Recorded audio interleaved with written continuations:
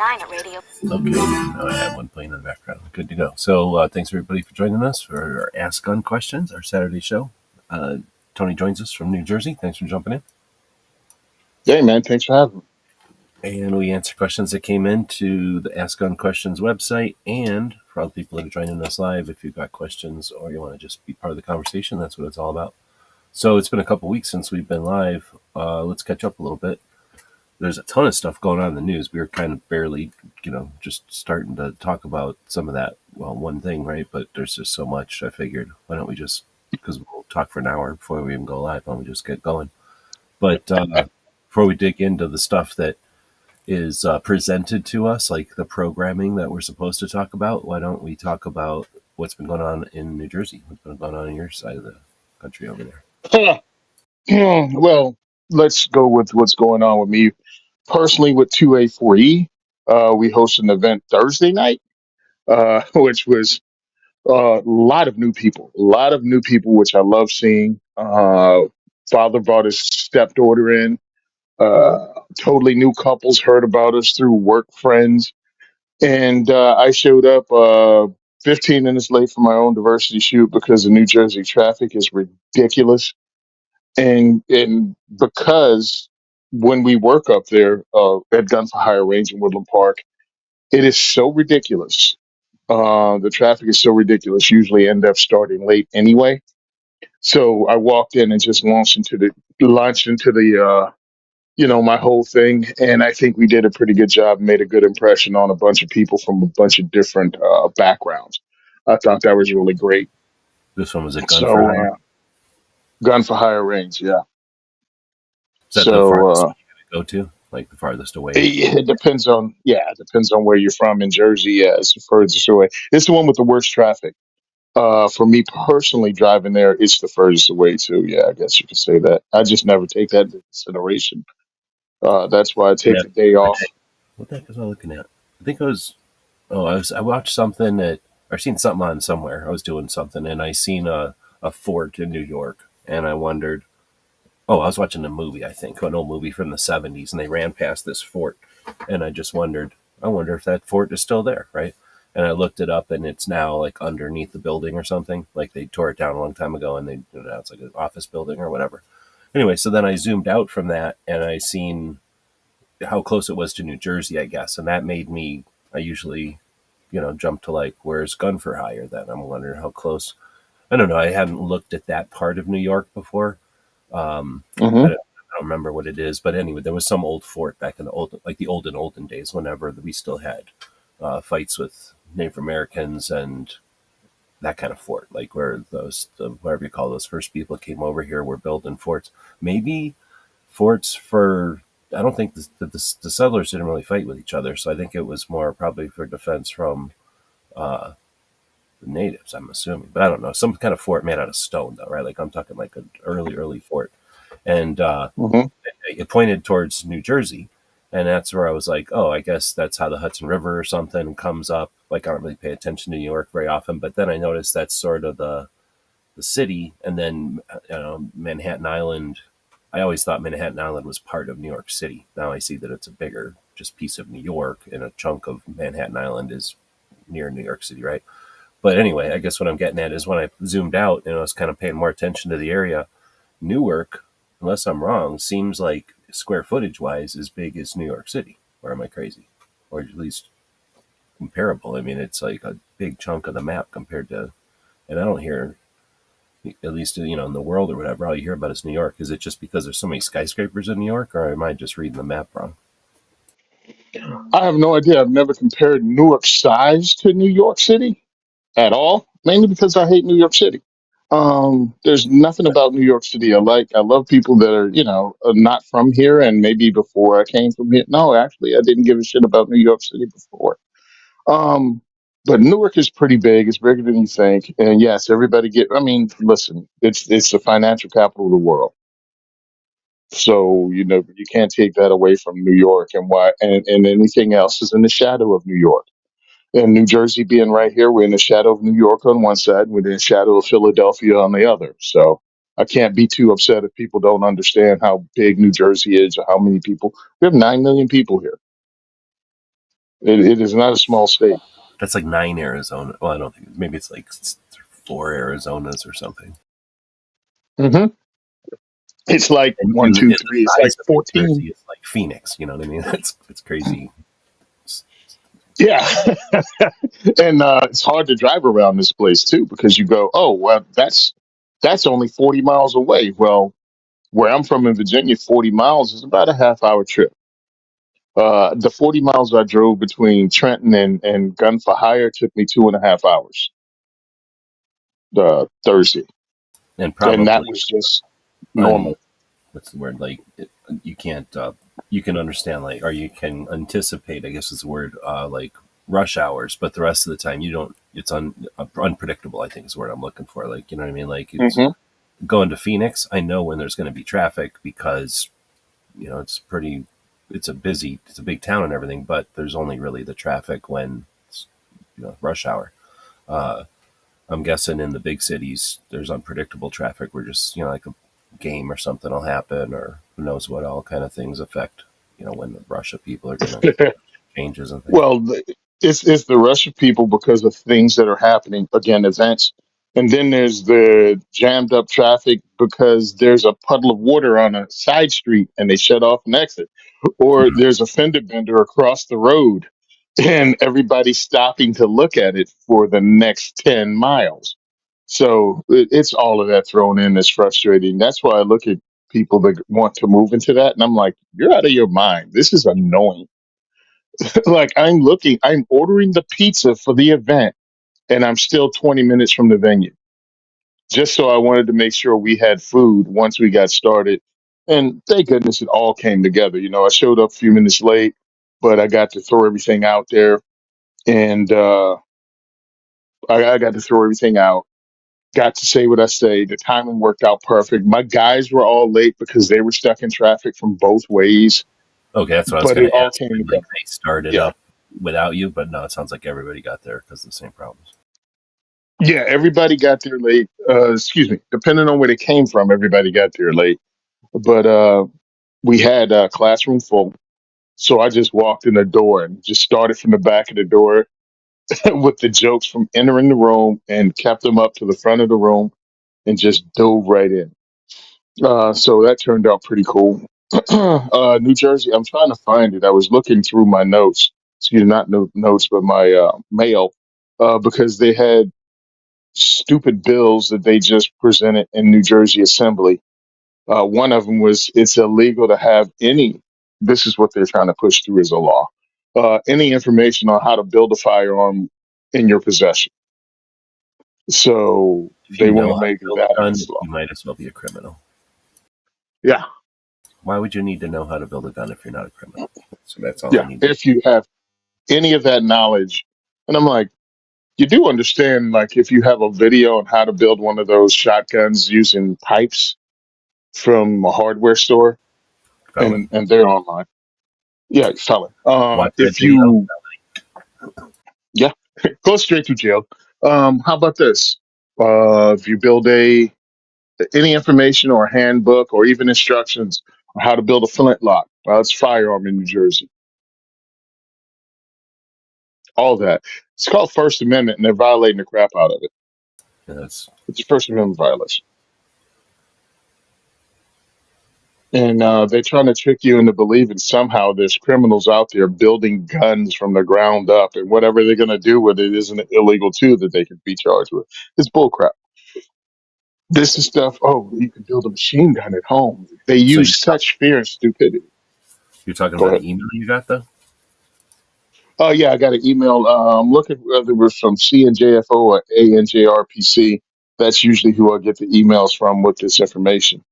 And I really can't find it, and it's annoying the heck out of me because I talked about it Thursday night.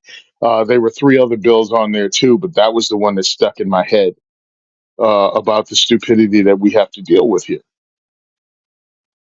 And it's like, how do you fight this? When you go in to fight it, the Democrats just use hyperbole and bullshit. I'm like, well, what are all the other shootings that happened all over the country? I'd like to hear about them with people with homemade firearms that they got off the internet. And this is one of the things I really point out to a lot of people. The reason they don't want, and this is why it's important for us that are pro gun to actually have conversations instead of just throw out things like from my cold dead hands and it's in the Constitution or something. It's like, let's have a conversation about how does this help? What is this based on? How are they keeping us safer? Know the numbers of crimes committed with homemade firearms because, FBI and the PD does take notes when they do stuff like this. They do Well, kind of make you aware of it don't sometimes. you can't assume because of lots of reasons, but we can't assume or we shouldn't assume that the law enforcement side is able or has been keeping records. Um, they just don't know what they Well, should keep records of. They have resources and limited resources and that kind of thing, and then they have collaboration and coordination issues between but you know. understand you would have heard about it. But some of the things they do, law enforcement does. What where they've tried to conflate now. What's the term they use? Ghost guns. Ghost guns, which used to be Ghost guns used to be firearms that you built at home from scratch. Now they're trying to conflate ghost guns with any firearm with the serial number scratched off or attempted to be scratched off because they need to get the numbers up because they're not finding homemade produced firearms in huge numbers. But they do have firearms that have their serial numbers filed off. So they're trying to use that because they're scumbags. Open and honest discussion kills a lot of that. Well, again, so I'm saying as far as the data, though, we don't want to assume that there is this data that's accurate and complete.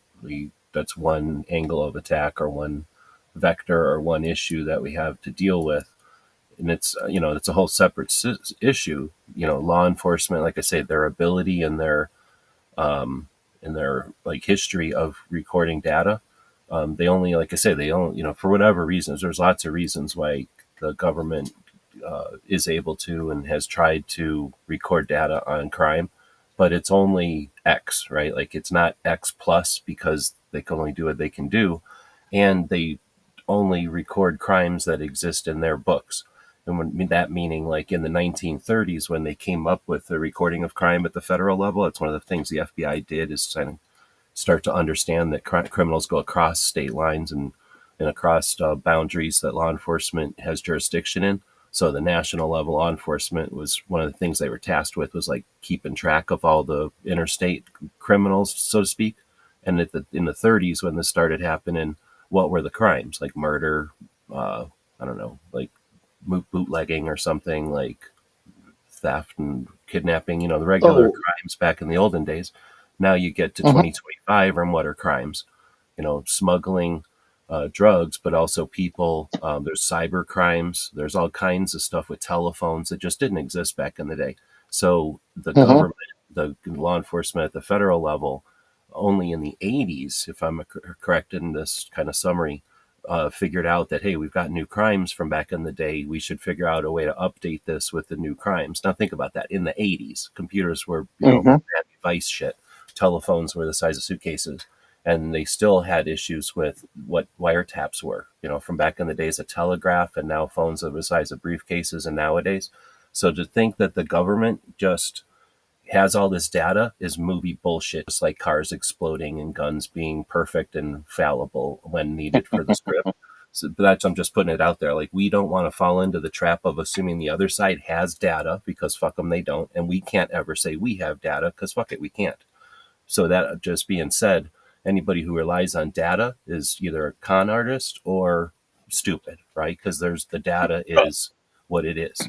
And we don't want to blame that, but we want to be aware of it. That's what I'm trying to say. It's like, I'm not trying to say, oh, because of the data, we can't or we can. Like, no, I'm just saying when we want to have a real conversation with somebody and they want to bring up bullshit Mhm. blather, like whatever platitudes, we can challenge them by saying, did you ever question any of this? Because where do you come up with this idea that the federal government knows this about crime or that about crime? What we do have is researchers who've done data, and those researchers are either attacked or cheered for their data based on if it came out, whatever the conclusions were. So the people that hate guns love the data that says guns suck, and the people that hate gun crime or anti-gun shit love it when the data is on our side. So we should both keep in that, like, I'm just trying to say, like, an open mind, or like, uh, that's all I'm saying, is that the data is in the middle somewhere. So we shouldn't like champion it because we don't want to let them champion it. Let's just keep it as like a middle ground. And I think we win there only because then we can't have the chair pulled out from under us if, somehow the data doesn't do what we want on something else that they can then champion. And that way, I think we're really talking understanding of guns in reality instead of this theoretical, like, no, we have data that says all guns are or all guns aren't, which just doesn't do us any good. That's the bullshit back and forth, paradigms that we've lived with up till now. I don't know if that's a point for no reason, but I'm just making that point. I see what you're saying. Uh, but when you're talking about something being such a problem that we need legislation for it, but they can't point to it being used ever, it's Yeah, like, then what's exactly. the problem? And then we should be able to bring it up that way because they get to frame the debate so often as like, you either hate kids or you like what we're doing here, or whatever the Yeah. dynamic they come up with. It's interesting we're talking about this. We don't script this or nothing, and I just happened to have posted a blog that I posted it the other day, but it went live, I think, just in the last couple hours, or maybe yesterday, I forget.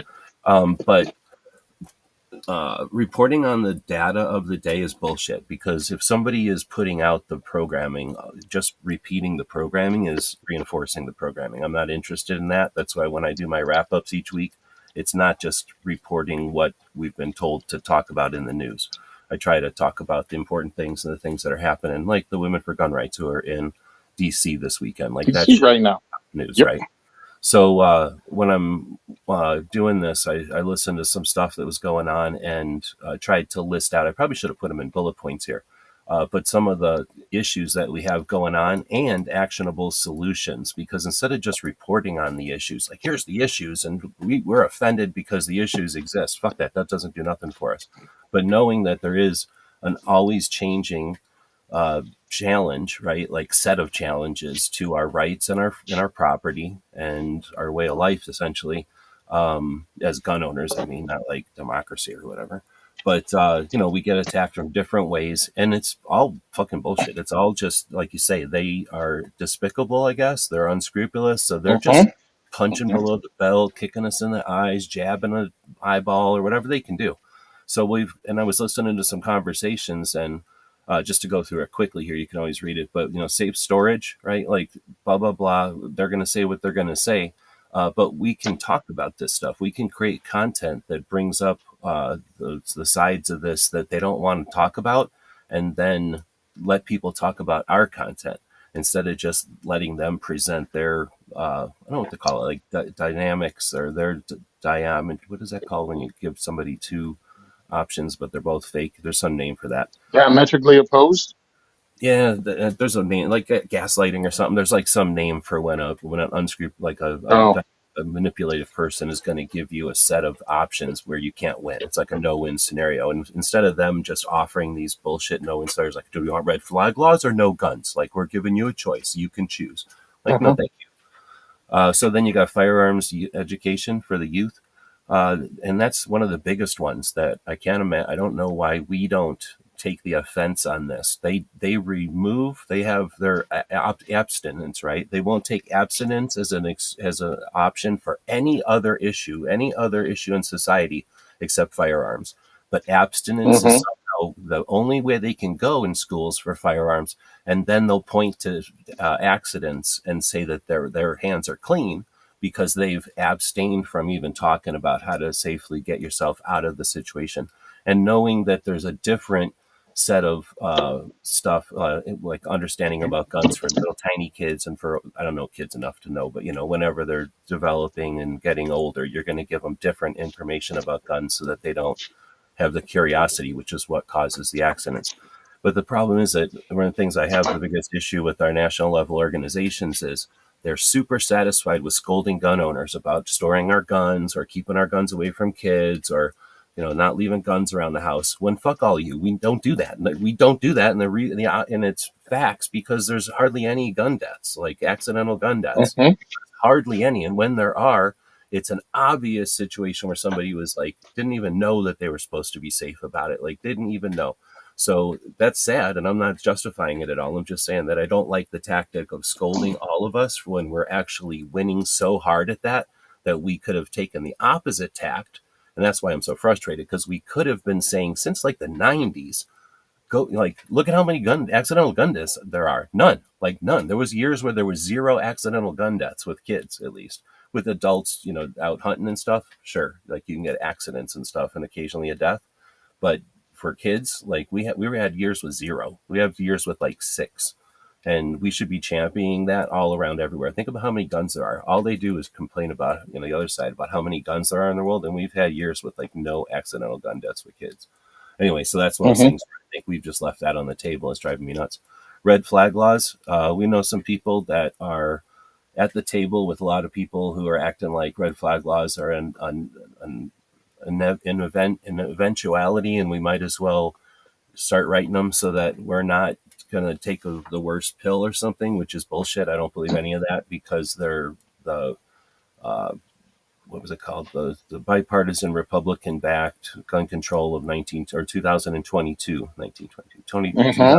2022 required that trillions of dollars, I'll be doing a report on this soon, but trillions of dollars were spent over the next 6 years. So until 2026, they're literally Bloomberg's companies, or his organizations are fighting with each other in each state to try to get them all of that money back from the federal government. And after 2 years, let's see how many red flag law pushes there are when they're not being federally paid to do red flag laws. Like we're literally seeing 6 years of them federally being paid millions and millions of dollars to push red flag laws. That's why we're seeing red flag laws. As soon as that push is gone, as soon as that money's gone, let's see if there's any red flag laws. So for me, I think we should be pushing back on these as hard as fucking possible because we know that they're about to Hmm. end like a hose being shut off in a year. And I think Walk Talk America should be getting a big chunk of that money since they're the only really ones on our side who are even talking about this. I don't like what he's saying about it, but at least they're saying stuff about it, and they ought to be getting a big chunk of that federal money because everything that we don't take from that pile, Bloomberg is. And it's a big scam for Bloomberg to get his money back. Again, we're leaving all this on the table. 100%. We're not talking about it. We got all kinds of like national level organizations that are so tough.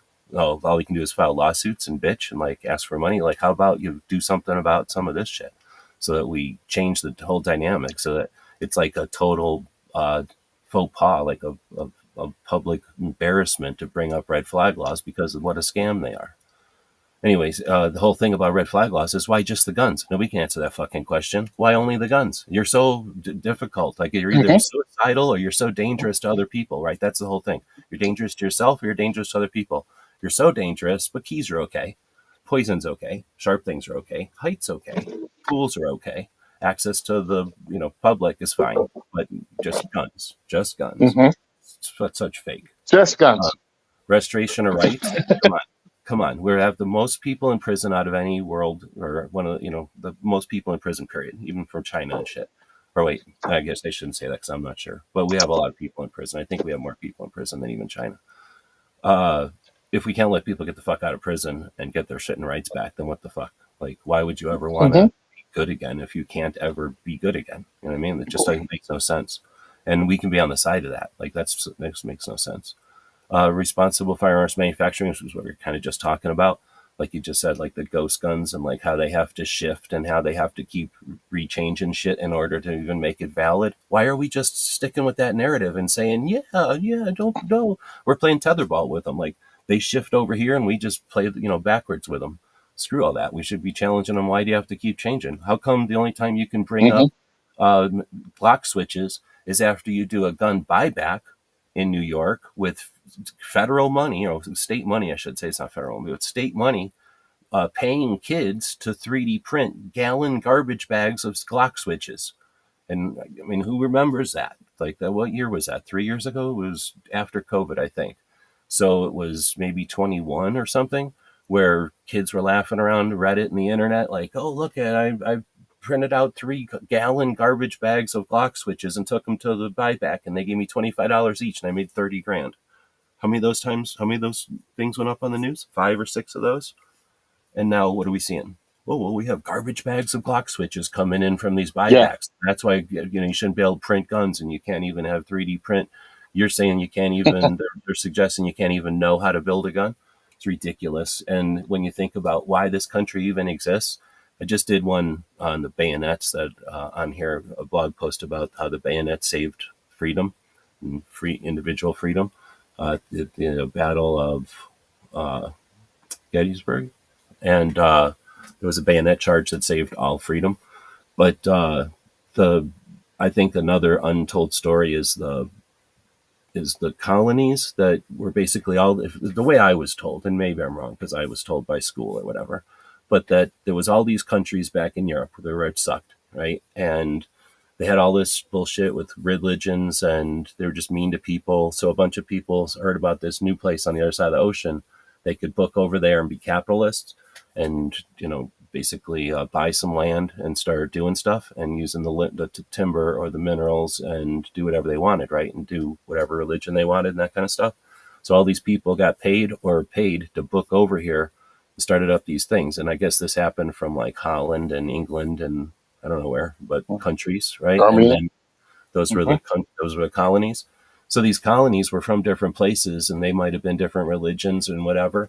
And I think they pretty much all just traded at the beginning. It wasn't like they were having wars right off the beginning with the Native Americans. Like they just bought a bunch of, like, that's the whole point in New York, right? They bought it for like a pile of beads or something. So they were kind of cool at the beginning, from what I understand. But they all started working together, and then they had challenges. I'm sure everybody wasn't cool, and they had fights every once in a while. But that's when they started figuring out, like, hey, your gun has a huge bore and mine has a narrow bore. What if we made something in the middle and we get the advantages of both? And hey, yours has a long barrel and mine has a short barrel. What if we changed it in the middle and had the advantages of both? And like, hey, your gun can shoot fast, but my gun can shoot accurately. And we ended up building those first flintlocks and those first guns that were made by the United States, right? Or not the United States, but those original 13 colonies.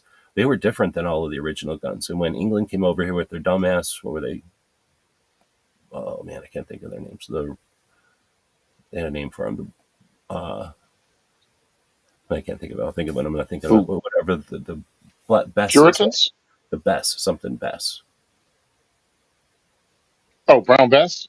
Brown Bess, is that what it was? Am I crazy? The Enfield But anyway, rifles? Yeah, the Brown and they Vest came Enfield over here. rifle. They could shoot like something, I forget the numbers, but like 8 rounds per pound of lead, and we could shoot 16 or 32 shots per pound of lead. We were in from like a football field away.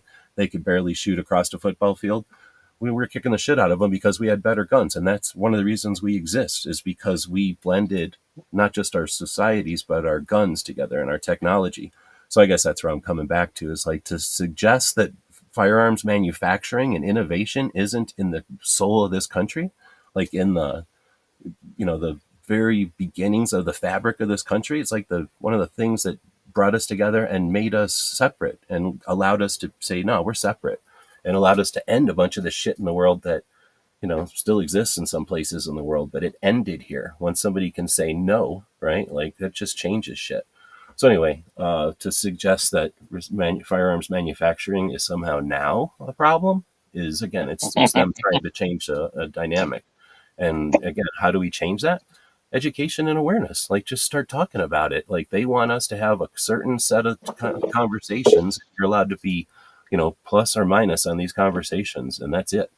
So that's why we have these channels, the social platforms, our own platforms, the ability to share, so that we can put stuff on like a Substack or on a place that no one's heard of and still share it around.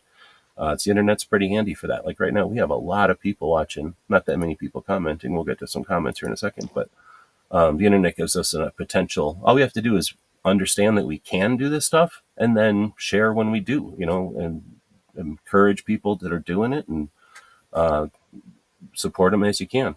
I don't think the last one here, but the next one is cultural and educational equality or equity. Um, so bias against firearms ownership often hides behind terms like gun safety organization, even when those same groups refuse to teach responsible ownership or safe handling. Public institutions must be held to a neutral standard.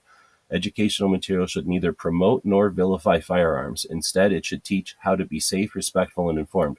The same people that will literally paint their hair a weird color, jump around, and light shit on fire, because of something they care about so much, will stand behind biased bullshit information. So they are so like in their soul to be anti-bias. Show them how biased this bullshit is about guns, right? And the idea that, again, depending on what you're looking at, like how you're not even allowed to know about guns in certain places. How are you supposed to make an informed decision if you don't even know about it? Like, it just, there's no, what's the word, consistency there. So bringing that up is another thing that I think the liberal gun owners have an opportunity here, because that's their, more in their realm or whatever. This is kind of shift for, I think, a lot of, let's say, what you'd call your stereotypical fashion gun owner, from the 80s or something, where you're like, or you're some kind of gun show guy or something, a collector. Nowadays, we've got such a mix of gun owners that we should be able to challenge all those misrepresentations, I guess. The last one might be mental health integration, and that's, again, what kind of Walk the Talk America is standing, the only place we got standing. There should be Doctors for Responsible Gun Owners doing this, but they've just never touched it. But the idea that when someone's in a stressful time, to then make it just horrible, onerous, and confusing, and like they don't know what to expect, or what they who might what to suspect when they go to a doctor. Why would they ever go to a doctor? When you go to a doctor and you know that if you're deemed mental something, that there's going to be a stigma and you're not going to own your guns anymore, why would you ever go? It's a cycle, and the doctors can't see that. And again, the people that will dye their hair a weird color, put some obnoxious shit on a sign, and stand there for somebody because they care so much about somebody, then how can they just not care so much? Like, it's possible, but at least show them that they're, what's the word? Like, they're, challenge that aspect that, you're not being consistent.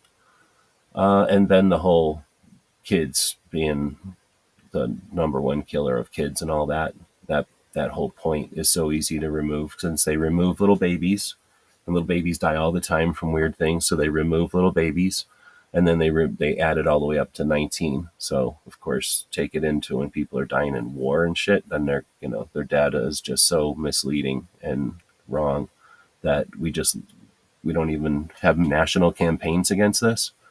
One, we could be mocking them, and two, we can be re-educating, or what's the word? Actually educating. I don't know if it's re-educating, because it's actually educating people on this one. They're opening the door and lying. Like, why do we let that happen? It makes no sense to me. And then I just wrapped it up here. So that's more of a quick view of that. I don't know if it to be a lecture, but since we were talking about it, I think that just talking about it, I'll say again, like, just talking about it is a waste of time. There's stuff we can do about it. And if you read that and you don't like the stuff I suggested, please feel free to comment, make your own content with suggestions on ways to affect change, right? To do something, to create actions. Because seriously, that's all it takes to get momentum going. Is somebody, some pebbles have to stir to get rocks sliding, which will stir a boulder or two, and then a landslide happens, and then the landscape is altered from that point on. And really, nobody wonders, like, how did that happen? They're just happy that it's changed. Yeah, I agree with a lot of what you said. Pretty much everything you said, and we have to start pushing back, and that's what I was doing. At the diversity shoot, when I bring up certain things, and I tell people to look it up, and this is why you need to know this, and this is also telling people the why behind what they're seeing. I think that's very important. Just being able to say stuff and not go any deeper, it's not really helping. I mean, you can't have a conversation when you go, "Guns save lives." All right, cool. How? They just do. All right, thanks for your time, Chief. Because we can kill it, Good we can talk. kill a criminal, or we can shoot a criminal, or we can fight back. Like, if somebody has no interest in fighting, like, there's people that are willing to go, well, then I guess that's my time to go. Like, then that's Yeah, that's how it was meant to be. Like, I guess I'll get killed. then you can't.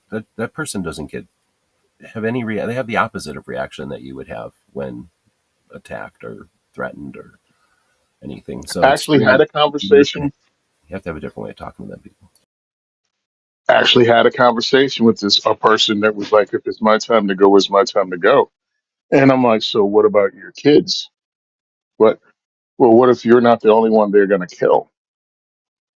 You know, you can't fight for your kids if you're already dead. How about your husband has to raise a kid by himself if they allowed to live? So you just choosing, well, if it's my time to go, it's my time to go. Well, that's pretty selfish. There's somebody who has a family you're supposed to supposedly love and take care of and help grow and help pay for. And I didn't. Well, I can say I didn't say that, but somebody else pointed that out. It's like, well, what does your husband do as a widow? How long does it take to him to get over it? Were you murdered in front of him? How about were you killed in front of the kids? Did they do something horrible to you? You know that you refuse to fight back. Like, do you think about that, or do you go, well, I'm just a Christian and I'm just going to go? Well, God gave you free will, right? You can choose to fight back. And it's like, that's just not an anti gun argument. That's you and your faith and the fact that you don't think things through. I didn't tell well, her all that. I was just saying in my head. well, the thing is, and the people that I've had personally weren't. I don't think Christians. I think it was more like I don't know the religion, but I'm gonna just say I don't know what it is. Honestly, something from Hmm. like I would say Buddhist or something like that. I don't know, but it just seemed more like that to me because they didn't want to hurt a fly type of thing. Like, if a mosquito was buzzing me, I would try to maybe put it in a jar and let it go outside, right? Like that's kind of like they're not killing anything type of thing, and I'm down. Like that's fine. I'm not going to just try to change their mind on that. I would say there's another way to talk to those people though, and that is that society. Like, okay, so now you're a member of society, right? And we don't want anything to die. Society's allowed to live, right? Society can be healthy and can allow people to grow and have families and all the rest. And technology can evolve and everybody can be happy. So you can be an active member of that society, or you can, you know, side with the cancer, side with the side that's corrupting and dissolving the society, the parts that are preying on people. So, there's, I think, that aspect that, like, yeah, you might not feel like you have a responsibility to defend yourself, but you are a part of a bigger piece. And you don't have to challenge the person to say you are going to be in a situation. But what if somebody else is in a situation who doesn't believe the same way you do? Are you also so strong in your beliefs that you're going to take away their abilities, their rights, and you know their options? And typically, a person who's open minded enough to care about a fly's life is going to then understand that they don't get to then control other people's lives because of their version of perfection or something. And that's where I'm getting at is you can sometimes let them know, like, hey, just by allowing someone else to defend themselves is not requiring that you do something to defend yourself, but you are allowing Mhm. society to know that this isn't going to be tolerated. And there might be people out there that will lethally end the situation. And that criminal has no interest. That potential criminal has a lot less interest in being a criminal. And if you explain it that way to some people, and I am not saying I've had success. I'm just saying that's a different way of looking at it. Like, you don't have to challenge somebody like, hey, somebody might Mhm. die if you don't take action. Like, there's a lot of people who dismiss that. But that's not our only options. And I'm not saying these are the only two options. Hell, I'm hoping that we'd have conversations like this on the regular so Mhm. that people really know what's going on and are able to communicate and know bigger world, views can come in and add to that. But let me Yeah, switch no, topics. it's good because again, have conversation. You need different perspectives. I mean, have two people that agree on everything. The conversation isn't really one, is it? Uh, so when you're I telling me your agree. perspective and your answers to that same question, I gave you mine. Guess what? Now we have two arguments. I have one more argument. Depends on my audience that I can present. One might not work. The other one could. Hey, BJ's out there. Welcome. I'm going to go back to a comment from Scott because he's back and forth. But you were talking about going to a shoot this morning, and Hmm. I just haven't chatted about this in a bit or mentioned this in a while. So every once in a while, when Ghost was doing his show. I guess he quit doing shows, but for a while there, Ghost was doing shows on Tuesdays, and Scott would show up. People may not realize it. Do you know Steve? Dang, I haven't thought of his name in a long time. Steve Fisher, Yeah, right, from Michigan. So back yeah, I know in the Steve. day, man, I'm trying to think now. This might have been 2000. Even I don't think it was the 90s. I think it might have been 2004 or five or something like this. We have a couple of ranges in Tucson, and there's the range up on the north side, Pima Pistol Club, where a lot of the competitions are held. It's just a nice range, and it's kind of, it's not centrally located, but it's closer than, it's just as far away as some of the ones that are out of town. And it's a compact range, so a lot of pistol competitions are held there, and they develop it. So, especially in the early 2000s, they were really kicking ass, I think. Anyway, so that got to be a really kicking place to do events or shoots, I should say.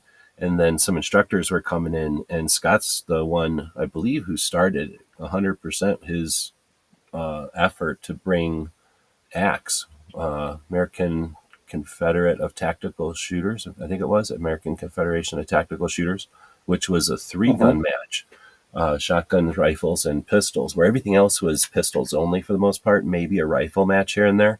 And this was a three gun match, the closest thing to like practicing what you might have gone to some kind of training for. And it was an event up in Michigan. And as soon as Scott brought it down here, those first couple of times, the first one was at the county range, or I was volunteering at the time.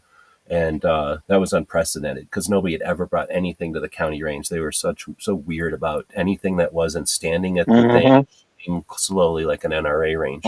So they did one there, and I'm pretty sure everybody freaked out. And then they went back to Pima Pistol.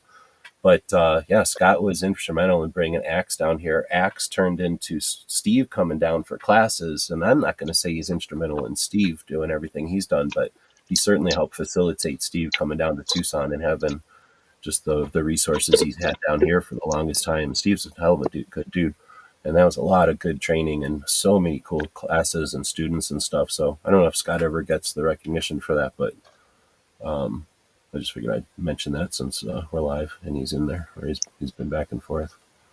But yeah, I've actually got so if you ever look at afteraction.net, I think is the site I put up a long time ago whenever I started going to classes and stuff. I always say this to content creators. I'll say it again since we're chatting about it. If you're a content creator, then start going to classes and ask the instructors if you can audit the class. That just means you're going to go to the class and watch it and participate, but you're not going to waste their time. You're not going to you might take their test, but you're not going to waste their resources. You're not going to, take up a bunch of the stuff that might cost them time, like range time or something that, might cost them as a student, but you're going to experience it. And then with the idea that you'll relate that to the world with your channel or whatever. And it wouldn't be a hard sell anymore. Most people know what that is, and they probably appreciate the effort, if not, you know, appreciate it more than appreciate it. So as a content creator, I was able, and I know other people have been able to experience so many more classes than you could ever necessarily afford. And I think personally, auditing a class where you're not shooting is a different experience. I'm not going to say it's better, but it's certainly separately as good. It's not worse, but it's not better. But you definitely get to experience not just the class and the curriculum and the way that the instructor presents it, which is ultimately all very interesting in my opinion, but then the class itself, the students. As a student, you're almost always, paying attention to the curriculum and your safety, and you're doing stuff. So you're not really paying attention to your other students, especially in a larger class. So as someone who's just there to look over and be like a fly on the wall, you get to learn in a different way. The same way that an assistant instructor is able to learn. Like if you're able to be an assistant instructor, I mean, I don't know why you don't do that. That's some of the best free training you can ever do. You're helping your friend out, might get paid, and you're going to meet all kinds of cool people. And if you're doing it in an area where you live, you're meeting cool people that do cool stuff where you live. But anyway, so that's an awesome gig, and you get to learn so much because you get to see, again, everything. You know the curriculum intimately. Now you're just watching for safety, but you're seeing every malfunction. You're seeing everything people do right, everything people do wrong. You're seeing how the instructor teaches. Like it's awesome. So being an instructor is like that, except you don't have any responsibilities at all except to do a good job reporting on it. So anyway, I did that for a number of years, and a lot of that is, again, going back to Scott, who brought down Steve, and then having relationships with Steve and all the different instructors. And once they figured out what I was doing, they were cool. And then they'd tell other people I'm cool. And it was super neat. So if you're a content creator and you're looking for something to do, and you're anywhere near anywhere that has instructors coming by, put that on your radar and start paying attention to who's coming around, because you really don't have to go anywhere. Instructors are typically coming to you. Look where Tony's at. What if you were anywhere near Tony, you could get to like 5 or 6 different ranges where stuff is happening. Yep. I mean, I try to tell people that all the time. Look, if you can come up with reasons or you can come up with excuses. I mean, it's just that simple, dude. Like you can go, oh, we've got nothing here ever, and just don't try from there. Or you can try every which way, including hosting your own, build a relationship with the range that you're at. Like I talked to Steve and we were talking about doing a shotgun class in Jersey. And that's the hardest thing to do. Might not be so hard now, but back when I started talking to Steve about it, I think he said that we needed a range. I was like, I got your range. And we need at least, I think it was 8 or 10 people. And it was difficult to get that many people to actually say, to commit, not just say it, but to commit to doing a shotgun class.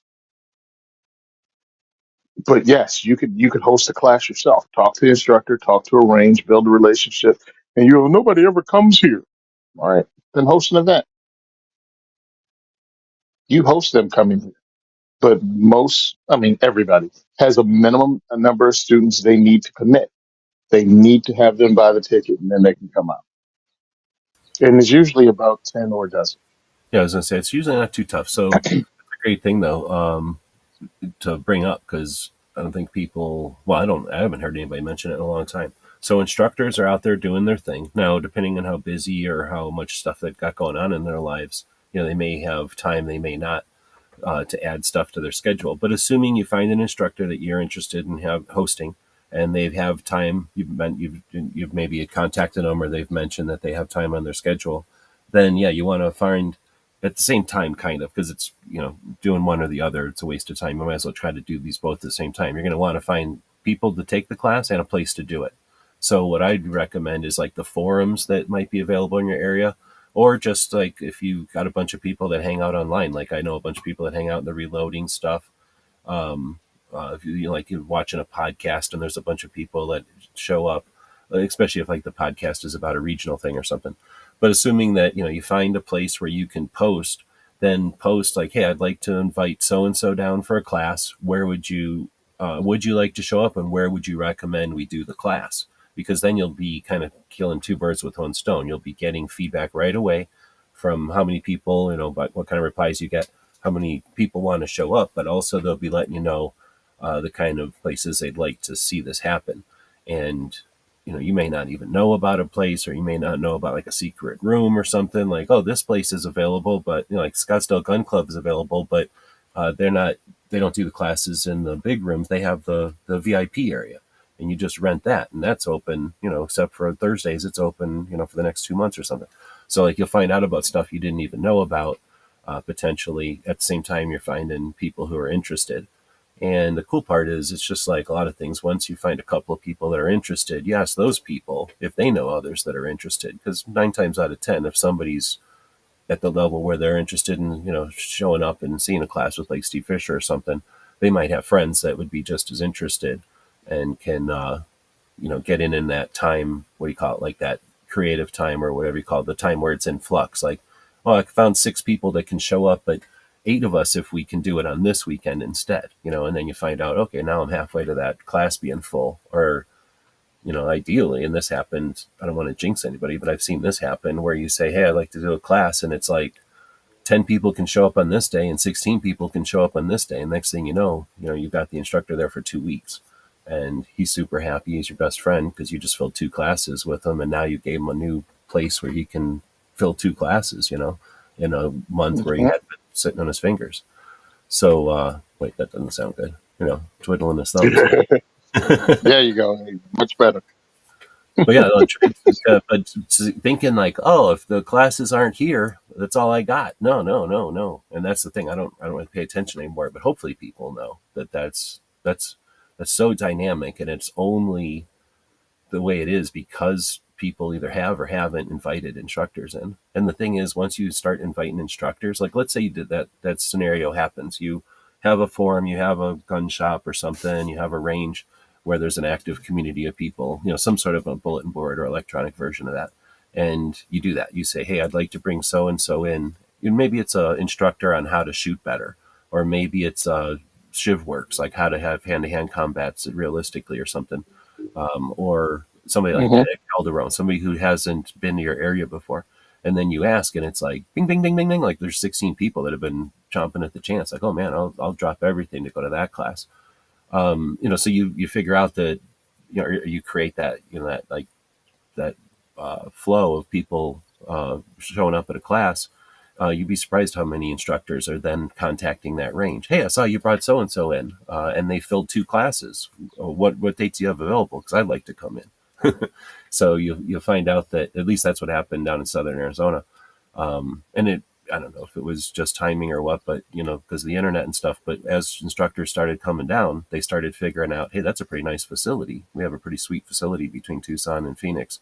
And once instructors figured out that they could have access to this range, it's like a police range, that that they could have access, and as long as it was spot on a calendar, that the range was happy to have people show up, and they could fill classes. Between Phoenix and Tucson, it's pretty easy to fill a class of 12 people, and it's literally physically between Phoenix and Tucson, so it's pretty simple to fill a class when you've got two, decent sized towns to let know that you've got a class coming. So pretty much that kind of happened there. Once the flow opened, that range became full almost every single weekend with a new instructor, and it was a pretty fun time to be around Tucson. I mean, I'm sure it's still pretty nice, but anyway, you never know when you start something like that, if you are starting something like that, I guess is what I'm getting at. As range I, keep getting figured out. I'm sure the first ranges that had a class show up were like, I guess we could have a class. And then after they start making like 100 or $200 every time there's a class, they're like, heck yeah, we want classes. And then pretty much they go, oh, we built yeah, a classroom with our class money, and now we bought new ranges with our class money, and now we've got new signage with our class money, and you know what I mean? Where the neighbors are happy because of our classes. So, it can help your range out quite a bit too.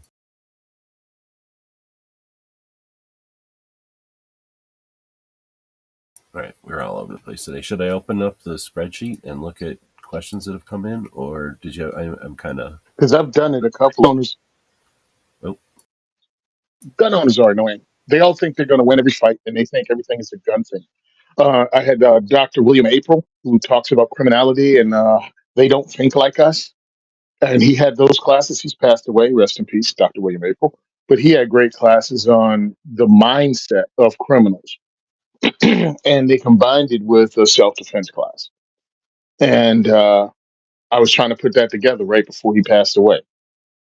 And then Sean from We Like Shooting, he owns Firearms Radio Network. He's a TCCC instructor, and I was trying to put together a class with him. And again, he's one of those people that need 10 people to come out, to pay his fee for the class training. And again, couldn't get people to do it. I ended up hosting that with a friend of mine that's an emergency room doctor, and another friend of mine that works as an instructor for Department of Corrections. And we combined emergency first aid with active shooter training. But it was like pulling teeth, and we didn't fill a classroom. But luckily, these guys are just doing it and not asking to be paid for it. But it was just embarrassing because there's so many gun owners that just don't think any deeper than, they're going to be John Wick, they're going to be Tom Cruise in the alleyway of Collateral, and it's just going to be some shootout. They're going to win hands down, and then pick their stuff up and walk away. And well, it's the like, difference yeah, between like an armed citizen and a prepared citizen. Like some people, um, in like a driver and a defenseless driver. Like some people have keys and they own a car, and then some people own a car but then equip it with the stuff they might need based on their experience or like good advice, and then that kind of thing. Some people buy the gun and they're done. I got my gun, my totem.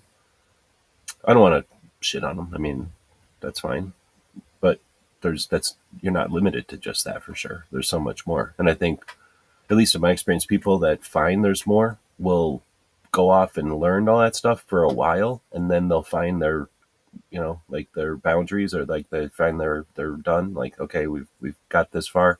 I found out about lights. I found out about knives. I found out about tourniquets. I found out about first aid classes, and they value it all and they participate. And then they get to, well, legal issues after the shoot. That's getting a little dry. Maybe some people were just doing all the legal stuff, and then when it got to medical, that got to be a little dry. You know what I mean? So I think that there is going to be a point where it fades off unless they become so interested in it that they become an instructor and get into proficient. The, okay, let's go ahead and be honest. The number of people that train more than their state requirement to carry or hunt, get their hunting license or get their carrying license or whatever, their carry permit. The number of people that do more than that are like in 1%. It's like in single digits of firearms owners that do more than that. So those are who you're trying to cater to. And then after you get past that 1%, you're trying to get them more involved in doing stuff with just a firearm. Let's get into thinking how like criminals think.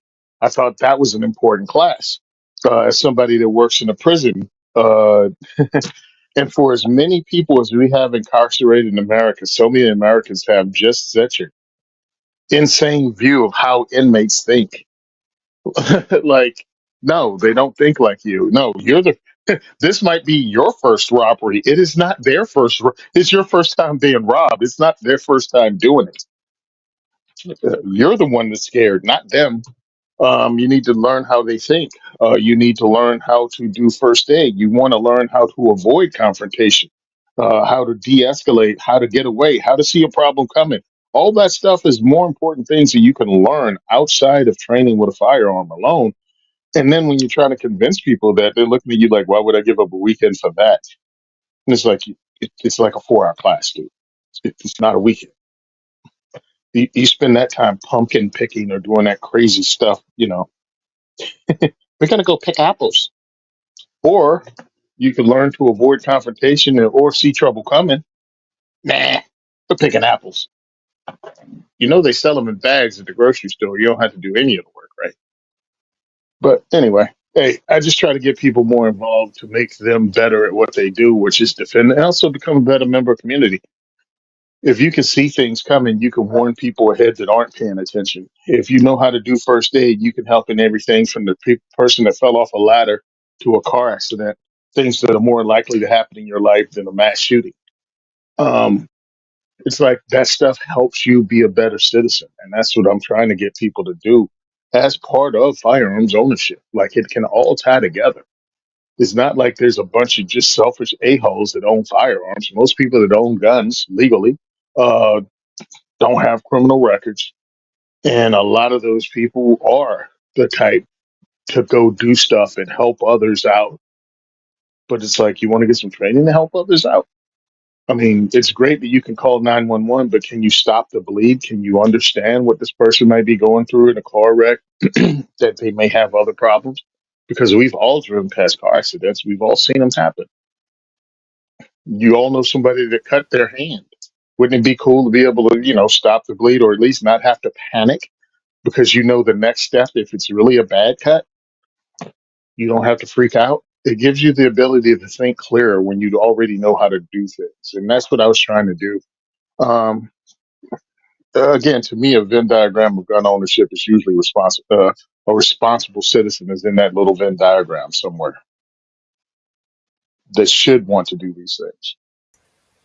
They make a good point about the, like, people choosing to go do apples, or go pick apples or whatever on a weekend, because the picking apples is like a family activity, or what do you call, like, just like a growth activity for the for the family or for the couple or whatever it might be, or an enriching activity, right? Like a time to relax and that. And I don't think I don't think it's in, what's the word, like it's against that narrative or the opposite of that narrative to take a class on, like you said, stop the bleed, or I like the Red Cross first aid class better. I don't really like Stop the Bleed. Hmm. I get it. I think Stop the Bleed is appropriate for like if you got like a workplace and you want to get everybody together and give them some up training. There's like other benefits, kind of like having a pizza party. It's like just a way to get people together that's in a positive, productive method, but it's almost fun and it's light. I think a first aid let me just say like the Red Cross first aid class, which is just more of a general everything you it's like taking apart a first aid kit and saying what would you do with this, what would you do with this, what would you do with this, just so you know what, like you're just saying, like what you know, or now when you open a first aid kit you kind of know what all the stuff is for and you can kind of apply it, oh, this guy got a burn and it's bleeding, so I'm going to do this and that, boom. Or this is a broken thing that's bruised, I'll do this and this since I learned that from the first aid class. And that's the kind of thing that, again, it's just maybe a little bit of a shift in paradigm, but I don't think it's that much of a shift from, would you say, going to pick apples? If you were going to say, hey, Hmm. let's have an activity and let's go make, what is that, like make ashtrays out of pottery or something. Like that's the same step away, taking a first aid class together as a family, as a couple, as a group from school, as a group from a work or civic activity or a religious thing. Like get together and suggest, hey, what are we going to do instead of going on a picnic? Let's go on a, everybody takes a Stop the Bleed. Well, I could say Stop the Bleed, like the Red Cross first aid, or even something better. If everybody's hardcore, do the wilderness first aid, which is what do you like? First aid kit class is what's in a first aid kit and how to get somebody ready to get for the paramedics to show up, like the ambulance to get there. Wilderness first aid is the same thing. What's in a first aid kit? It's just then how do we get somebody to the hospital or to the ambulance? So you're just going to add a step of like, how do we get them there? Because the ambulance isn't getting here. And that's adding the wilderness. So putting a splint on, so carrying somebody in a stretcher, it's that kind of stuff. It's not a ton more stuff. It's just another level.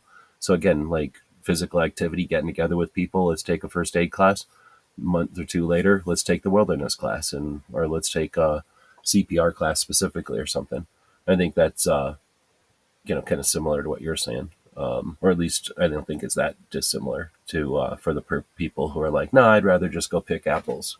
Throw in that idea, like for all the reasons you said. Just what's wrong with getting better together, as a fun thing to do on a weekend or an afternoon.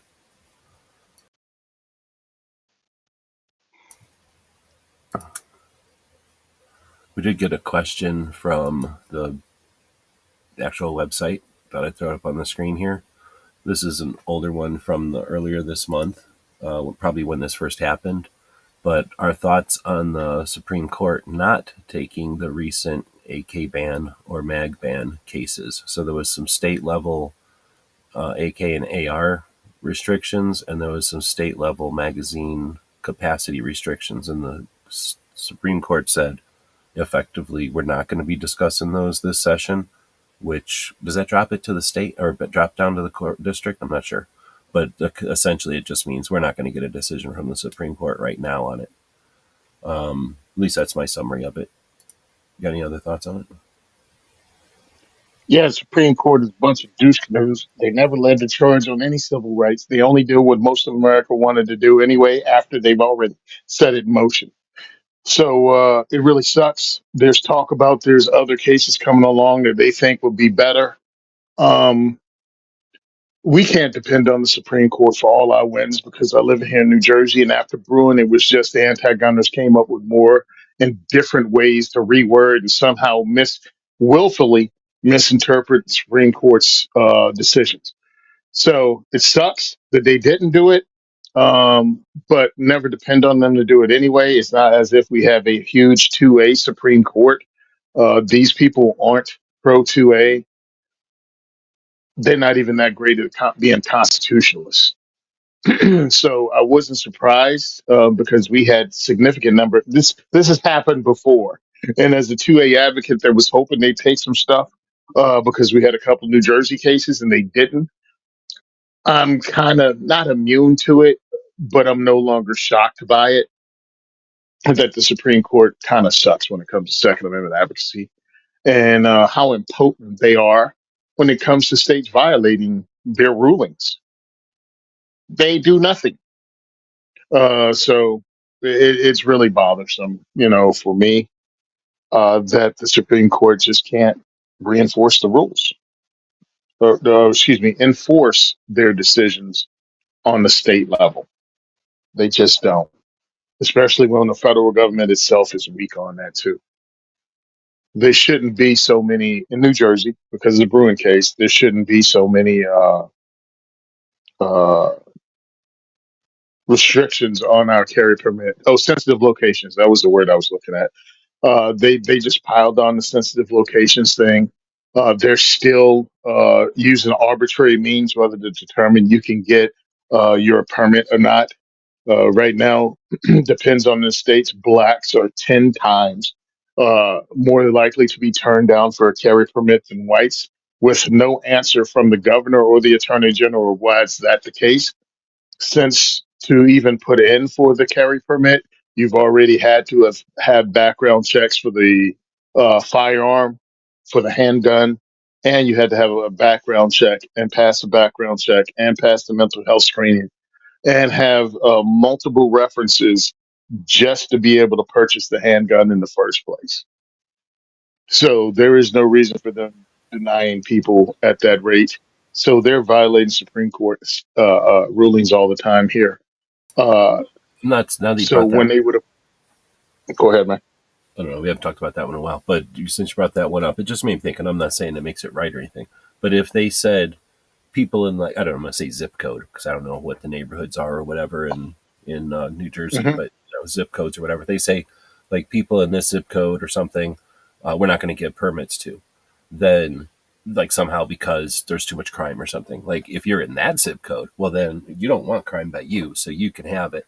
Would that be a reason or like an explanation of why it's breaking down the way it is? Or I mean, obviously they don't No, tell you. I'm just making shit up, but I'm just wondering if that would. no. It's dude, bro. I mean, it's okay.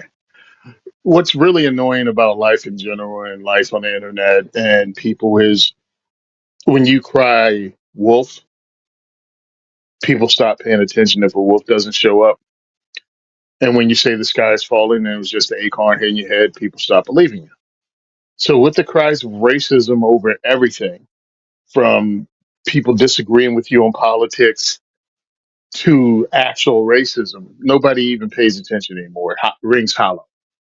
But Ocean County, New Jersey, is pretty much known by people that live there and know law enforcement. Uh, it's like, yeah, one of those racist ass places where let's just say laws are enforced harder on black citizens than non-white citizens. That's it. It's enforced harder on non-white citizens in Ocean County. And you can start naming the towns off, and anybody that lives in Jersey go, yeah, figures just happened there. That kind of thing. But if you're not from here, it's just somebody else who's black screaming racism again, and you don't want to hear it. I totally understand. But it is Well, actually that's the what's case. scary is that that's how fuckers can hide, right? When there's a storm Yeah, in getting plain close. view. Yeah. In plain view and unabashedly. I mean, I have, and I've posted multiple times to all media platforms. The speech of the representatives talk about we don't want those people to have firearms, do we? You know, people that live in and they proceed to name towns that are 90% minority. I mean, you can't get more blatant than that. So when I tagged multiple times again, New Jersey 101.5, New Jersey's news station, and by the way, it was their post. It was their post, and I was like, it's amazing that you don't see racism when it's directly in front of you, and you won't even comment on this, and they don't. See, there's worse things than people lying in the media. It's when they ignore you in the media, when they won't even take up the topic, when they won't answer the question or present the question to anyone else. Right. And I stopped Selective believing. focus or whatever. Oh yeah, it was silence. It's media silence. So if it's not said, it is not brought up, then it's not an issue. Um, when everything else is racist, that everything Donald Trump does is racist. Everything that again you don't agree with a certain party, it's because you're racist. If you believe in legal immigration, you're a racist. And it's like, well, how about this thing that's actually racist that you could break down by race because that's how it was got through the Freedom of Information Act. On all that information they have you put on the paperwork, you're like, that's irrelevant, like your race when you're purchasing a firearm or when you put in for your carry permit. And then you find out blacks statewide, I think, is three times getting turned down, three times as much as whites. But in Ocean County itself, it's 10 times when it's blatantly racist and is backed up by numbers, or as the kids today say, you could show the receipts. They don't want to touch it because it doesn't align with their politics. Because it's New Jersey's news station, but New Jersey's overwhelmingly Democrat. And the last thing these idiots want to do is bite the hand that feeds them, or they agree with them. I mean, it's that too. They agree with them. So it's left up to me and other podcasters and other people that are, what do they call it, new media or alternative media, to point this stuff out. But so far, when brought up directly by John Petrolino, because he's the first one that brought it together, and I got to give him props because he actually said, Tony, I came up with this from a conversation you and I had about this. And he looked deeper and he actually got the numbers through Freedom of Information Act. And then another organization actually went county by county based on John's story, and went county by county, actually using the Freedom of Information Act to get the numbers. And it came back even worse, and they broke it down by county. And no one does anything. No one's outraged. No one will ask the question, and the question will be ignored by all politicians. The only ones that will probably bring it up, because I brought it up to one of the guys, Bill Spadia, or running for governor in New Jersey. He lost in the primary, in the Republican primary, but he had nothing. He had nothing. He was one of those disappointments too. I'm like, hey, what do you plan on doing about this since it's blatantly obvious when you become governor? Oh, I'm pro 2A. Second Amendment is for everyone. And I just looked at him like, you read my hat, asshole. Um, I wasn't impressed by him at all. And then, then I remembered he works for 101.5 as an on-air personality, and he was running for governor. So even he didn't upset the apple cart because I guess he had to go back to work when he took this L last week. When he took that loss last week, he had to go back to work at 101.5, and he didn't want to burn that bridge by actually, doing something. So it's really disappointing. But I pointed out to people here because you guys, especially our listeners, because you're kind of hardcore, um, they actually have these conversations at work and at home and with family.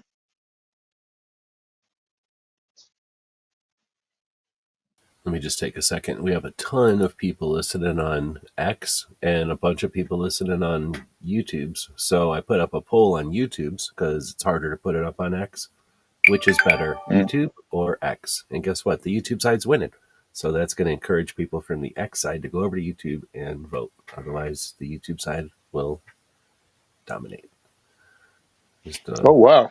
look at that. Anyway, so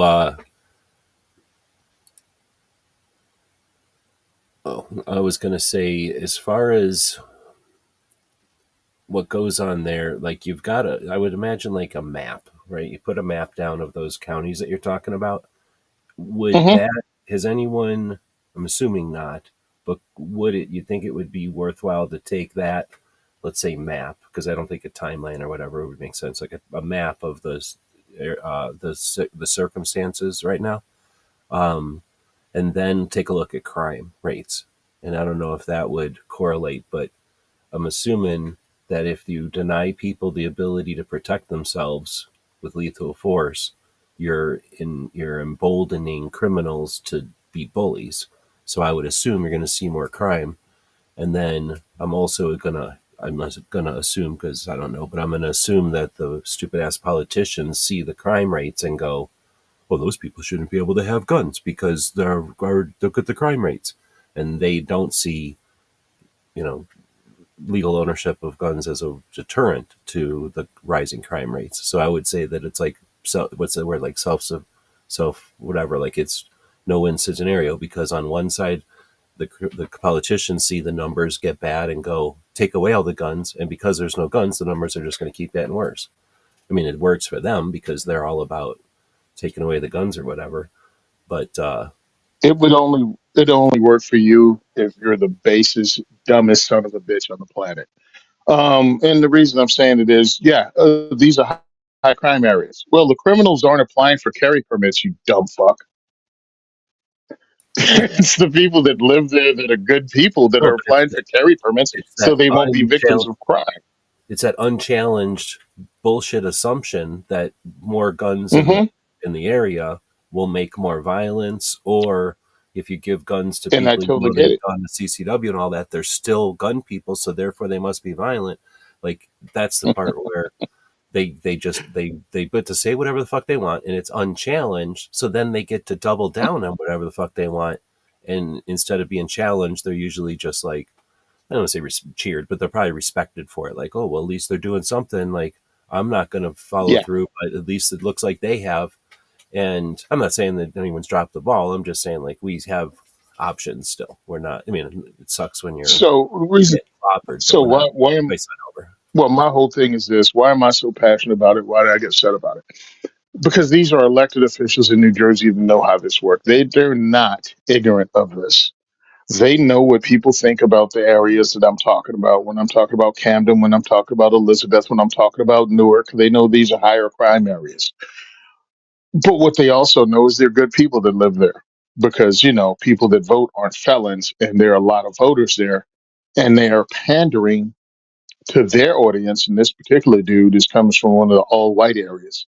You know what I mean? Like real white, real white, big money areas in New Jersey. And people probably don't understand. There's a lot of those because, again, we're in the suburbs. We're the suburbs to both New York City and Philadelphia, plus our own, businesses here and wealthy areas here.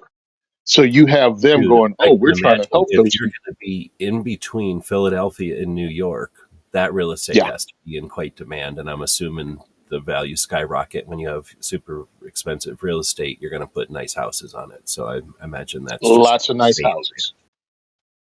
It's a crazy place to be because New Jersey is also a lot of farmland, a lot of open land. There's a reason it was called the Garden State, and it's still the Garden State.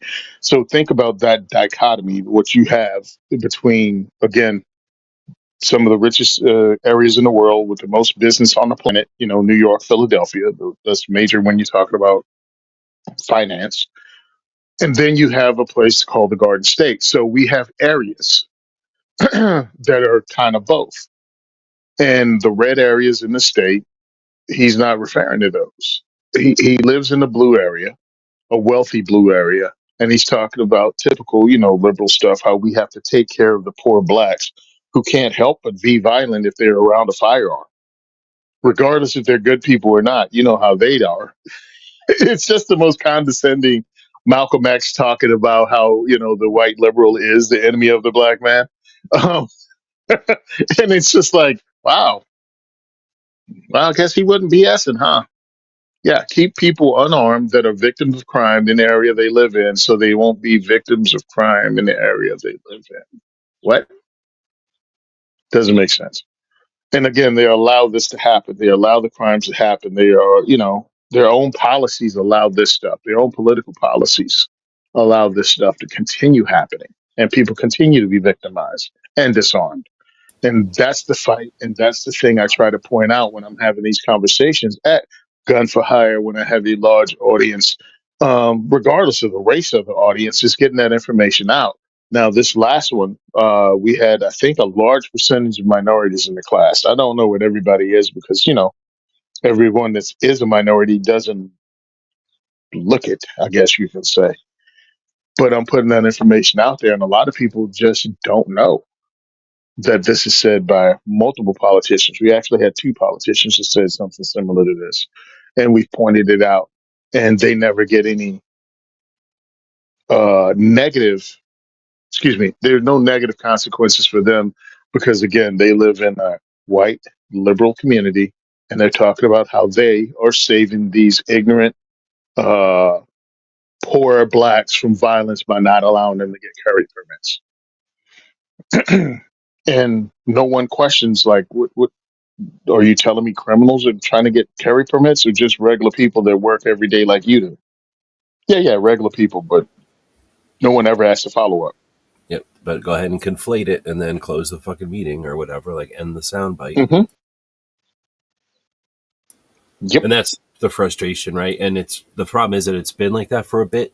I don't want to get too angry at ourselves because we have a changing fight and we have a changing group of people to do the fighting, the fighters. You know, we tap out, right? Sometimes we get to say, hey, I'm tapping out. And other times we're just out of it. Sometimes we come back, we respawn, but most of the time we've got like this, you know, we talked about it like a cycle of people, you know, you can be in it for a while, you're Hmm. in it for a while, you get burnt out, you get something happens and you're done. But, and then there's people that have been in for a long, long time, right? And, you know, that's the mix. That's why it's real. But anyway, so I think I'm just throwing that in there as a factor, I guess. Yeah, I mean, it is frustrating because yes, you've been around. I think you've been around longer in this fight than I have.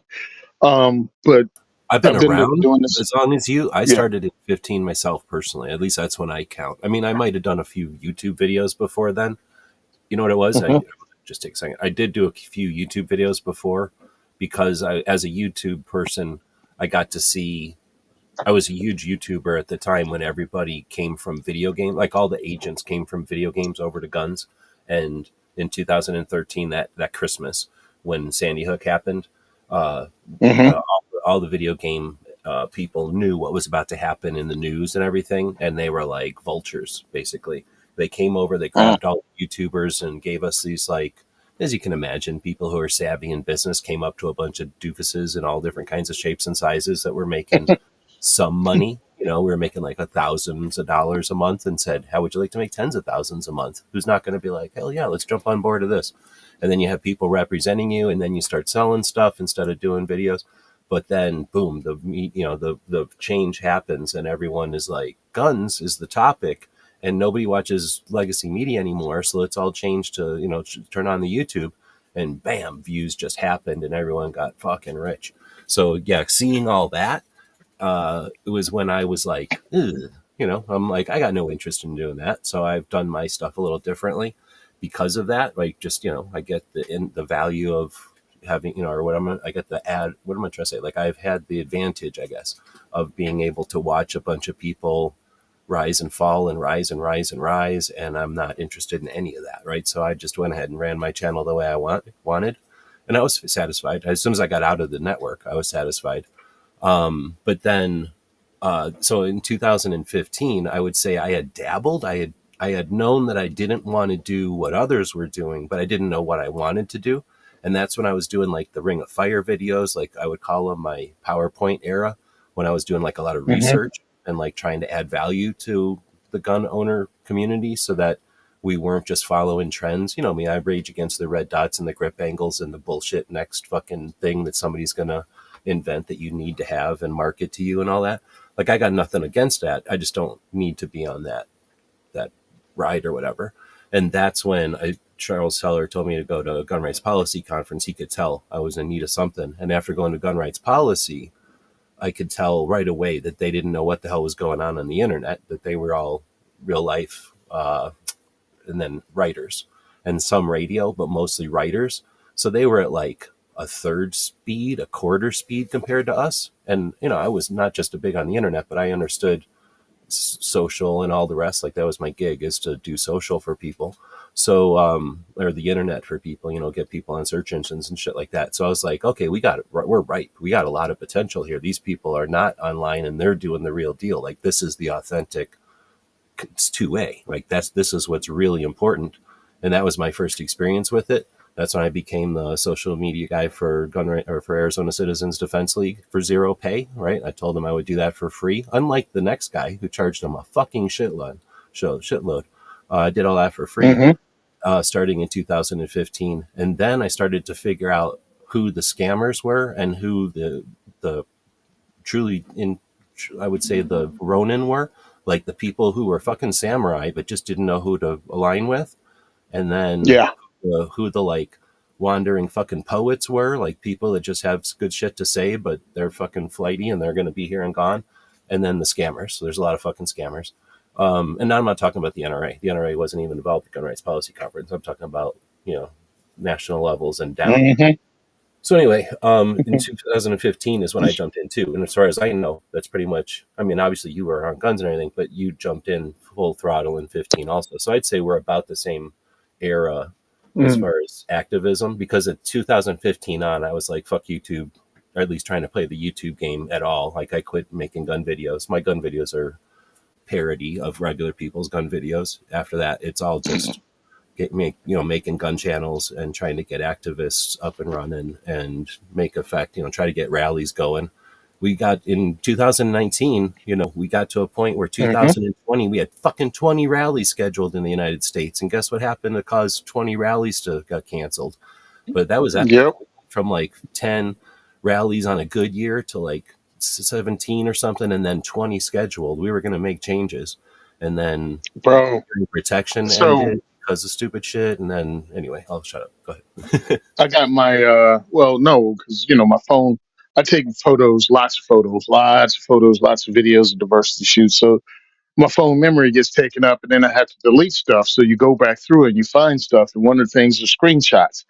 And when I hit the screenshots, you should see, because I used to promote every damn rally out there that I saw something on. I promote on my stories, and I promote on Facebook, and just do it. Boom, throw it up, throw some music to it. Bam, this is happening next week. If you live in Colorado, if you live in this, and there was a crap ton of them. And then it went away with COVID, just gone. And you don't remember all this stuff because I'm doing stuff all the time. Like I didn't even know about this speaking engagement today. Actually, I did know about it, but I've been busy about what was happening in Gun for Hire today. Um, I can't be a part of everything, even if it's happening in New Jersey. This weekend, I'm going to be at GunCon. So last week was making sure I had stuff for GunCon, and also planning for the diversity shoot that happened Thursday. And I have stuff to do leading up to it at work, and then boom, Wednesday at like 1 in the morning, we're going to be on our way to freaking Ohio. And it's like there's a lot happening here. We can all be a part of something. We can come in our own way, but we have to get involved. And that's the only way we're going to make a difference. And it can't just be one thing. It can't be just straight dudes that are Republicans. Um, we have to actually talk to other people and get them on board of the Second Amendment fight. And the way to do that is only talk about, why we want it. Like me personally, I like firearms based on it's a fun thing. It's relaxing to shoot. I love the stories behind surplus firearms. I like the designs. I like stuff about guns, just like people like stuff about cars. But when we're talking about the Second Amendment fight, it covers so much. It is about freedom. It is for, uh, it is so we have this country we're in. It's needed to maintain that. So we have to talk about how that is important. One thing leads to another. You take away the Second Amendment, you take away the ability of the people to resist tyranny of all forms, whether it's from a government or whether it's from someone that just want to impress their will upon you and make you do what they want you to do physically. You should have the ability to resist that. And that's a human right, not a political one. And that's why we have to have the conversation. If you agree with me or not, it's gonna take no Democrat, no Democratic politician that knows you're not gonna vote Democrat no matter what cares what you think. Really. You're not gonna vote for him no matter what.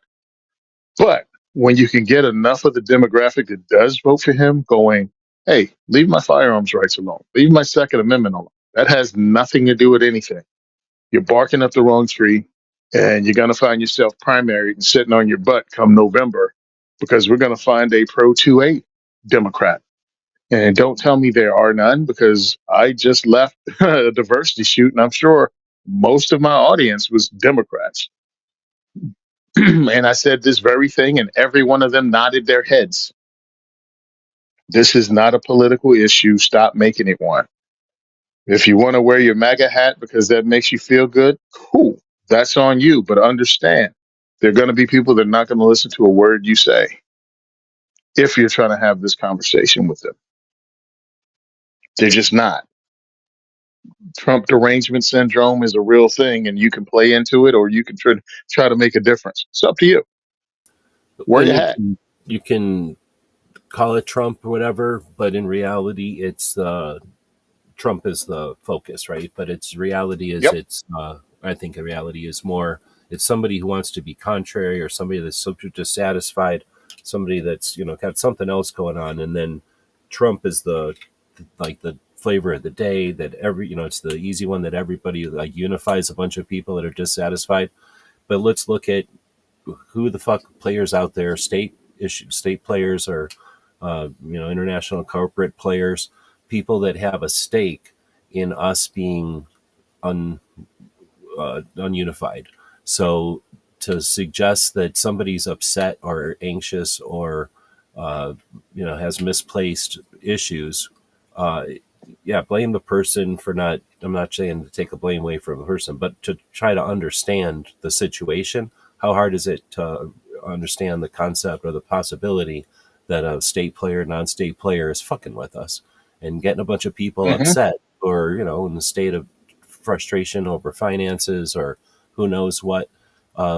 We're talking about rallies. Like, how frustrated are we that rallies got taken away? How hard would it be for somebody to listen to this, see who's listening to this, and go poke them about rallies being until they get some kind of response, and then keep poking? You know what I mean? Like, it's if somebody wants to social engineer, it's easier and easier than it's ever been. So even if you feel like you're invulnerable to being engineered like that, understand that there's still people that it works on. And if someone's going to come up yelling at you, frothing at the mouth, is it, especially if there's 12 of them, do you think they all just simultaneously decided to hate you, or are they worked up about something and been aimed at you? So I don't, you don't end that by getting mad at the bullets. You end it by figuring out who's shooting the gun.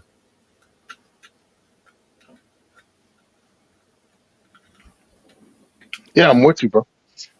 Look, we got work to do, and you can't fall for the okey doke, and you can't become a tribalist. We got to let that go. Right. We have to work together, and that's why they're continually trying to divide us, and And many people make it way too easy.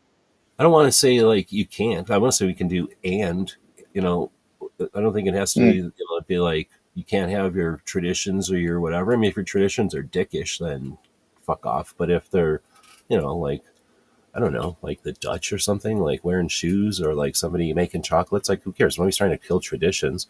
If tradition is like hmm having a family or whatever, like I don't think there's any problem with that. I don't think most people do. I think that often again it's like misconstrued, I guess, mischaracterized as you're either throw everything away at the door and come in, like the Terminator time ride. You got to come in naked, like whatever is flesh goes through, and everything else has to stay behind. You have to start, here to, nobody's saying that, but you can also take your damn shirt that bothers people off and wear some other shirt that is normal, and then hang out and be normal with people, and then go back home and do whatever the hell you want to do. Like, we do that all the time with sports, I'm pretty sure. Like, right, like people, I'm pretty sure people still really care about certain sports teams, and then that usually means, not always, but usually means they also hate some other sports team. Like, I like this color, I hate that color, whatever, right? But then they go to work and work with people all day. They probably go to church and do hmm stuff. They go to like some organization that they both like, and they hang out with people. Now, when they go to sports, they'll sit on both sides of the thing and yell at each other. But why can't we decompartmentalize our rights with that and our property? Like, you know what I mean? Like, I like Dodge or Ford or whatever. And we'll have these like big debates when we're at the track or when we're in the parking lot, when we're buying parts or something, right? But like when we're at a rally, I mean, it's not like somebody's like, I like gun rights as long as they're for Ford. Like nobody puts these additions on them for a lot of things. But then for some things, we do just put these, or we comfortably allow them to sit next to each other, not realizing that it bothers the shit out of people, and that goes all over the place. And that's just a matter of like, how do you call that? Like being neighborly, like just being comfortable with each other, or what's the word? Like, and being able to let somebody tell you like, hey, that bothers me, and not be like, well, I'm offended by you being bothered. Like fuck off, man. Like if somebody doesn't like this, it's bothering them. Then as long as it's a normal concession, right? Like you can get used to that, I think, or at least we have in the past dealt with that pretty good. Like I'm saying, with sports and with cars and other things. I'm trying to think what else polarizes us. Like you could like Mexican food really bad, and somebody hates Mexican food, but you know what I mean. Like you can probably both still go to the range. You know, you're just not going Oh to go well, eat. I'll go ahead and give it to you.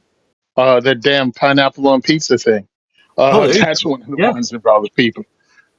It's good like, point. yeah. Yeah, that would separate the shit out of people, right? Like I don't get it, and there's people that like it, and I think I really know there's a bunch of people who just eat it because it bothers people. Like they don't necessarily like it, they just don't care, but they know it bothers people, so they're going to order it. It was kind of like anchovies back in the day. It used to be anchovies. Yep. Like It used to be I anchovies. don't know why anchovies exist, except there was always that asshole who would order them and then own the pizza because he was willing to eat the anchovies type of shit. And now it's the pineapple. But yeah, that's a great example. And we can still go to the range So with that pineapple eater or the anti pineapple people, right? Like, it's just you're not going to go eat so we pizza. had pineapple on pizza. We had pineapple. I ordered pineapple Hawaiian pizza at Thursday's event. Mainly because it came from a joke from, I swear, 6 months ago we made, and Angela was like, "You should order pineapple pizza and see what happens." So I ordered Hawaiian pizza, and people loved it. And I'm like, "Okay, cool. We'll get a pineapple pizza and just throw it in the mix because I usually do plain and pepperoni. That's it." And I just threw people hit that pineapple pizza like starving Africans hit the food truck, I know who likes bro. pineapple pizza 9 millimeter shooters. Shut up. So we, we shot almost 600 rounds of ammo, nine ammo Thursday. So I ordered pineapple pizza for Thursday's event. So I had a meat lovers, a pineapple, and two cheese, two pepperoni. I took a slice of pineapple pizza and bit it. I was like, this is horrific. This particular pizza, this particular Hawaiian to me was horrific. I'll try another bite. Dude, by the time my teeth closed, I threw the freaking slice in the garbage can. It was that bad. I'm a fat dude and I couldn't eat it. But hey, people loved it. I'll order it. I don't have to eat it. Do you eat like sweet and sour chicken or that orange chicken, like the sweet foods? Yep. Do you eat that kind of? See, I don't like any of that kind of food, so I don't like any kind of sweet food. I'd rather eat dessert separate than my food. So that's my thing with plus pineapple is the wrong consistency. I don't like cooked pineapple that much, and yeah, it's just so wet. Like nothing. I Now don't like I that stuff on it. had a slice of well good. You don't understand. I do this at four different ranges throughout the state. And I probably do most of the time it's one or two different pizzerias in the area.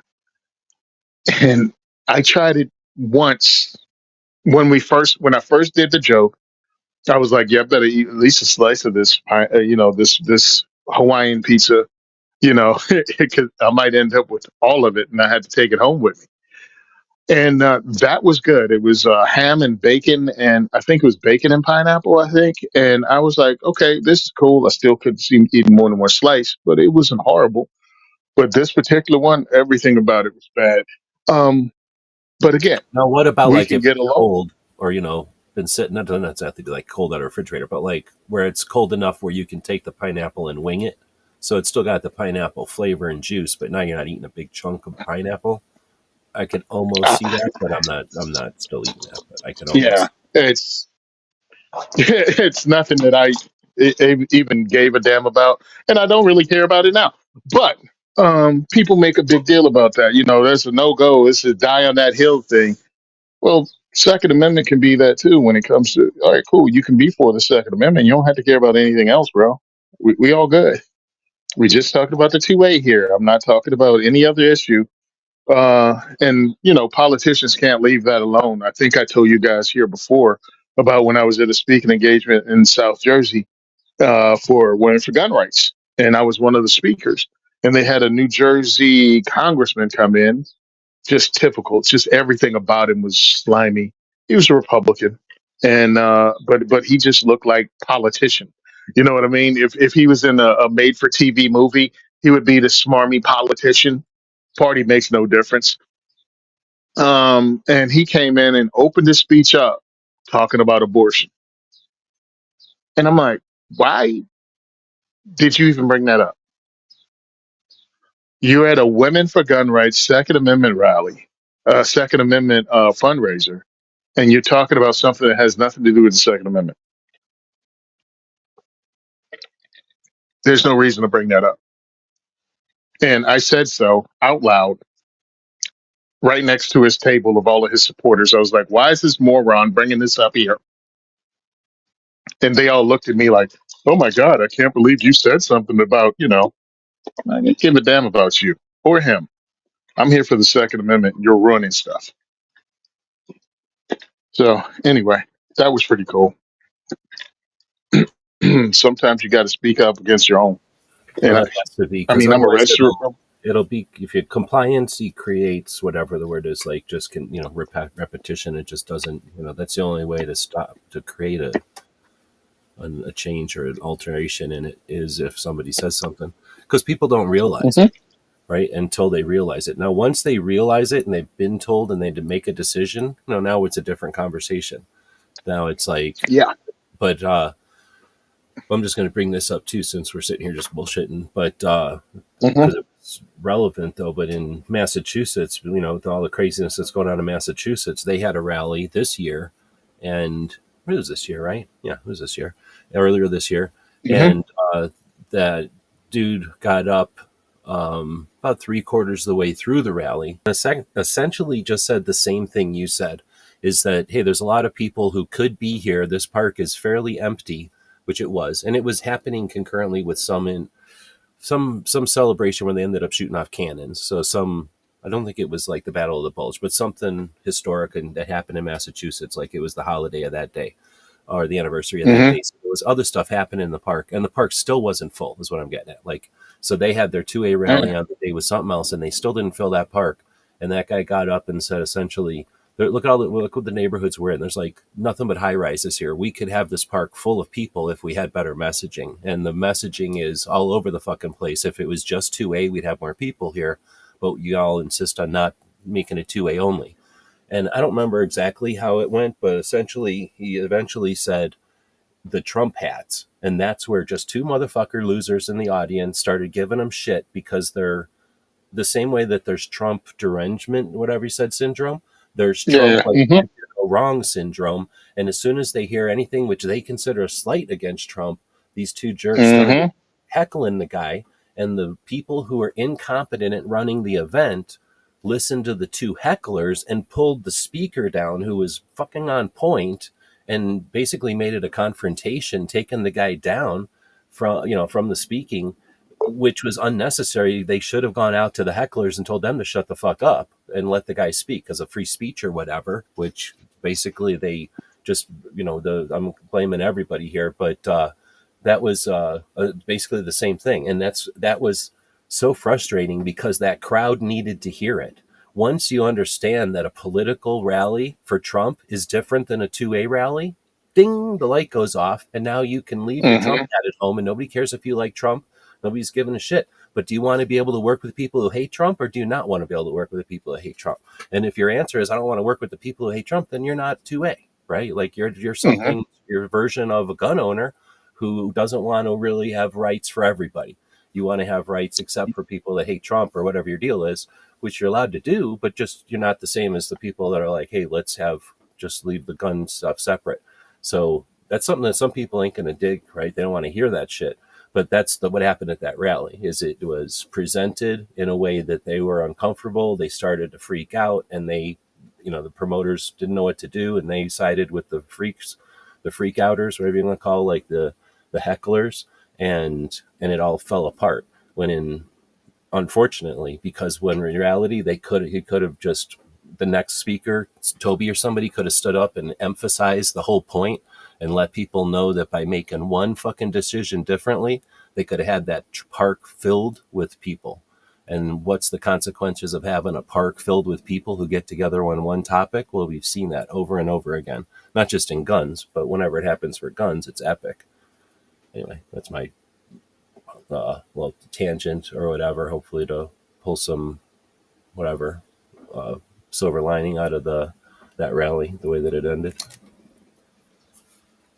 Yeah, I mean, you're 100%. I remember seeing that because I was actually, I know, I was on my way back from one of the gun shops, uh, Aberdeen. Yeah, I was on my way back from Aberdeen, and you sent me that, and I actually played it when I came to a stop in traffic because we were talking on that. Yep, we did the show on the way back when I was on my way back. I mean, it's the thing It's we've been. ridiculous. It's not like he's the only person that's ever brought it up. He's the only person I've ever seen bring it up at a rally, and unfortunately, it went south. Like like I said, the hecklers won, but because the anyway, that's a topic that it's going to be tough, and we did it pretty good in November of 19, right? In the rally Hmm. in DC. No organizations touched it. No other topics. Well, I shouldn't say that. I can't remember. I was actually walking around filming it more than paying attention to the topics. I'm sure you were bullshitting with people more than you were paying attention to everybody. But so there might have been somebody that talked about abortion or some shit. And I'm sure that when we say all this and then we talk about like the Marines or the military or something, like I don't think about that, but that fucking bothers people. I don't think about it because I don't think about it as a thing like that. But you know what I mean? That's how we don't know sometimes. But I've gotten feedback that like, why don't you shut up about the military stuff or whatever? And again, I don't know. People are entitled to not give a shit about the military or hate the military and stuff. So I imagine by talking about it, we're making it a multi-issue thing. But I mean, at some point, we talk about hot dogs or whatever the hell we just talked about pizza. Like some people are going to go, blah, blah, blah. You talked about food all the time. You mean like the person that says, when these guys started answering my question? Oh, yeah. Wasn't that the other week? Yeah. Well, we got a ton more people. See, the problem is, I'd almost rather have somebody's confused and talking because at least then we have a conversation going with them than have like dozens and dozens of people listening without any input. Because then you don't know, if they're confused or if they're down with what we're saying or what. Oh, so I said, I don't know if I mentioned it. I guess I should. We have a comment section. I've been bringing people's comments up here on the screen.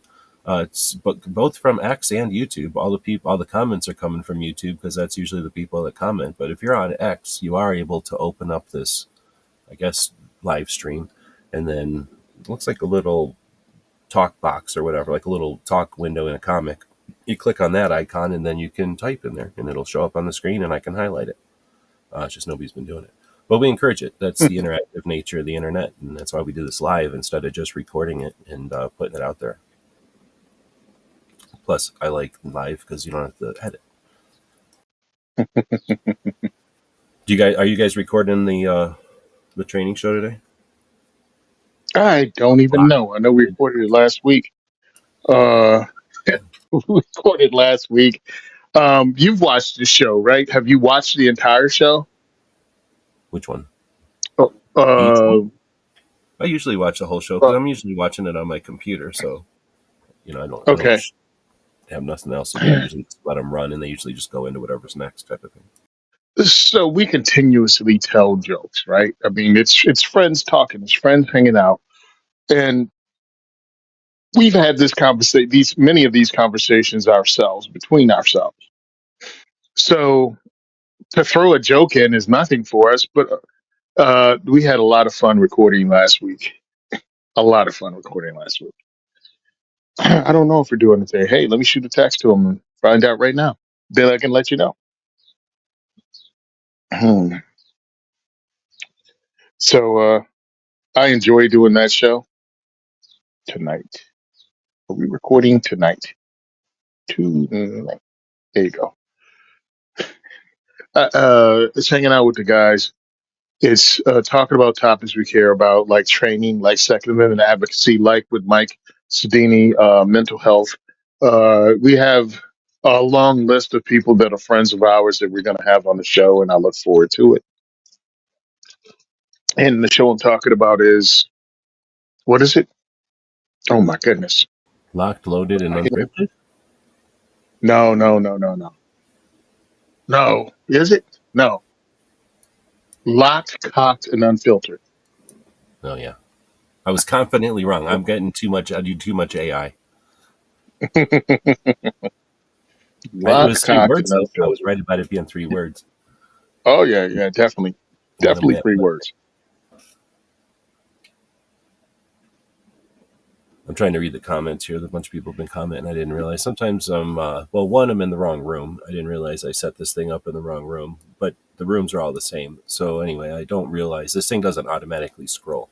All the other chat things I've used, every time you look at it, you're at the bottom. With this one, if I, left it at a comment, 2 hours later, it'll just be at that comment, and I don't realize that there's a whole bunch of comments underneath. Yeah, no, we're not recording tonight. They just shot me back. They just shot me a text. Yeah, no, we're not recording tonight. All right, cool. F you guys. Um, for no reason, I choose violence.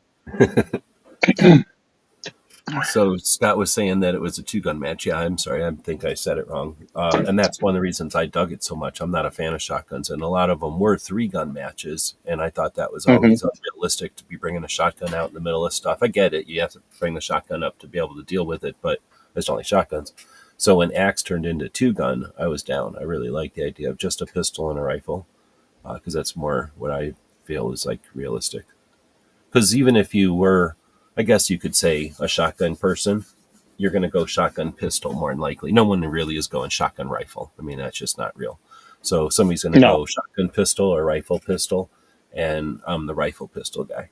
I live out in the middle of nowhere, and I mean relatively, and I'm in places that are in the middle of nowhere. So that obviously that affects my decision. But I think even in a city, I think up and down, being able to go through stuff. If somebody's behind a garbage can, that doesn't necessarily mean you can't end the fight. You know what I mean? Like especially like a round regular garbage can, like Oster Grouch type of thing.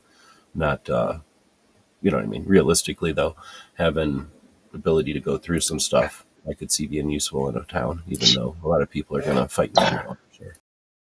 See, I like shotgun. I like shotgun because I was raised with a shotgun, and now that I'm in an area where people are not raised part of gun culture, right? So to them, owning a handgun is something criminals own, and owning an AR-15 is something that just crazy gun people own. But when you talk about owning a shotgun, when you talk about owning a shotgun, oh, that's something my granddad had. The shotgun is something that's a viable thing. You're not a criminal if you have a shotgun. You're just a person who, kind of hunts and you use it for self defense as a, you know what I mean? It's just the image thing. So to me, I say pander to that and get these people to throw a shotgun in their home as self defense.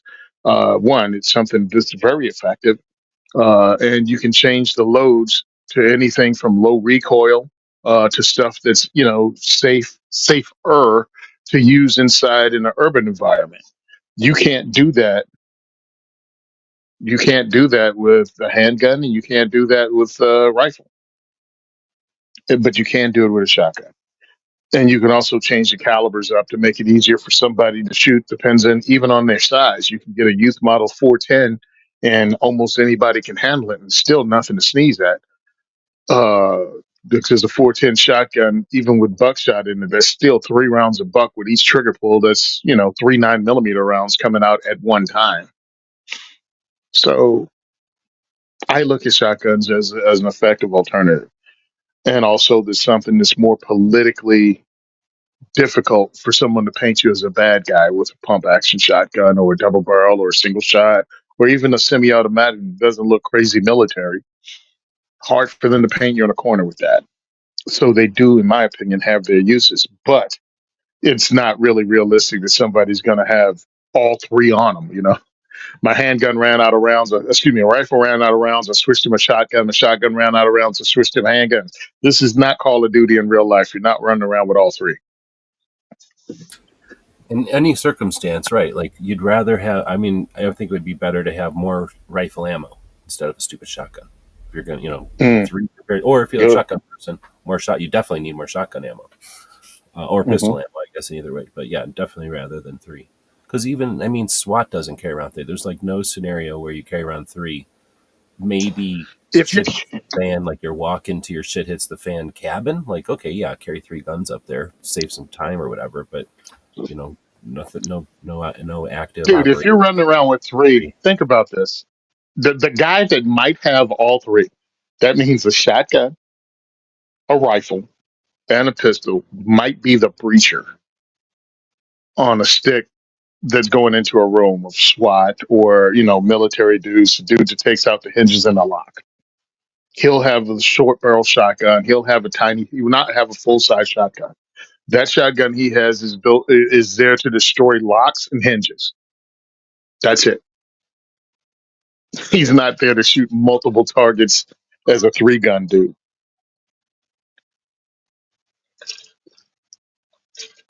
I'm actually finding a ton of questions.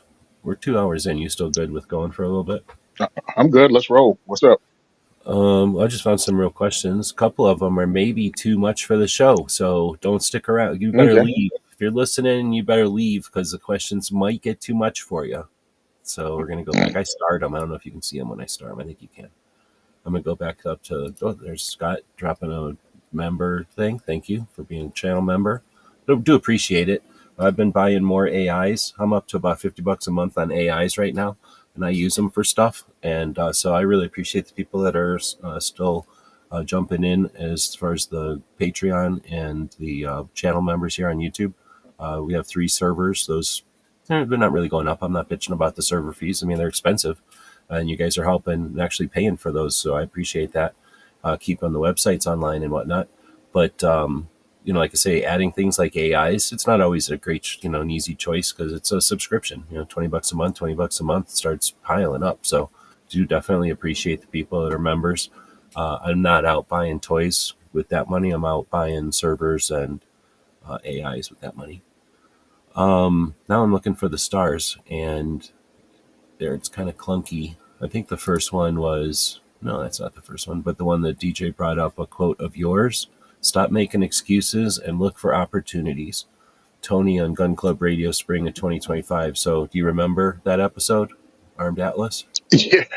Yeah, I was in the middle of some rant, I guess. I appreciate that he pointed that out. I've actually written it down. I've actually written it down. Hey, that's pretty good. Oh, but it's true, dude. I mean, you can look at something negative or you can look at a way out of it. That's how Yeah. you get things done. Seriously, because usually an issue is indicates a bind, right, or a pinch, or like an issue is like an indication of a problem. So, yeah, you can avoid the issues or realize that they're often opportunities. You can't always solve them, but maybe you can solve something else and become aware of it because of that. I'm scrolling. I can't find what the heck. You would think like I don't like the other one because it costs so much, but the other one at least you could flip to like a filtered list of just the stars.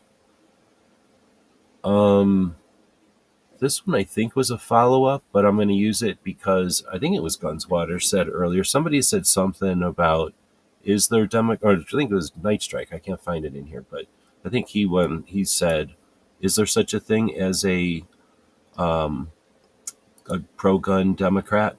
And I don't know, did you go back and forth? I'm not able to scroll up and down real good. And I don't know if it's because people are adding new comments, and I don't care, keep adding new comments, but I'm just bitching.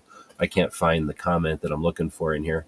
But did you, Tony, go back and forth with Night Strike, or am I crazy on Democrat, Uh, pro gun no, Democrats? Night Strike.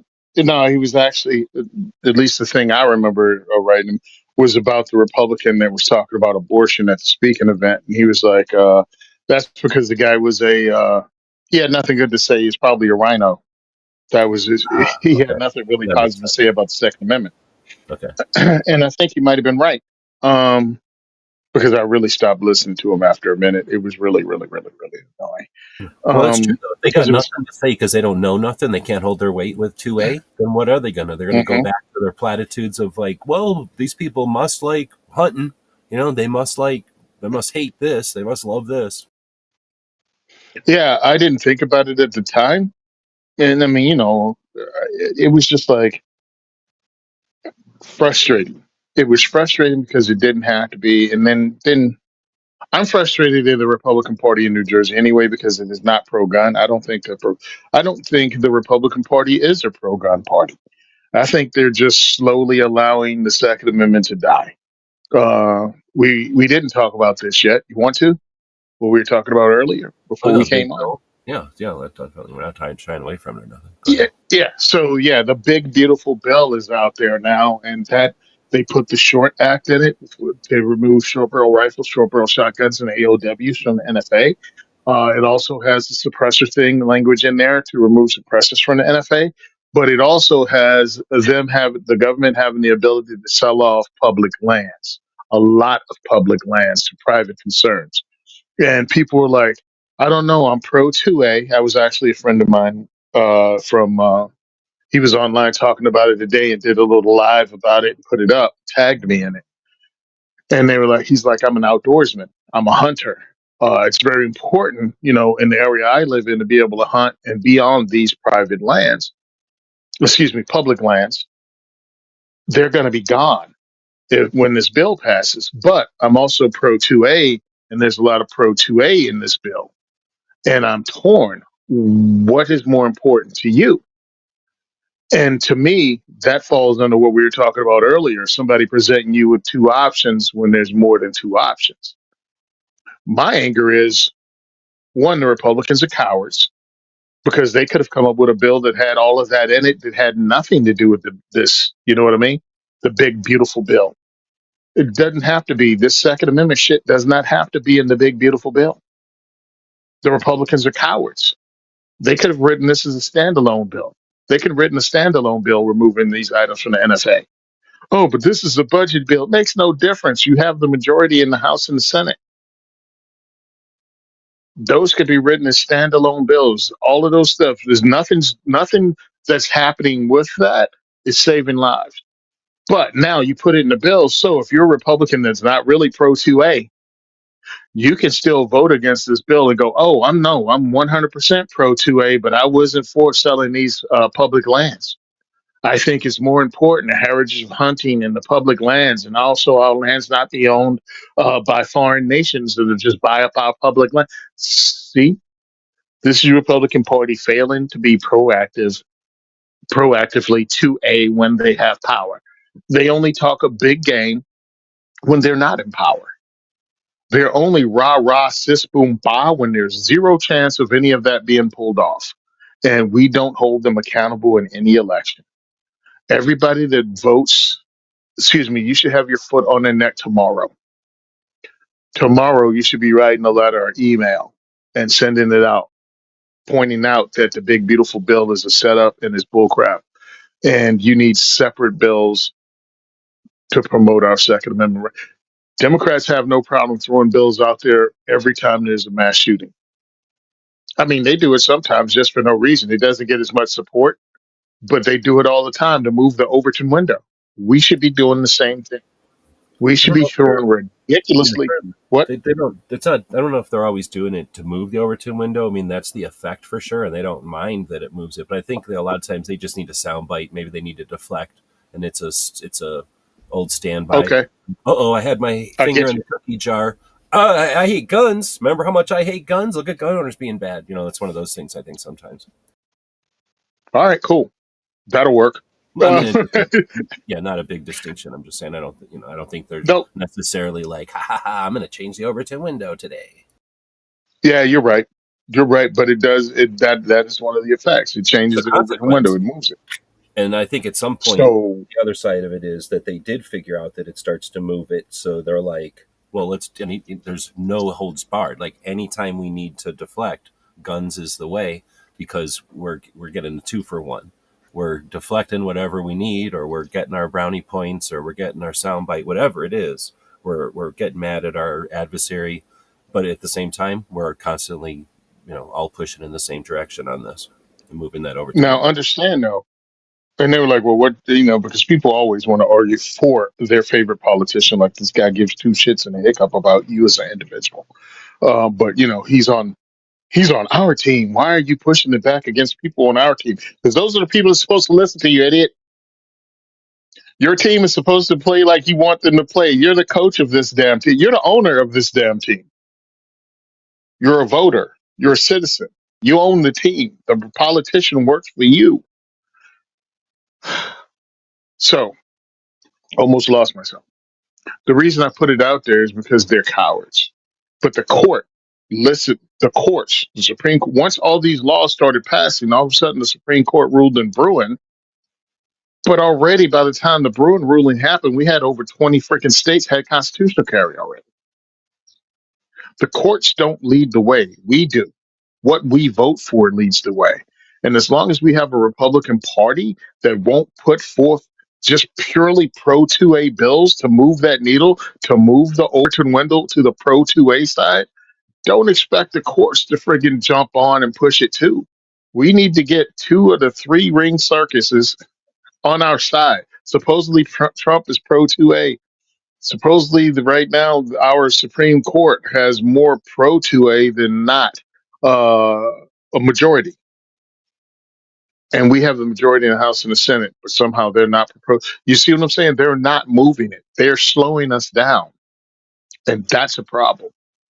And that's what happens when we don't hold them accountable. When we don't ask them, why aren't you doing this? This is what we want.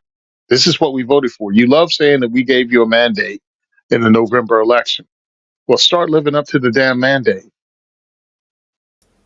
The mandate was pro 2A also. That's what a bunch of us are screaming about. That's the vote. Those are the votes you pandered to. And now we're 6 months in and we don't have a standalone pro 2A bill. You put in the So budget bill.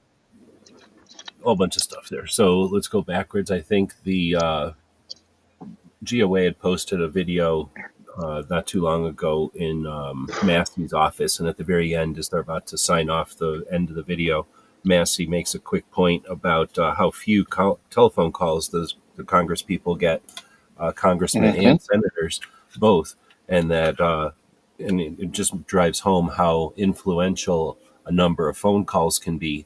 So when you talk about politicians not being useful or paying attention to what we consider important, it's our obligation as the constituents to let them know what's important, right? We vote, Hmm. but we also don't just get to go, I casted my ballot. Now We're their done. job is to read my mind and do whatever I want. So make a phone call once in a while, encourage others to do so. And you're allowed to change your mind. Hmm. You're allowed to come up with other things. You're allowed to have an ongoing conversation with your representatives.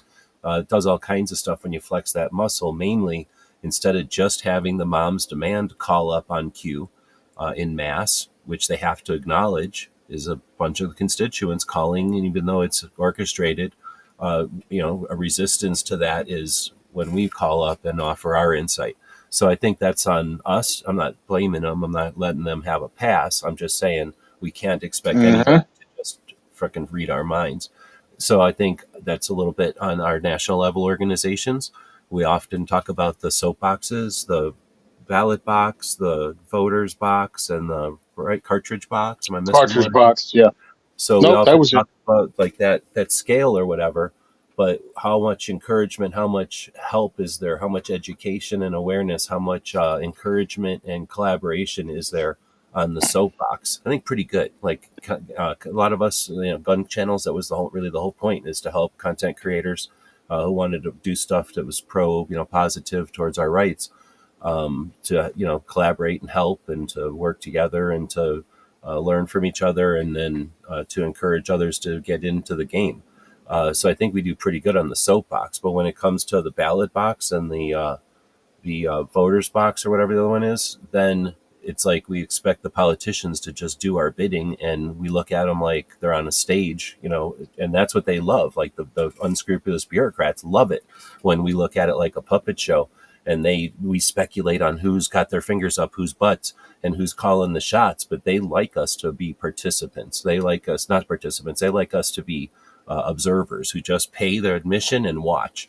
In reality, we're the fucking people with our fingers up their butts because they're our Hmm. representatives, and they don't want us to realize that it's not a puppet show. It's like one of those machines where you have your arms in the thing and they're in there in the shit, and you don't have to touch the shit because they're in between us and the shit, but you're manipulating them to deal with the shit.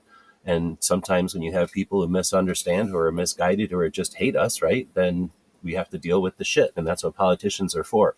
So once we realize that a couple of phone calls can change them, what happens, right? What happens when we start manipulating politicians like automaton robots, which is really what they're all about? One, they start to dig it because all the consequences are gone. Like, hey, it's not my responsibility. I'm working for my constituents. I don't have to make any choices. I do what they want, and they keep voting me in. Like, win, win, win. We get politicians that are down for that, and that'll happen. But what happens when we are standoffish and we just watch? We get politicians who fucking exploit that shit. So I don't think we're Yep. doomed. I just think we have to change the dynamic, change the box a little bit. And like I say, it's a little bit of everybody's fault, but we ain't doomed to this shit. And what'll happen is the kids who don't fucking think inside the box will get sick of this shit, and then they'll be politicians. We'll have a different set of games, and then AI will be in it. Everybody will get scared. But anyway, I Well, don't. I just Go ahead. actually I just saw something the other day. A comedian talk about how voting doesn't work, and I'm like, stop listening to idiots. Just stop listening to idiots on the internet. Voting isn't the only thing you do, and that's what way too many Americans think. And is that, just as you just said, voting is only part of being a politically active citizen. It's only part of it. Yes, you got to write letters. You got to go testify. You got to actually participate in the political process. So there's consequences. You have to freaking fund politicians that believe in what you believe in. Uh, Volunteer for organizations, become a door knocker, do stuff. When I listen to people go, well, voting doesn't work. I'm like, if that's all you're doing, no, voting doesn't work, you freaking idiot. It's almost like That's they're right. ignorant of the process of how civics work. Like buying a gun doesn't make me an expert shot. Buying a guitar didn't make me a rock and roll star. Yeah, exactly. Buying a ticket to a show didn't make me a rock and roll star, right? Like listening to a recording of them didn't make me good. Night Strike makes a point about roll call. Did a video the other day in the morning, and he talked about that the big beautiful bill takes away our right to use AI for a number of years. I went and looked at it because that seemed interesting because I had not heard anything about that before. When I looked into it, the only thing that the big beautiful bill does with AI is restrict states from enacting any laws about AI. So I'm not aware of anything in here that does anything to the individual using AI or anything that restricts anything. All it restricts is the states from making laws about AI. They don't want the states banning AI, in other words. So that I don't read anything about that. I asked my AI to look at it, and nothing I can make heads or tails of it has anything to do with AI being taken away from the individual. But feel free for someone to mention that. I don't think Tony's said anything, so I'm assuming you're not worried about that aspect. But without brushing that off, I wanted to address it just quickly because the public lands one, I don't know if roll call made an issue of that, and I don't know if I'm just hearing about it, not right now, but like today, like earlier today, I think is the first time I heard about it. So you can inform me if I'm misunderstanding, but just based off what you're saying and what Weston is saying, Weston says, I'm not a fan of selling the public lands in general, but a closer look at this would give states like Nevada back more of the land to the state instead of to the feds. And that's my issue is if it's taking land from the federal and giving it to the state, that's different than taking federal land and selling it. So Hmm. federal land is essentially communism because what the fuck does the federal government get tasked with owning any of our land? Like it really doesn't. It was what's his face that did that, who started Teddy doing that, Roosevelt. right? And I'm not a big history person, so I don't know. I mean, I guess it worked. So that being said, right, it's communism, but we got like Social Security, and I think the Navy and the Army and shit are communism or something, right? Like, so we have communist shit in us, or at least socialist or something. Socialist. Yes. We've got some of that shit in our stuff that we have to deal with, like firefighting and shit. I think is all sort of like that. So that being said, I'm not a fan of it, and I'm not giving it a that. But at the same time, I like to look at it this way in bigger picture. Like this is the United States and shit, but we're also North America. North America is Hmm. different than Europe because our mountains go north and south. In Europe, mountains go east and west, from what I'm told. I'm not a geologist, but I watched a cool video and it explained that wood this way. So when the glaciers came down from the poles and smushed everything, they kind of creeped over everything like dripping icing or something on a cake. So the glaciers came down and covered everything in Europe. They basically took mountain ridge after mountain ridge after mountain ridge, destroyed everything in their path. Over here, they just kept pushing the trees south and south and south, So all of our hardwoods and all of our old ass trees just moved. And then once the glaciers went away, they went right back. In Europe, they lost all their hardwoods between building castles and, living there for and everything. And then the glaciers and everything. Uh-huh. They lost all their hardwoods. They don't have national forests because why bother? Either the king owned everything and still does, or there's just all nothing. It's like living in Wisconsin or something. Like it's just prairie, or it's like living, in the middle of Iowa or something. It's like, like just glacier land. So that's one of the differences. We happen to have a different world because of the way that the mountains work here. Now, Canada Uh-huh. raped the shit out of theirs. They have less than 5% of their natural, what do they call, like virgin forest from back in the old days, because they didn't give a shit. They're owned by England or whatever, and they don't give a shit. So Uh-huh.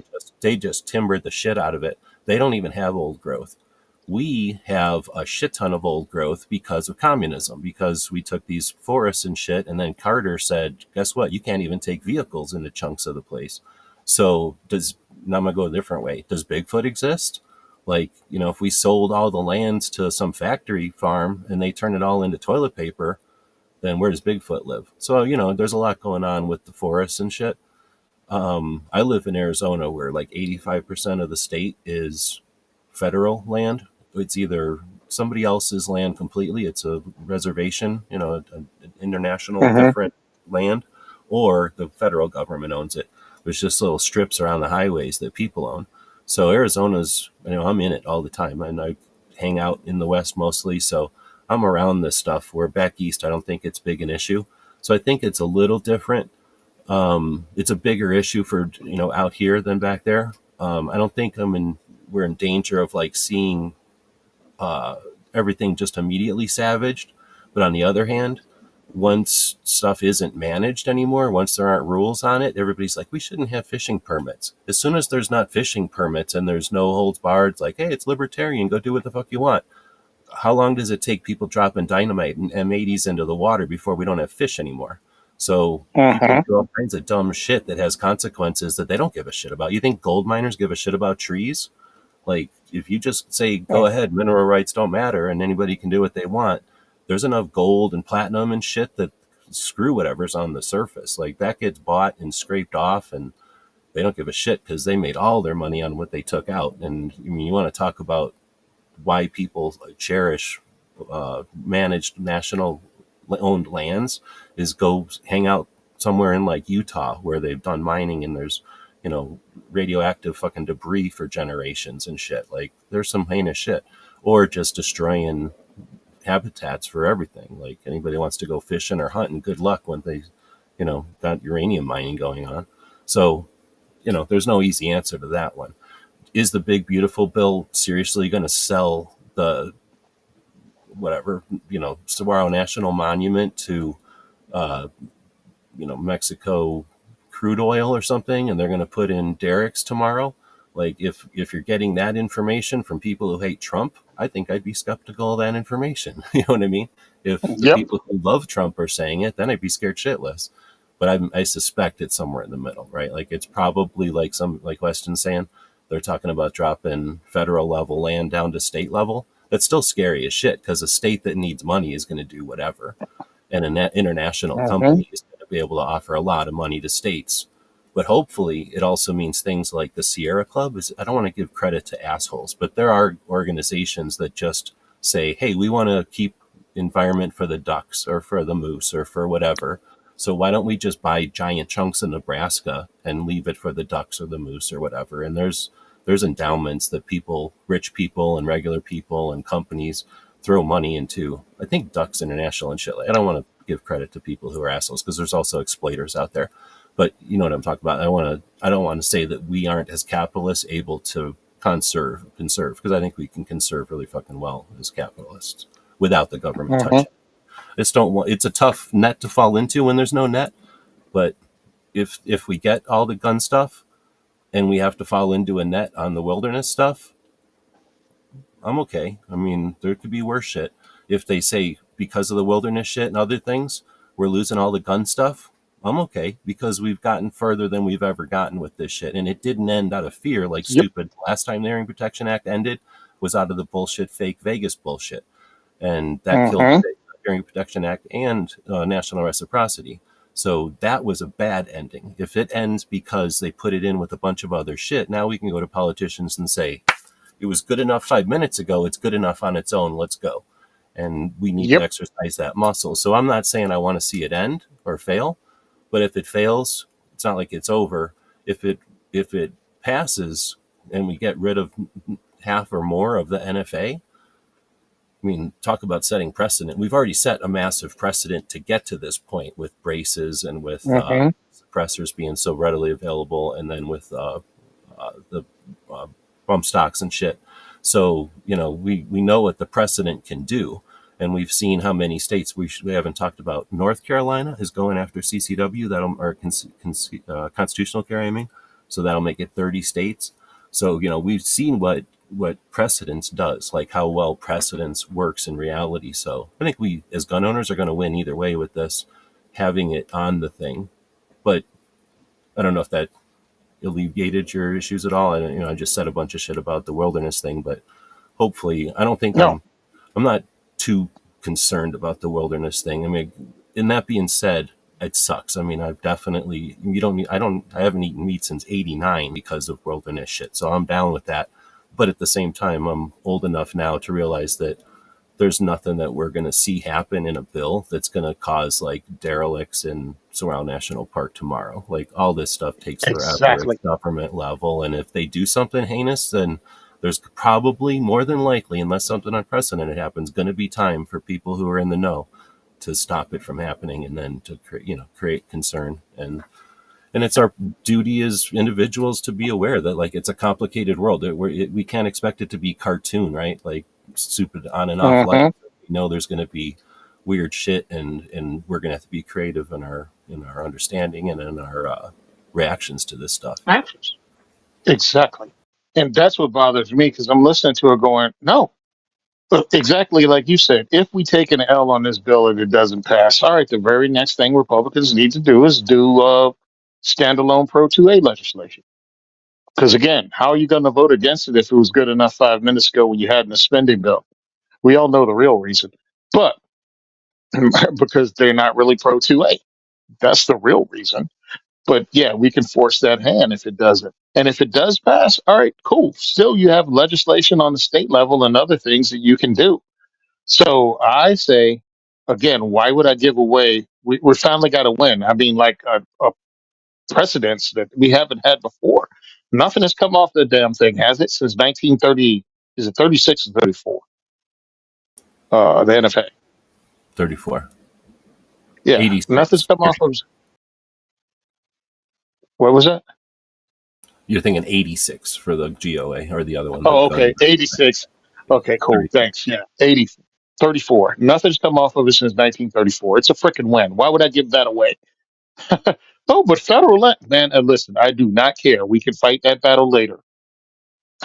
Let's take this win now. Let's take this win right now. Scott saying my only question on the big beautiful bill is it going to have the Complete Hearing Protection Act and the Short Act in it? And it sounds like now, yes, correct. Like they've added both. Hmm. And I did, They've and added both. you mentioned it, but I just heard about this the other day too. I knew that the Short was in it, but I didn't realize Short also is AOWs. I'm so stoked about that. I mean, holy Hmm. moly,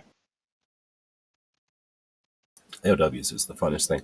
Plus, I really think that we talk about people who are maybe yet to become gun owners or demographics that aren't included because if they're not yet a gun owner, then you're not included in a demographic. But I think one that's coming is the baby boomers, and as they get old, and as they get scared, or maybe they just want to have something to do, like they like to play pickleball, and they can't play pickleball because they got to fall down. They're falling down all the time when they're jumping all around trying to play pickleball.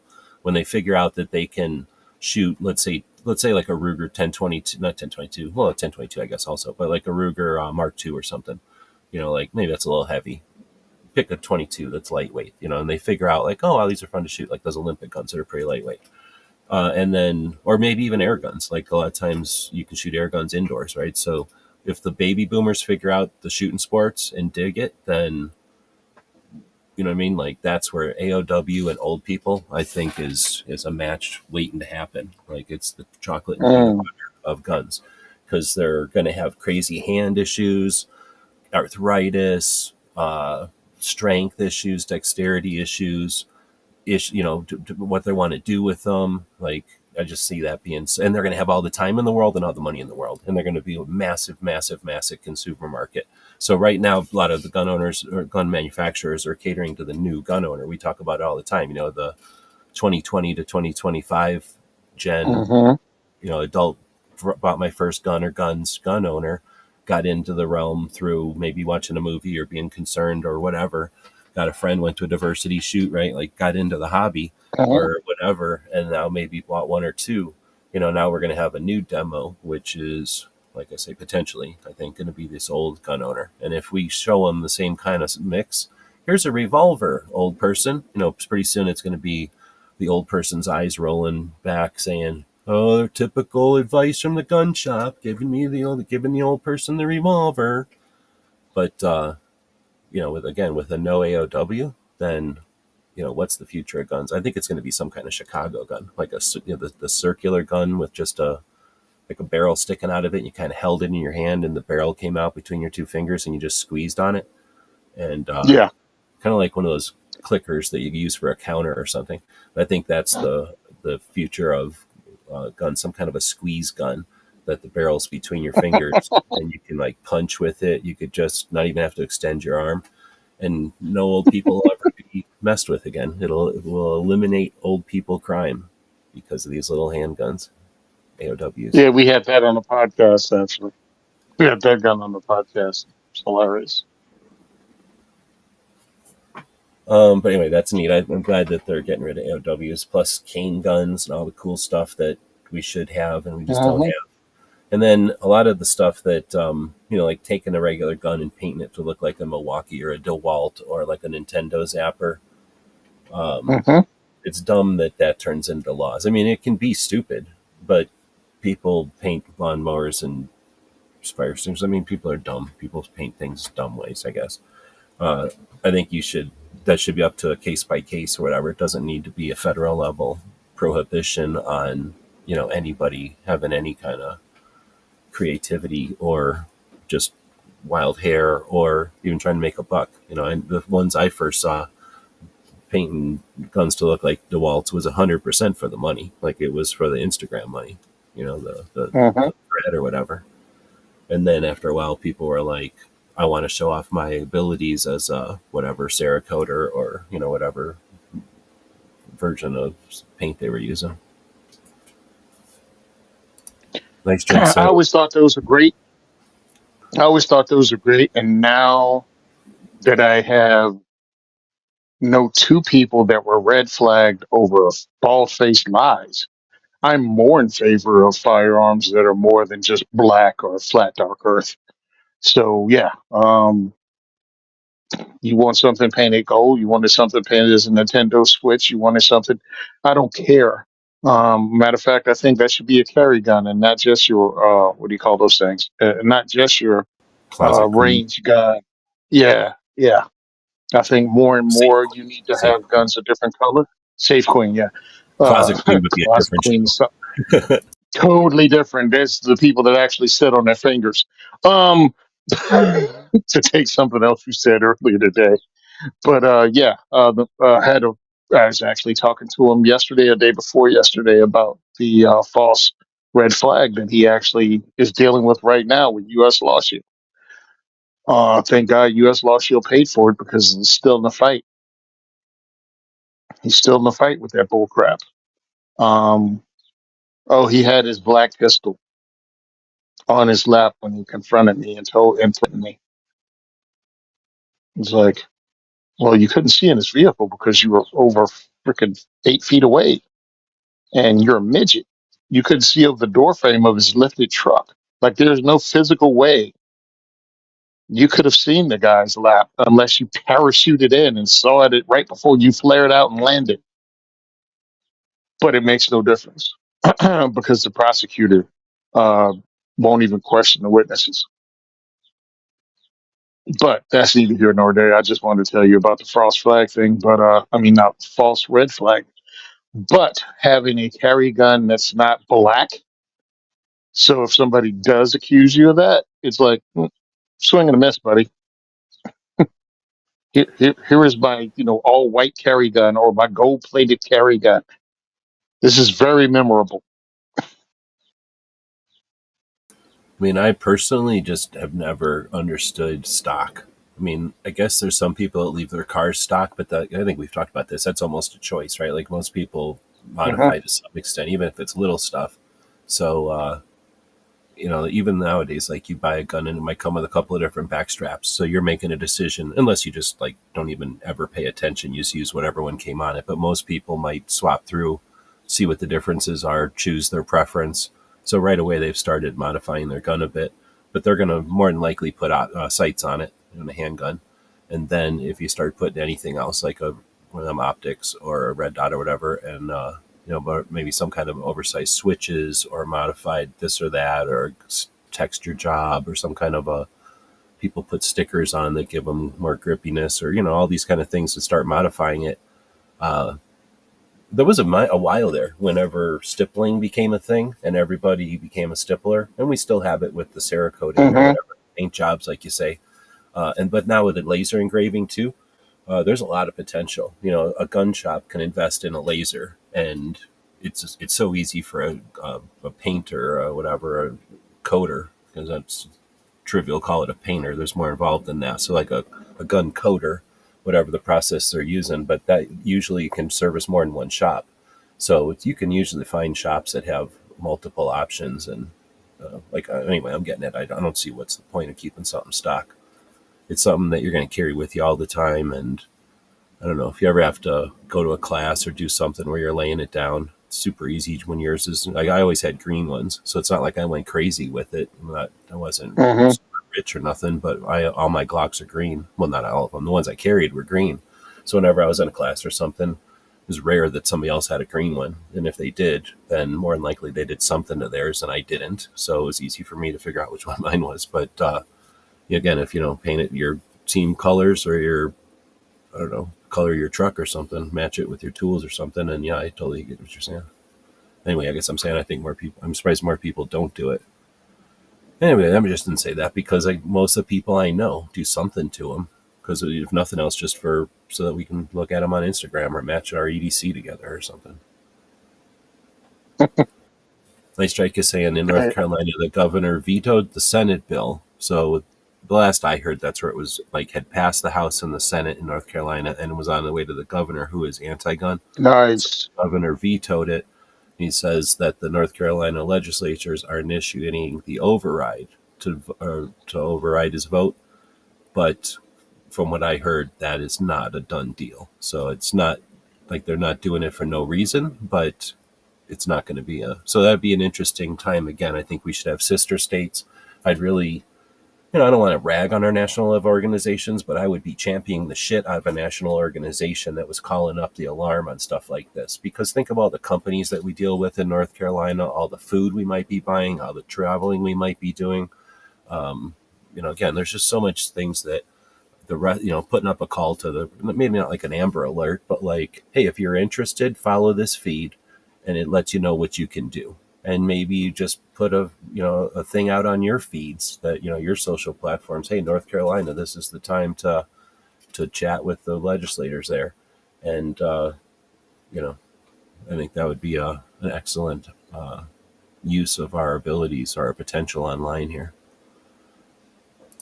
100%. I mean, look, Pickleball. Oh, go ahead. yeah, you can't take a hands-on approach, hands-off approach to being a patriot. People love to say they're one, but you're not doing anything. Like the actual patriots, actual people that created this country, the one that you call the forefathers of this country, they risked life and limb. They risked everything when they signed the Declaration, and we think, oh, I've done my duty because I've voted in November every 4 years. It's like, no, you're not. It's way more than that if you really want to make a difference. Don't tell me voting doesn't work if that's all you vote on and that's your entire political uh what you do politically. If all you do politically is vote, in a presidential election. Stop use. I don't think you're not participating in the process. So yeah, for you, voting wouldn't work. Well, we figure we got a billion people or whatever. That's an over exaggeration. Whatever we have, Yeah, I 300 know what million you people or something like that, though. mean. Hmm. And I think they always like to portray it like the country's divided half and half. In reality, like half the people vote, so the half the people that vote are divided half and half. Okay, so that means that a quarter of the people like this person, a quarter of the people like the other person, and then half the people either don't give a shit or just don't bother, and that's fine. Or maybe they're too young or too old or whatever to vote, so they don't care, which is fine. But we just got to start looking at it that there's not this like pie that if you don't take the slice, they're taking the slice, and the challenge isn't like if we're not all on board, then where it's over. I like to look at it too that all we need to change things is to tip the balance a little bit, and that means a few people. Like all we really need is just a couple more people at the right time. And think about it on a boat. All it takes is a couple of dumbass kids jumping up and down on the corner of the back of the damn boat, and the whole thing is gonna catch this thing, and then all of a sudden the waves start happening, and it takes a while before it calms down. After you start yelling at them kids to quit doing it, but you can affect change by just working in coordination with a few people. And I'm seeing it more and more that the lack of participation in general means that the participation that does get affected or has that much more use. So I'm hoping to see some reports from the Women for Gun Rights who are actually putting foot on the ground, money on the in the into the system, flying themselves to DC with whatever they need to look like a bunch of gals wearing t-shirts and jeans and gym shoes part of the time, and then dressing all up the other part of the time, and then looking like like they're ready for work or whatever, and doing tours with the different representatives. Like they're doing a lot of shit in what couple of 3 days that they're there, plus meeting Hmm. each other and like organizing the group itself and keeping the relationships going, and strategizing and catching up, and all the photo ops. Like they're pretty savvy. So that event is happening right now, and we have relatively few things like that happening. um and I don't know, like I'm just saying, like as much as it'd be great if everyone did understand that they have to be part, or they can be part, or they should. I don't know. Where do you put that line? It kind of depends. Everybody can call that line where you want. In our country, we're free to. You can say you don't have the obligation to do shit. Like nobody's going to give. You can give you the stink eye, but nobody's can say shit about it. Like you don't have to do shit. You can say, "Hey, I've done enough shit." Like you're allowed to do that, or you can say, "Hey, I'm sitting it out for a little while." Like I've done that. I've had to do that. I'm kind of doing it right now.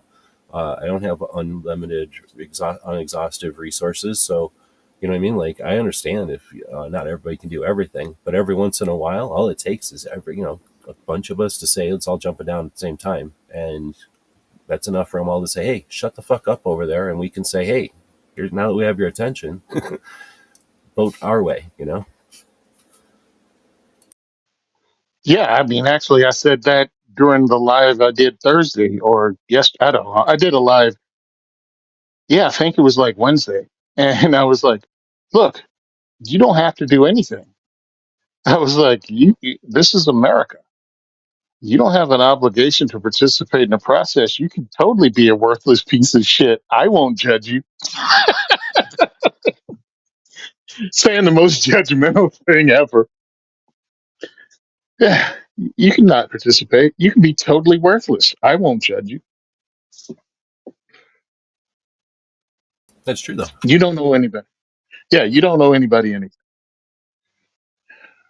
But also, don't tell me some silly crap like, "Hey, voting doesn't work." I mean, I don't do it, but it doesn't work. Well, that's not all you do.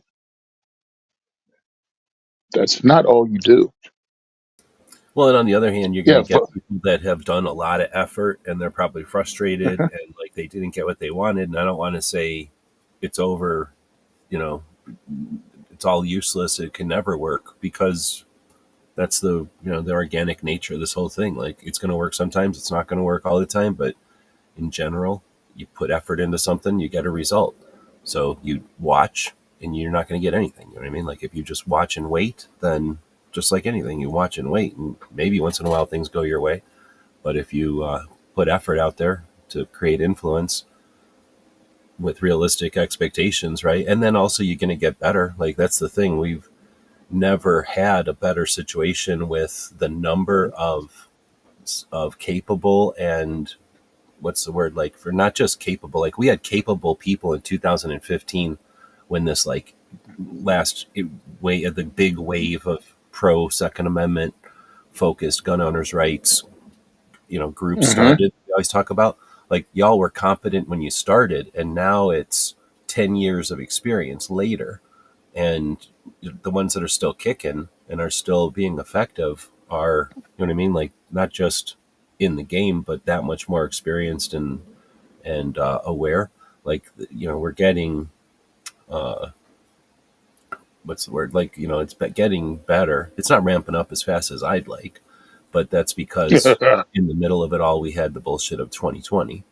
So the fact that the entities still existed through that is a testament, right, to their abilities, and the lack of massive advancement isn't any fault or anything. That's just the nature of it. Nothing advanced, right, except for bullshit, garbage, Hmm. exploitation advance. That's about it for a couple of years there. But I think that hardens us, right? Every generation, not every generation, every once in a while, a generational thing will, what's the word? Is it harden? Like, will unify or unite a group of people. And that was hopefully, I don't think we ever have to experience anything like that anywhere in the near future, right? Like, that hopefully gave people a common, whatever that word is I'm looking for, experience, put it nicely. Well, it always bothered me because you got to take apart in the process. And if you say the thing doesn't work, but you've never taken apart in the process and you've never done more than just bitch, I don't really care what you have to say. You're not right. You know what I mean? Just because you're loud. I don't know what that means. No, just because you can Oh say no, it doesn't what mean you're what correct. Gunswatter? No, what Gunswatter Yeah. stands. Oh, I'm TY. sorry. Yes, I know what that is. Every time. Wait a minute. What? Uh,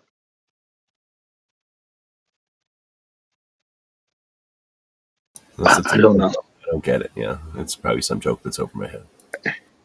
I don't know. I don't know.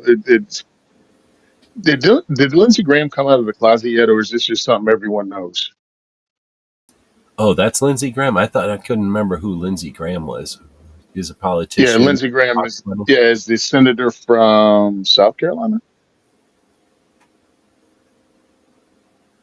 I just wonder if this is some kind of gay joke or something. I don't know. Because I saw something earlier about him, and I'm like, I don't care about Senator Lindsey Graham. Um, he's not again another. He's another Republican that I wouldn't trust with the Second Amendment. I mean, I like to think of the representatives as employees, but I don't like to. I don't want to think of them as celebrity or whatever that word is. Like, I don't care about their gossip or their opinions on shit. I just want to hear about what they've done. Just same way, like Yeah. a director of the ATF. Like, I don't give a shit about what he did last night or something. Like, I just want to know what he's doing in his job, and then I don't even want to know about that unless he's screwing it up or something. So I was going to ask, do you think it was media that made that, or is it just like our natural tendency to want somebody to gossip about, or is it like, in other words, was it like engineered, or was it a convenience thing, or like, well, why do we give a shit about politicians the way we do celebrities and shit in the first place? Oh, because it was always out there. We always want to know about the people in power. Like the All right, kings that and goes. I queens, mean, or there's the yeah, senators, kings or and the queens. direct descendant thing. Yeah, all of it. I mean, if you read just old stuff about anybody, when you're talking about the people and what they know and the rumors, Catherine the Great and the rumors that spread about her and all that stuff. Yeah, we've always wanted to know about those people. Excuse me, a majority of the people who wanted to know about that because it's actually a thing. Me, I could give a damn about any of them, but some of the stuff, it's like, okay, if you're doing this in your personal life, this kind of says, and this is again to me. And it says, okay, mm, if you were working for a boss and your boss every time you turned around was cheating on his wife with somebody different, I'm assuming, and I can put it there, that it would, that personality trait, whatever that is, would also show in other stuff he did at work. You know what I mean? Like, is he duplicitous at work? Yeah, Can like you trust you'd him have at no work? reason to trust him in a deal at work, right, or anywhere else. Because yeah, Yeah, and you know, because you deal with this person every day, you know what kind of human being he is. So yeah, man, no wonder he didn't give us the raise that he promised. Dude, he can't be trusted by his spouse. Now, when you talk about hearing rumors about your politician, well, yeah, no wonder he didn't vote for that bill, or he said that and then did that, because, well, this is the kind of person he is. Why wouldn't that transfer? I don't feel it's necessary to know. I just want to see what they actually do. You know what I mean? What do they do? How did they vote? What is their voting record? That's the part that's important to me. But others want to know other stuff, and I kind of get it when I put it that way. When I talk about it that way, like how he acts in his personal life may reflect how he works at the job. all right. So we got one more question um, from the website. Since I've got it open here, I'm going to leave a couple for so we got them for future shows. We don't get that many questions, so feel free to ask questions over at askgunquestions.com. And thanks to those who do post the questions over there, so we have something to talk about on the show. And of course, those who are chatting live keeps us chatting about stuff. I don't think either one of us are here to just give you like a speech or whatever, or to have you listen to Mm-mm. us have a conversation. But really, the show revolves around the points, so I appreciate that. Yeah, thanks, Woods. Ask the question: what's the most dad gun? Hmm. I think Mm. I'm gonna go with the lever action 3030. That might be dated. There might be a I'm more thinking it's generational. I think it's generational. Like if you're 50 and over, the dad gun when of your youth, because that's usually when you think of something as a dad gun, would be different than a dad gun now, or a dad gun if you're 30. Most of us don't realize Glock pistols came out 40 years ago, so a 40-year-old gun is a Glock.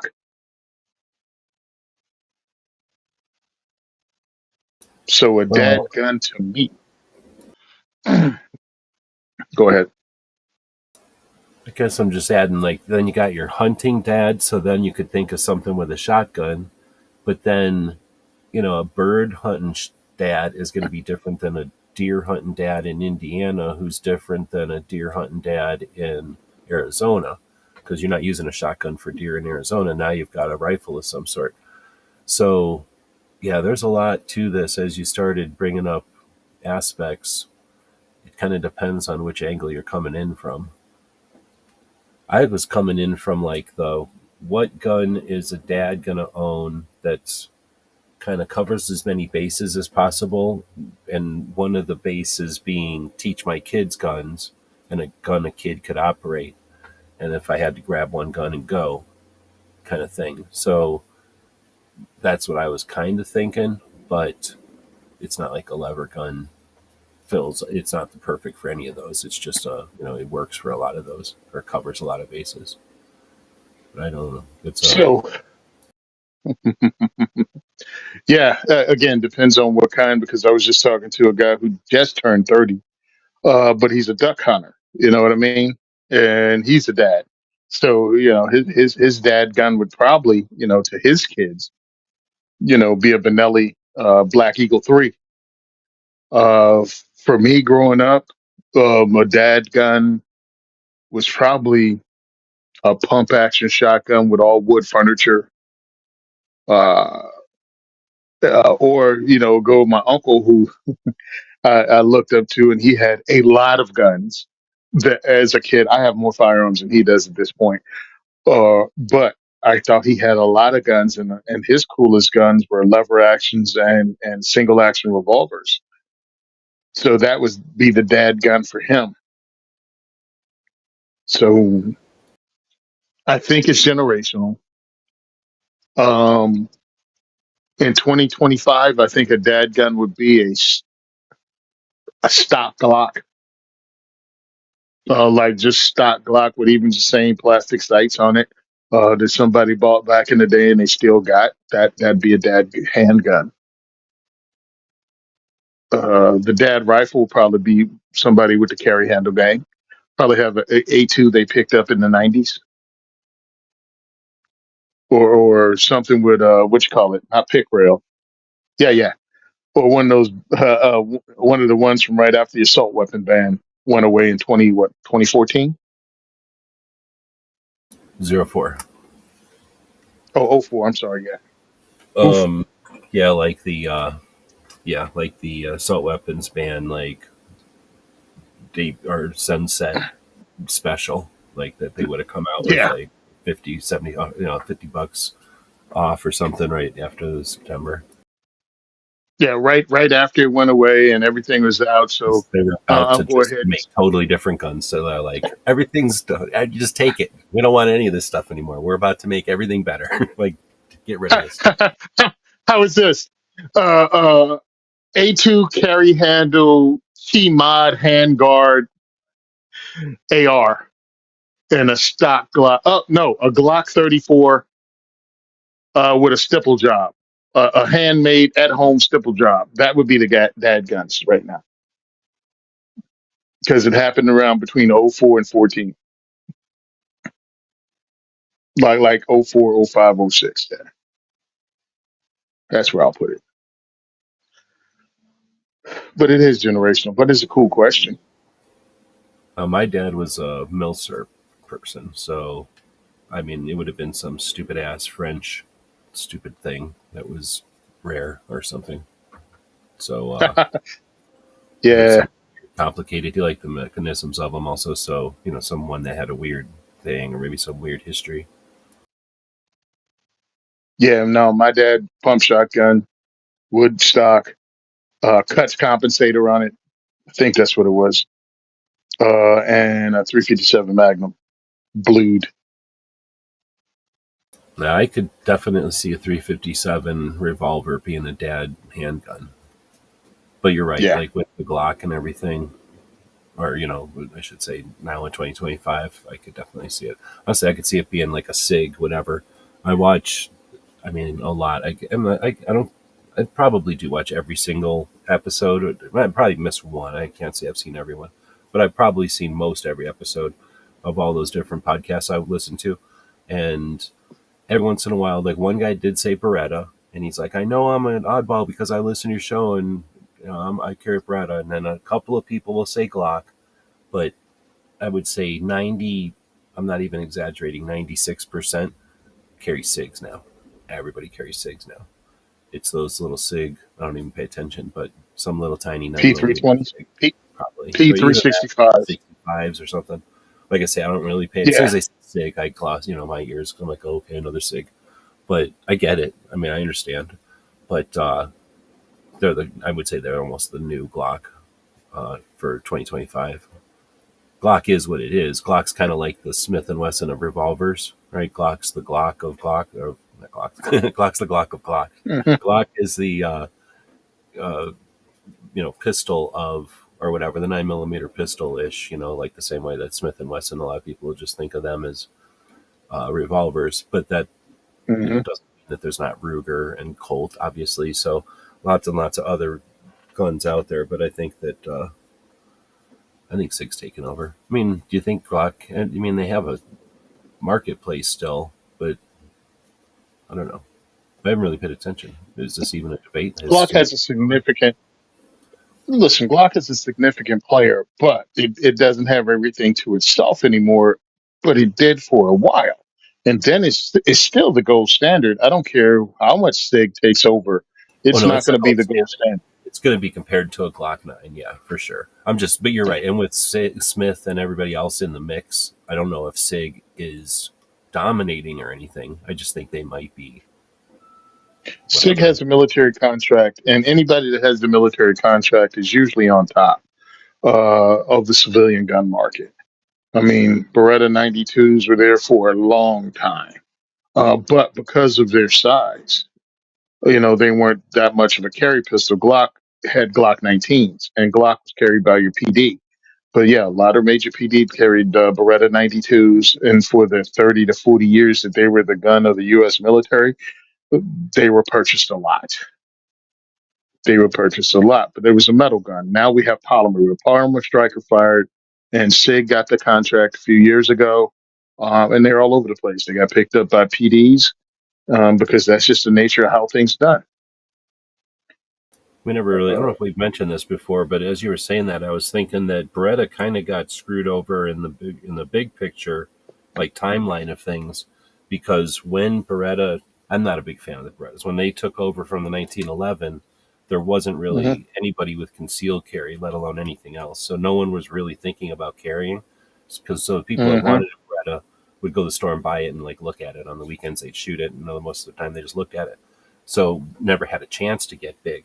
And then by the time they went to stuff like SIGs and other stuff, and or just even not, I don't think anybody's ever actually issued a Glock, but they've had the option to get Glocks type of thing. But once there was options besides Beretta and people could carry, well, then there was options to the Beretta. So I think Beretta just missed having that exclusivity of you went into the military, you carried a Beretta, and then you got out. So of course you're going to buy a Beretta. You're familiar with it. Where like I'm Hmm. talking, all these guys carry SIGs because that's what they got given to them somewhere, and they said it just worked, and I liked it. I'm used to it. Um, the other thing is when you got out carrying a Beretta in those years, there was no CCW. I guess the Yeah. other side of it is in those years, the people that get issued sidearms are cops and like I Hmm. don't think anybody else, like maybe an officer or something. But Officers, like artillery. Yeah. like a well, like the officer in the artillery, most of the in the army at least, if you're anything that you're next to people, you just take your M16 off and you hang it somewhere. And whenever shit goes down, you grab your M16. But they don't give people guns just because they're next to people, which you would think. Like if you watch movies and shit, you're like, oh, everybody who's just doesn't have an AR within or an M16, what was saying, an M16 within reach has a sidearm. Like, nah, there was. I was gonna say when I was doing armor or shit for like an entire fort, there'd be like 12 pistols, like maybe somebody needed to qualify Yeah. with them. Like two people got issued them, and the cops had them. I mean, the MPs had them, but and maybe there was some other unit that had them, like maybe a bomb squad or something that's like adjacent to direct whatever a detective type of thing in the military had them. But anyway, they would have their own. But anyway, all I'm getting at is like most people in the military never see a pistol, let alone ever get qualified on it, let alone ever use one. Hmm. So they're not familiar with shit when they get out. They're familiar with an M16 maybe, if they had some kind of combat role. But then you fast forward to nowadays, and I think they do issue pistols to a lot more people. So now it's probably a lot more common to have had a pistol as a backup and get out and be used to it. Where back in the 80s, like who the hell ever had a pistol and who would ever be going anywhere to need a pistol? Like, there was very, very few people that were in those roles. Totally agree with you. Um, So the so Beretta Beretta's making up for lost just, time. yeah. Beretta's making up for lost time now. They're putting out a lot of different versions of the 92. The Beretta PX4. Now they're getting a lot more love than they have in a long time because they're Ernest Langdon. And the fact that he's putting his magic on them, and I'm seeing some videos with it in. Beretta never really did do a great job, in my opinion, of promoting the PX4. Excuse me, yeah, the PX4. Their polymer hammer fired pistol. Actually, I was watching something the other day, and they were talking about, hey, the only one that has a polymer hammer fired pistol is CZ with their P07, P09, and now what they call the CZ Nocturne, P09 Nocturne, which is their modified version of those two things. They just those two pistols. They just put them under one number now, one nomenclature. The Nocturne uh, compact and the Nocturne full size. And I'm like, no, Beretta has a hammer fired polymer pistol, and even they don't promote it enough. I think it's very important, and I've talked to them, And hopefully, once all this stuff is done and we have our 501(c)(3), they'll actually come through. Because I think in a state like New Jersey, where we went from 15 less than 1,500 concealed carry holders to over 70,000 concealed carry holders, there are people that are holding out because they don't want a striker fired pistol, because they feel it doesn't have a safety on it and is dangerous, and they probably feel a lot safer with something like a P07 that has a hammer that you can see and a safety you can click on if you choose to use it, or the Beretta PX4, which again, it's lightweight. We're still talking 22 ounces, so Glock weight, but you have that hammer, and then a lot of other guys and ladies carry appendix. And you can put your finger on that hammer when you go to holster and not worry about accidentally pulling the trigger. You don't really have that option with a striker fired handgun if you carry an appendix.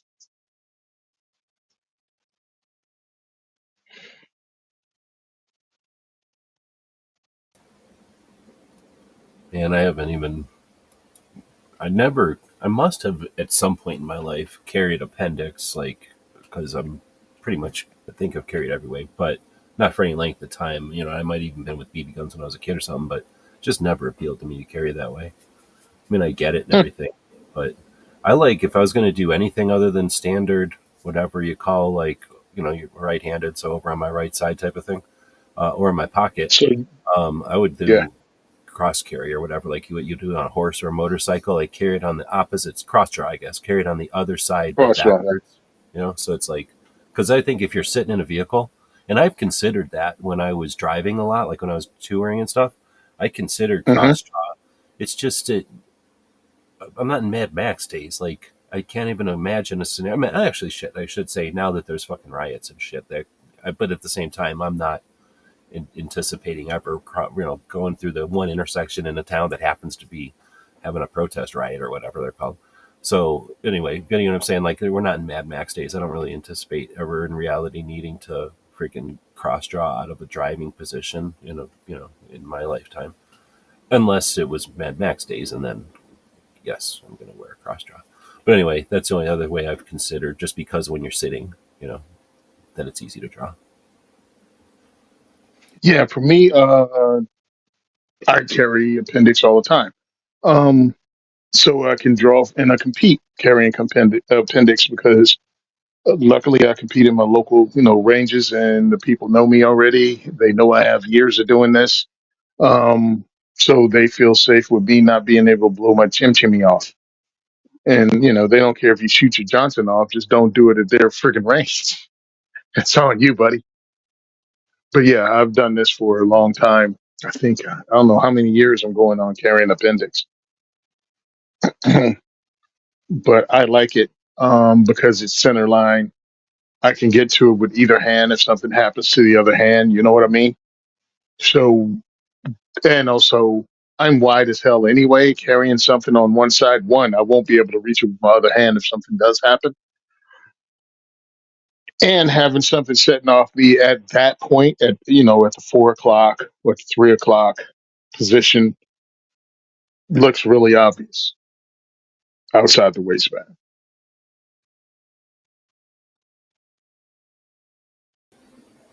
Yeah, and that's why there is no right or wrong, right? It's all about whatever you've tried and what you figured out and what you try next and what works and what doesn't and all that kind of stuff.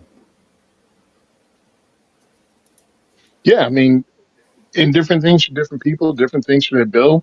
Now, when I first started carrying appendix, I've had to change holsters, and it's because of the holster choice I have that I can actually carry appendix successfully.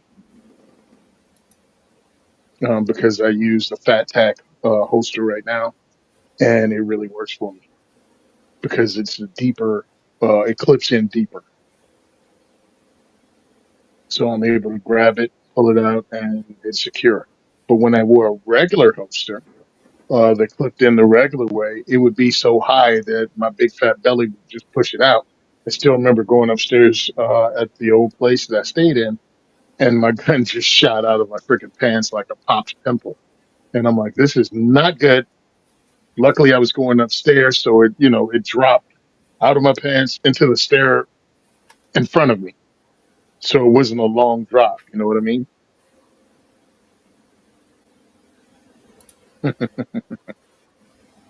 Have it But drop and man, then it go was all nuts. the way down all of the stairwell.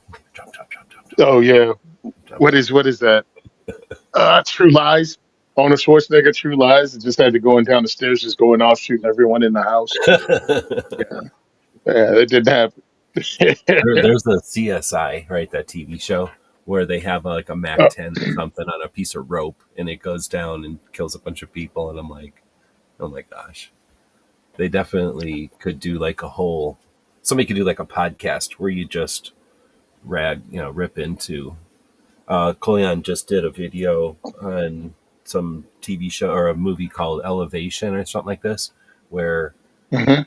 elevation of the mountain is like temperature or something. So if you're above an elevation, it's cold enough that these critters, that these aliens or something, can't get you. And of course, that means you're on the mountaintops and they need to go to some other mountaintop because it's got the hospital on it or something. I don't want to give away the plot because I don't remember it. But so basically, they have to dip down into where the monsters are and come back up. So it's called elevation.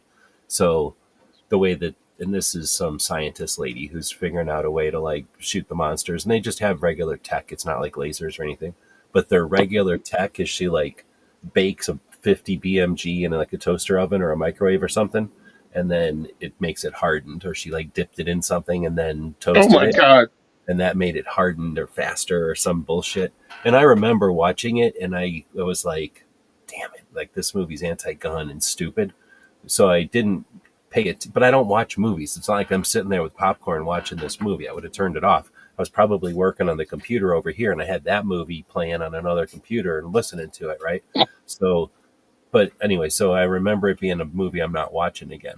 But anyway, there should be like, they could make a whole podcast on dumb shit that they come up with in movies. You know, remember the one where they bend the guns, or like they bend the gunshots around corners or something dumb? Like they've come up with some That dumb was an shit. Angelina Jolie movie. I don't even know if I watched that Um, movie because I hated the premise. I can't remember. I might have watched it once. Maybe I should go watch it just to remember why it's stupid. I don't remember. Somebody will know what it's called. No. I was like, Knives. That's Mr. Knives. It's not fat. It's gravity challenged.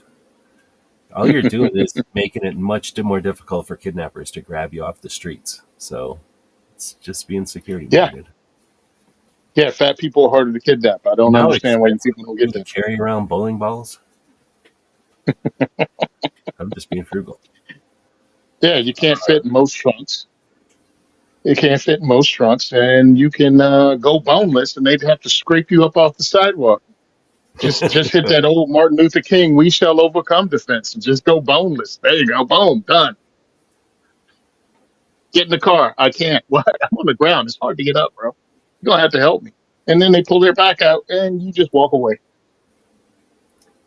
New Yeah, York wanted. is. Oh, is that the name Go of ahead. it? I thought it was something with Yeah, I Daredevil. was thinking it because I bought it. This is how much I thought that movie was hilarious. I think I either bought it on DVD because it came with a silk movie poster. It Hmm. came with a silk movie poster. It was on silk. I had it. I thought it was really cool. The movie was horrible.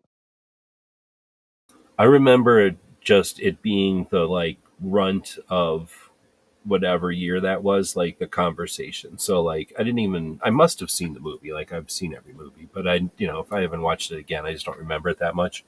But it was Hmm. like sci-fi ish or something. It was not like a reality. It was like some sci-fi. It was kind of like John Wick, kind of, right? It was like in this like semi-normal reality, but Yeah, they bend physics or whatever. And then yeah, there was like like the criminal Assassins or world or something. something. Yeah, Yeah. So yeah, yeah. It was like anyway, it was John the Wick front with of the like all these assassins. Oh, jokes, and we would always be like, "Curve the bullet, curve the," like, "Where's the beef? yep. Where's the beef?" type of shit. So it was around for a while, and then I can't Oh remember how many wait, years ago that was. Oh, eight. 2008. Yeah. See, that was a long. That Mm-hmm. was like the beginning of the real like gun internet. Is like I would say in my experience, '90s. Well, the first time I was online was in the beginning of the '90s, and it was, as you can imagine, old and crude, and it was dirty. And then at the end of the Mm-hmm. 90s, I got back online for like a living.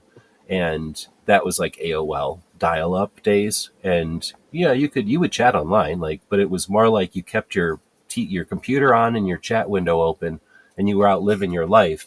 But it used to cost a shit ton of money to call each other on the phone and to text each other back Uh-huh. in the days, because they charged us by the minute, and we had talking plans and blah blah blah. So if you had a chick or something, you weren't going to like talk to your dude friends, so you would have AOL open so that you could figure out what you're doing and what's going on, and you just chat with each other, and then you'd have your phone for your other business, right? So it wasn't until phones were free that people started chatting on their phones all the time. So AOL was like more of like just this, what do you call it, like an instant message service, and then you would go online and check stuff out. But there was nothing online back then. It was super slow, but because all you were doing is texting each other, basically, like it didn't seem slow. And there was no one even thought about sending video, because this was the olden days.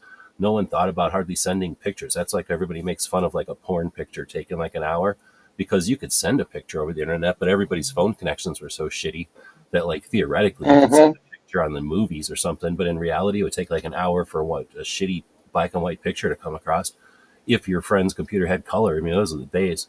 Anyway, so then it pretty fast got to where, we're all chatting with each other and using forums and shit. And then as soon as YouTube happened, well, YouTube happened because internet got fast. Everybody got DSL and cable modems, and everyone went from dial up to fast in about 3 years. And that's when YouTube happened, because before that, it was old fashioned Facebook, and not Facebook, MySpace, and whatever those things were called, the old ass fashioned internet, of slow. And then it went fast, and now we have YouTube, and now, you know, YouTube was able to absorb the phones and the internet changing. So now YouTube stuck around.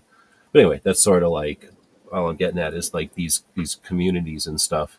That first community of like the first time we were all fast online, and we all knew what the internet was. We would just didn't know what we could, what was possible online, until all of a sudden we're sending videos and shit. Like that was such a fun time to be online. Like that was so neat. And we didn't do shit with it. Like that's the sad part. Like we were huge. We were all bigger than like NRA.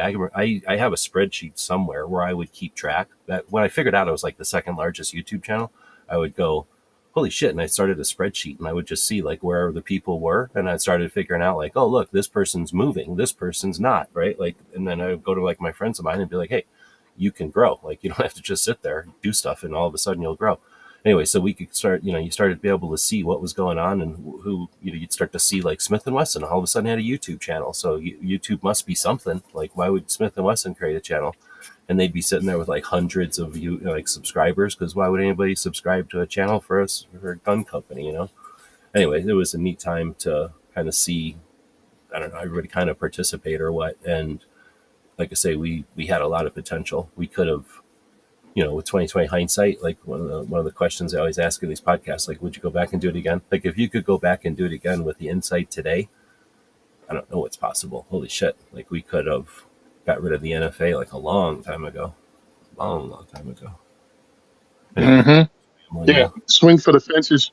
Swing for the freaking fence right from the jump.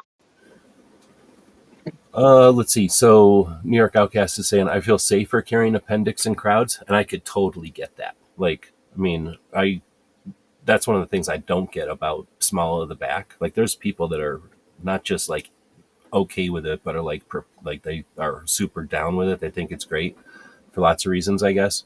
I'm not. I don't understand it, and I think it's not a good idea. And that's one of the big reasons is I do not like the idea of having something like that on me. Like I could see having your almost not your handcuffs. I don't know, like your extra batteries back there. I could see having Uh-huh. something back there if you're a little guy. Like I feel sad for skinny people. Like they just don't have enough real estate, so they need every little piece of belt they got. All right, I get it. Like I don't like the idea of falling backwards onto something, but what if it's like your gloves, right? Like okay, fine, put your gloves back there. I'm not against carrying something in your back, but not my gun. Like I want my gun, so I get it. But I just don't have the six pack abs and stuff where if I'm sitting down, I don't see it. I'm not getting it.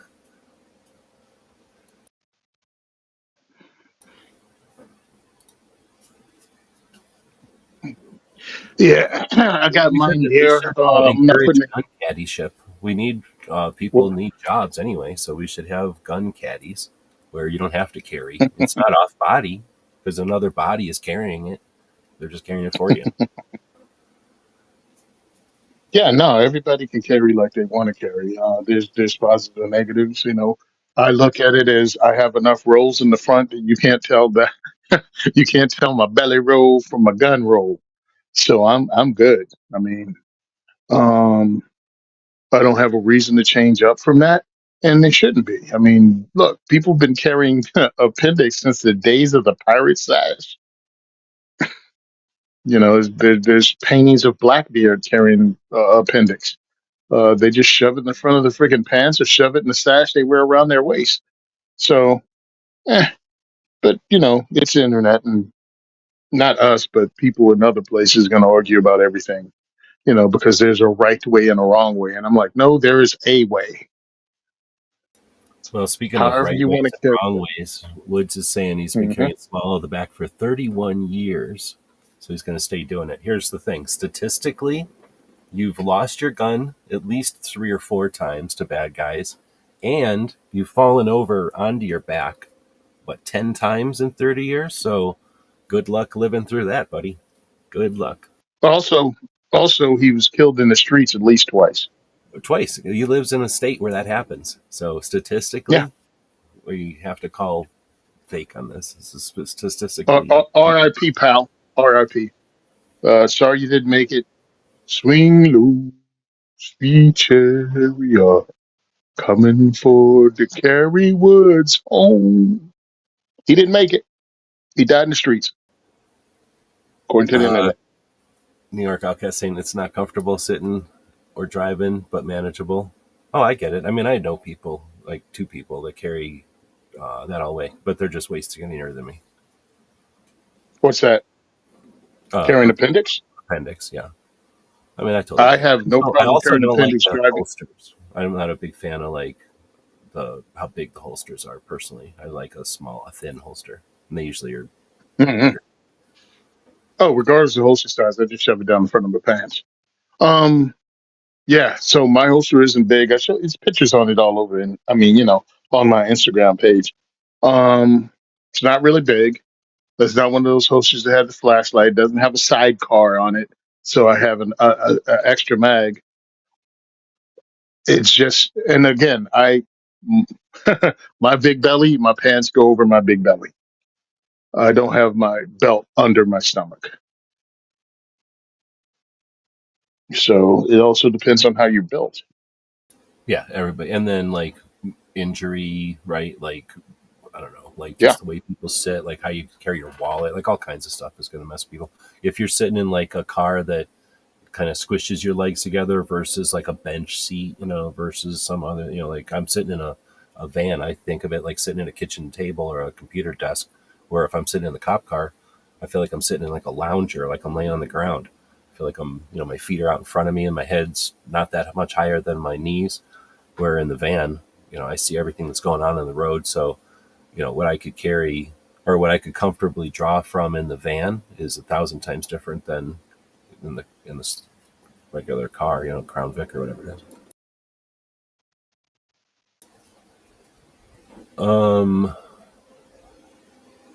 New York Outcast says I like clip holsters so I can move it if needed discreetly, and that's my fan. I've always been a fan of just a like a clean, what's the word, like a tight kydex with just a strong clip, so that I wear inside the waistband for sure when I'm carrying on the belt. But I do the same. Like sometimes I'll move it forwards.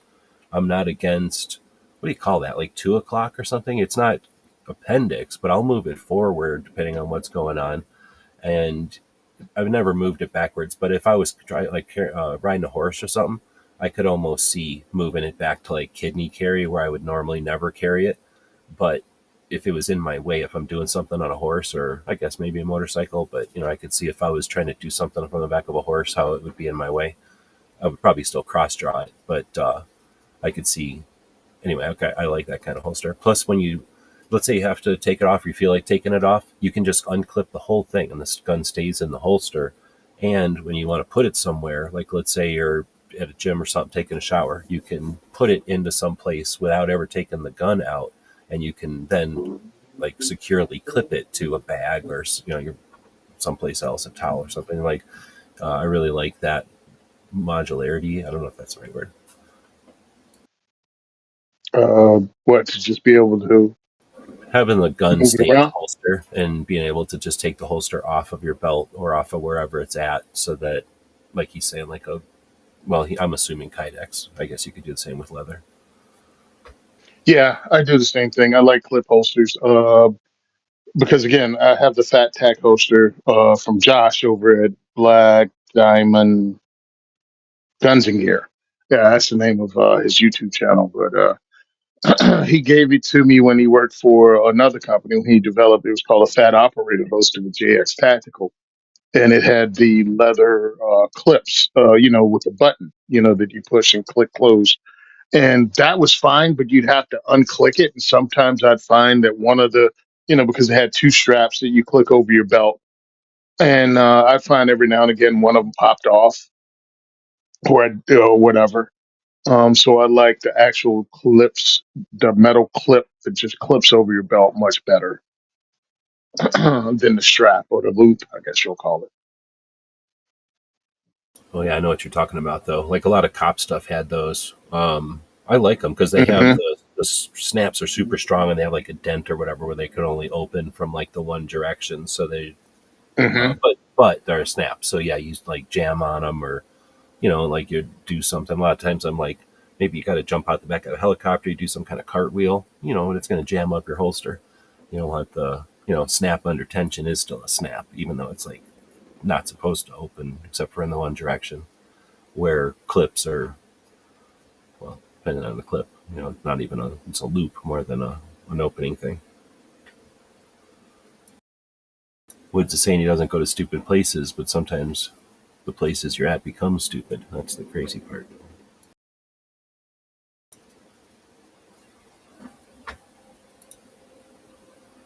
Yeah, you can't depend on that stupid place at stupid time for a few reasons. One, like you said, where you at might become stupid.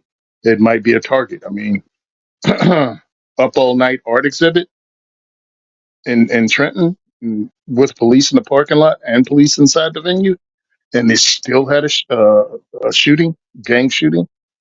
Um, wasn't a stupid place at a stupid time. I wouldn't have been there, but I'm just not an art dude. Um, the bowling alley. They were shooting there. The guy who shot up the bowling alley and then he went somewhere else. I forgot where. Not a stupid place, not a stupid time. Buffalo supermarket. Like, we can keep doing that. You know what I mean? Church in Texas. Bad things happen. And there is no safe place.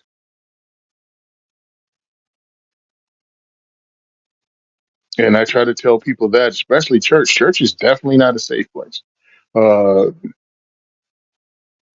because you have criminals in church. You have criminals who have tried to straighten up their lives. You know what I mean? They're there because they're trying to make a difference, but they're also uh, bad people that are there. One was a domestic issue, and the lady is trying to get away from her domestic husband and a domestic abusive husband, and he came to church to end all those, people that were messing up his relationship. If them church people didn't turn his wife against him, not that she was tired of getting, used as a punching bag and went there for help. So that's a real thing that can happen. Keep it in mind. One thing I miss is Rob Morris's podcast, Self Defense Gun Stories, because these stories need to be told. I mean, you can still listen to it. It's a good podcast. It was self defense firearms instructors, myself, and I think over the term of the 5 years it was on, we probably had a dozen self defense firearms instructors. And each week we do four stories about real armed civilian self defense. And I don't think any of them were at a stupid time at a stupid place. You know what I mean? These weren't, shootouts in clubs that were happening. These were people living their everyday life. Most of them took place in their home. And some of these self defense things took place in the workplace. But none of them were really, you shouldn't have been there at that time of day kind of things. I'm not the biggest fan of it, but I'm not uh, against it. But well, okay, so there's two aspects of this, I guess. I'm talking about like the CC or whatever, like seeing the security camera footage of crime, and Hmm. so there's two versions of that. One is like this is like shock value. This is like sort of like when you're a kid learning how to drive for the first time and they show you videos of like accidents. Like we're not Blood on the kidding. asphalt. Yeah, like right, like Yeah. we're not kidding around. This is not just playing a game, and you're going to be out there, and there's other people's lives at risk, including your own and your friends and stuff. So they're trying to hit home, and they're showing you like this is the real life that you're not, that you don't see this every day, but here it is, just so you know. And I don't know if that works or not, but I can understand it 100%, and I suspect that it works because otherwise they wouldn't keep doing it. But that being said, there's that type of watching crime, and then there's the part Hmm. of I'm going to watch crime to learn from it, and that's where I'm going to leave it open because I do have a problem if you follow that one down too far because I'm going to watch it. I'm going to take it too far, in my opinion. If you watch crime on from the security camera footage and you say this is what you should have done next time, if this happens, do this. Like that gets into the buffoonery of like the absurd self defense guys who do crazy stuff for views, right? So obviously, I'm taking that all the way down that tangent. So that's why I don't like that one because I think there's a slippery scope if you uh, idolize it or if you like get too much into the I don't know what to call it, like the celebrity of that, because I believe that there's a couple of exploiters out there that just pay way too much attention to. It's sort of the sky is falling. Like, look at here, and I don't know if it's like I don't know if it's trying to what they're trying to do, but they're certainly making money off of it. So I don't like that side of it. But on the other side of it, Hmm. you are you can't know what you don't know until you experience it, and you definitely don't want a little old lady to experience something horrible in real life. You'd rather she watch an unpleasant video and understand. And that's where I'm getting at. It's like, so I've seen it to me happen in classes. Like I've talked about, I've audited a lot of classes, and a lot of those were CCW classes. And a couple of them did sort of like you said, that's like the blood on the streets type of thing. And at the time, I Hmm. was like, like I don't want to see this. I don't like. I've seen people die, and I don't like it. I don't look for that. I don't watch movies with that bullshit, fake shit because it's not. Hmm. So I don't like it. So uh, watching it, on crime tapes, like I know that people are mean to old ladies. I don't need to see it. But that being said, Hmm. seeing it is real. You can't. What's the word? Like you can't assume that you've seen how bad people can be or how horrible people can be. So I think to some extent, if you're talking about using lethal force, you have to know why you need to use lethal force, and to some extent, I can understand seeing some of this stuff. So anyway, I guess I'm in a See, in a my position issue. where it's like it's not good or bad, but you know what I mean. Like you don't want to spend your whole time not paying attention to it because then you're gonna be a victim. Like fuck you, you're not gonna See, you're gonna be susceptible to bad people. You have to know how bad what I people. think was really smart of what Rob did with the show was he was like, "We're not going to say what people did wrong. We're Like the not going to do that. tactics or whatever. Yeah, when what we're going to do is talk about what they did, what they could have done better, and we're going to keep it on a positive. You know what I mean? It's like it's going to be a positive thing, not like Monday morning quarterbacks or these idiots needed to know. No, no, no. This is what they did. This is what they could have done better. But they did a good job on it. And don't you really need to listen to the podcast. We also had it in if you go to the website, we have it transcribed. And he kept it a positive thing. He didn't turn into a tactical Timmy bullcrap, which I really appreciated and would have taken a part of.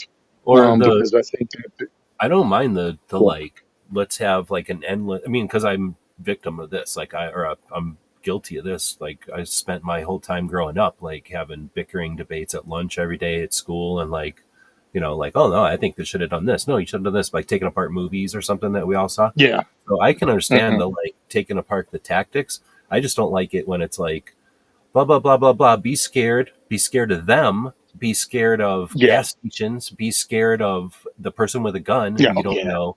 And then but if you buy my course, if you join my community, because the Oh, people I'm talking about yeah. owned Uh communities, huh. came from churches and figured out that, Yep. like, hey, you want to make money, Damn, bro. subscriptions and this, and said, you know what I mean? Like, let's now it's like, you know what I mean? Like, join this. 100%. Be scared and now join. What Rob was doing was like the wholesome side of it. Like, let's try to learn from it. I would say it's the similar to, oh man, I can't remember the school in Memphis now, but like, the original alternatives to gun sight were practical awareness of shooting, and because there wasn't data, they had to create, or not create, but they had to go do research, and you get like that Oh, Tom original, Givens. yeah, Givens and those guys who are doing that, Yeah. those group of people, because it Range wasn't all groups Masters. by any means. Yeah, thank you, range masters. Like, they definitely did research on that stuff, kind of more from the Yep. instructor side, on like, are we teaching effectively, or like we teaching realistically, but at the same time not exploiting it. Well, now that there's YouTube and you can make a buck by having a community of people just either eating out of whatever you're saying, or scared of something, or some, you know what I mean, like, oh So I no. know who you're talking about, and these people, I'm actually talking some of about the at people least that, three people over time, but I don't know who the current one might be. But I'm thinking well, they yeah, might hop around I'm and be talking fun. about the current. Because what happens is they create fanboys that think their outlook is the only outlook. If their guy is the expert, and I'm like, yeah, I've been doing this for a while too. I've been doing it on this level, and this level. And my opinion is not the same on everything. And I love what Rob did because his was really positive. His was really trying to help people, including, when we talked before, he told me I was one of the easiest ones to do because I came in prepared because I would read the four stories. You know what I mean? Not only would I read the four stories, I would look for other news sources and watch videos in case it gave us more input. Because if you're listening to what we were doing, right, that might be the only time you listen to it. You're not going to do more research. So I want to give you the most I can, and what I would do was like, yeah, this happened in a neighborhood that is a crime neighborhood. Like when I punched in the address, when I punched in, that street, I got like five news stories over like a 6 month period about break-ins.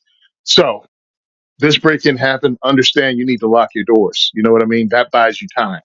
That kind of thing. It wasn't just about the pew pew. It was about the things you could use to avoid even having to use a firearm. And I think that's another important thing, like, and I mean, I'll go ahead truthfully.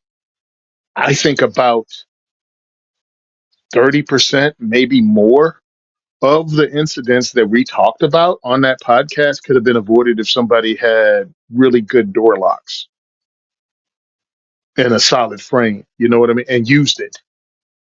Like many of those things could have been avoided. Like over 25% could have been avoided if they just stopped the person from coming in the house in the first place, through the front door or the back door. Not you need to fix the windows and you need to have bars. No, just securing the doors would have stopped most of it. And that's what we talked about. Lock your door. Also pay attention. Pay attention to your surroundings because no one appears from nowhere. They came from somewhere. You just didn't see it. You didn't pay attention to where they came from because you were busy doing something else, and it's not your fault. But you're in public, and you're in public the entire time after you leave your house, and people feel really secure in their car. You know what I mean? They pull up in that car and they feel they're untouchable. Well, you're only untouchable when the car is moving. When the car is parked, you're just somebody who is in the open. You're just another member of the public that can get carjacked. So pay attention to the things around you once that car stops moving. Get out, get your stuff and get out. Your door should be locked until you go to get out, and you should be paying attention to who's around you and where you parked and who can come up on you. Get your crap together before. Not, oh, I got to get my bag. I got to get this. I got to put my phone in here. I got to look at the shop. Get that crap together first. Because when you're distracted, that's when people appear from nowhere, that mythical place called nowhere.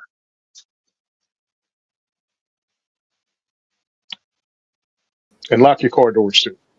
And a lot of times it's just, Sorry. I think, from a lot of the potential people that could benefit from that, it's just a matter of understanding, you know what I mean? Like having the light turned on, like, oh, in other words, that simple of Hmm. an effort can have that positive a return. And just having it in your head, even if it's not like, your drive motivation for the life or whatever, just knowing it, it's simple enough to remember it the next time find yourself in a situation. It comes to mind, and you're like, oh yeah, do a little bit of different here, and don't present yourself as a potential victim. Yeah, because again, this is the first time you're getting robbed. It's not that person's first time robbing people. And when they're selecting victims, it's people that aren't paying attention. And they know when you're looking at them because you're looking around. You see your head turn. And when you look at someone, look them dead in the eye and then turn around like, yeah, I saw you. And I want you to know I saw you. And then move accordingly. And you don't have to instigate or have a conversation with everyone. That's an important thing. And then That's the one of the fact that things. let's say you incorporate some of those routines into your or some of those things into your routine. Now, how do you factor in the next time you're out somewhere with your friends and they see you do it and they go comment on it, why'd you do that? Oh, because of Hmm. XYZ. And now it spreads a Yep. little bit. And then the other side of it is, like, say you make eye contact with somebody in 2025, they're not stupid. Like you say, Hmm. they've done this before. They understand that it's possibility that you've had one of those glass frames and you're streaming right now. And, if they can go wait for the person who's definitely not streaming, or, they have you who just saw them, potentially live on their stream with the full face view.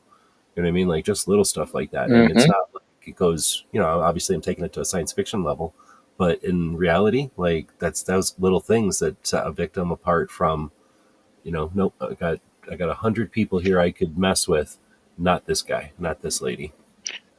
And to carry this back around to Dr. William April, he talked about stuff like this, and that's why I wanted him here in New Jersey to actually do a class because everything about firearms doesn't have to be about the pew pew. It's about paying attention to what's surrounding you, and that's very important. So people don't sneak up on you. So you know what a criminal is thinking. Many of these people, especially people that commit violent crimes, like as a living. That's what they do as a living. This isn't random. This isn't they woke up, scratched their ass Saturday morning and said, you know what I'm going to try today? I'm going to try mugging people in the parking lot. I'm going to attempt carjacking today. It's going to be my new skill. No, no, these people do that and they do it a lot. So if you know the areas that are happening, you kind of avoid those areas, or you at least try to avoid those areas, or make yourself very much aware when you're in those areas of what to look for. That's why Rob and all of us on the show used to call doing mental reps, doing mental repetitions, listening to the show and then seeing if you can apply it to your real life, the lessons that were learned by others. There's no reason for you to learn every lesson the hard way. There's shows like that. And even some of the guys you're talking about, take what they're doing with a grain of salt because, yeah, they have a different, what do you call it? They have a different agenda than you do. They're trying to make money off of this thing or whatever. Your agenda should be I need to learn from this. I need to do a mental rep on what actually happened in this situation so I can either avoid it or see it when it's coming.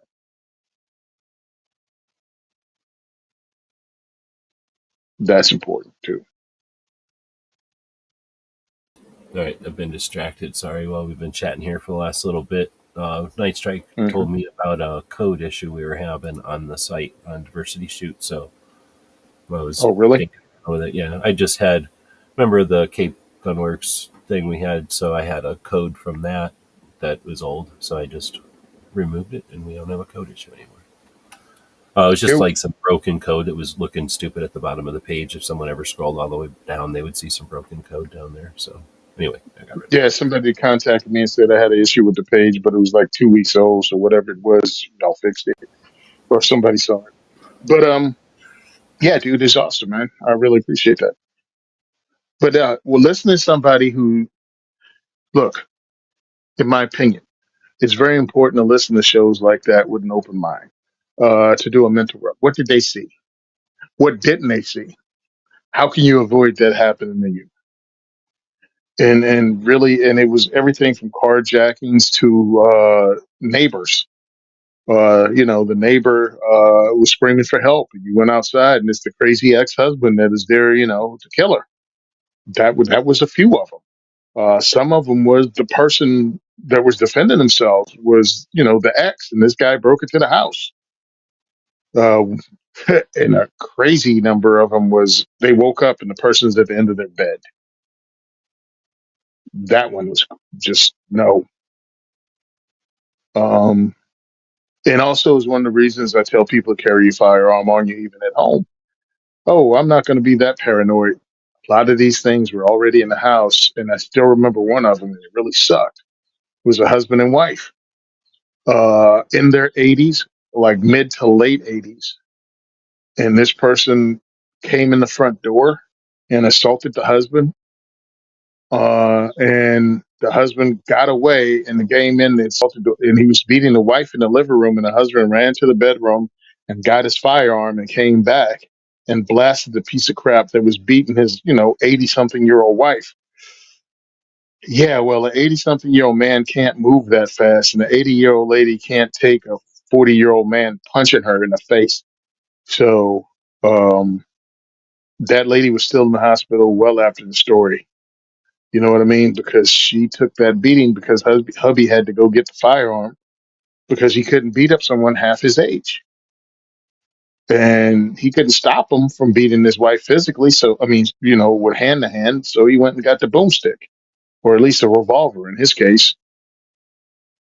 But it's like, if you carry on you, you'd have your gun. Also, don't unlock the door. You can talk to people through the door. You don't have to come in. Especially when it's older people, they try to help because they came from a different time. They don't When think you of it. did help someone. Yeah. Well, guess what? How can I help you? You can say all that through the door. I can't hear you. I need help. What do you need? Open the door so I can talk to you. You need help? Yeah. I'll call 911. You can explain to the police what you need help with. Well, and dude, we live in, I mean, obviously, this is 2025. All I do is play with freaking toys and get, electronic gizmos and stuff. But literally, a camera that has a gimbal on it so you can, like an eyeball, you can look that way. You can move it left or right or up and Hmm. down, so nobody's going to hide from it. So you can put a gimbal type of thing on a house. You can get one with solar and with like a hallway and an apartment or something, you can get it that you could adhere it with like some kind of an adhesive that would peel off from the wall. So, the worst case scenario, somebody steals it, but we're talking $20-$30 for one of these things nowadays. And it'll go to a phone app. It'll start recording when someone walks up. You'll have sort of like a dash cam, like you'll have footage. You can get, I have ones that I use just to watch the dogs, like so I can monitor the girl dog when she goes into the bedroom so that she'll go in there and just lick her foot for like an hour on the bed, right? So if I suspect that, I can turn on the camera real quick and look, and then if she is, I yell at her to come here, and it stops her from licking on her foot or whatever. So that camera costs $20. I charge it, and it lasts for like 3 days, 4 days at a time, because it's never. You know what I mean? Like they only really do stuff when you ask them to do something, or they're recording most of the time with very little power usage.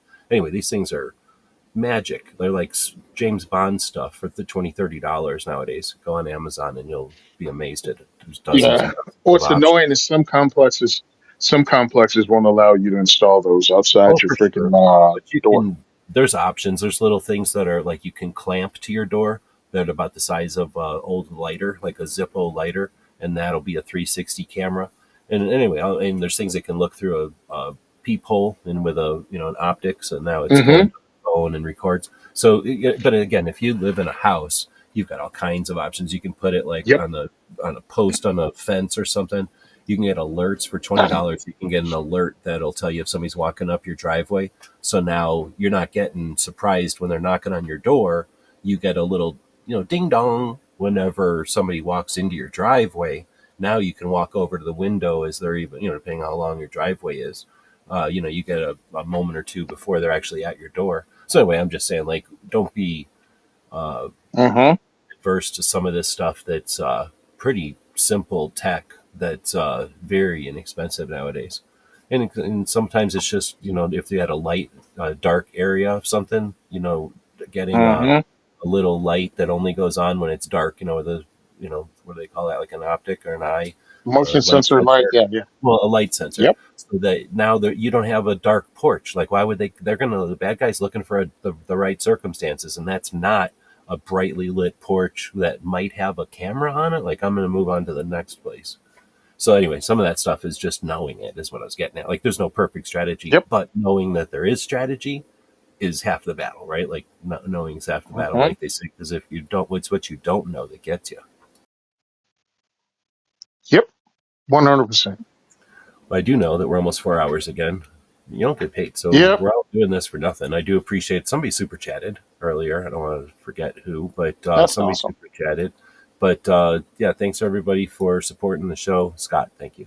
Well, he didn't really super chat as much to become a channel member.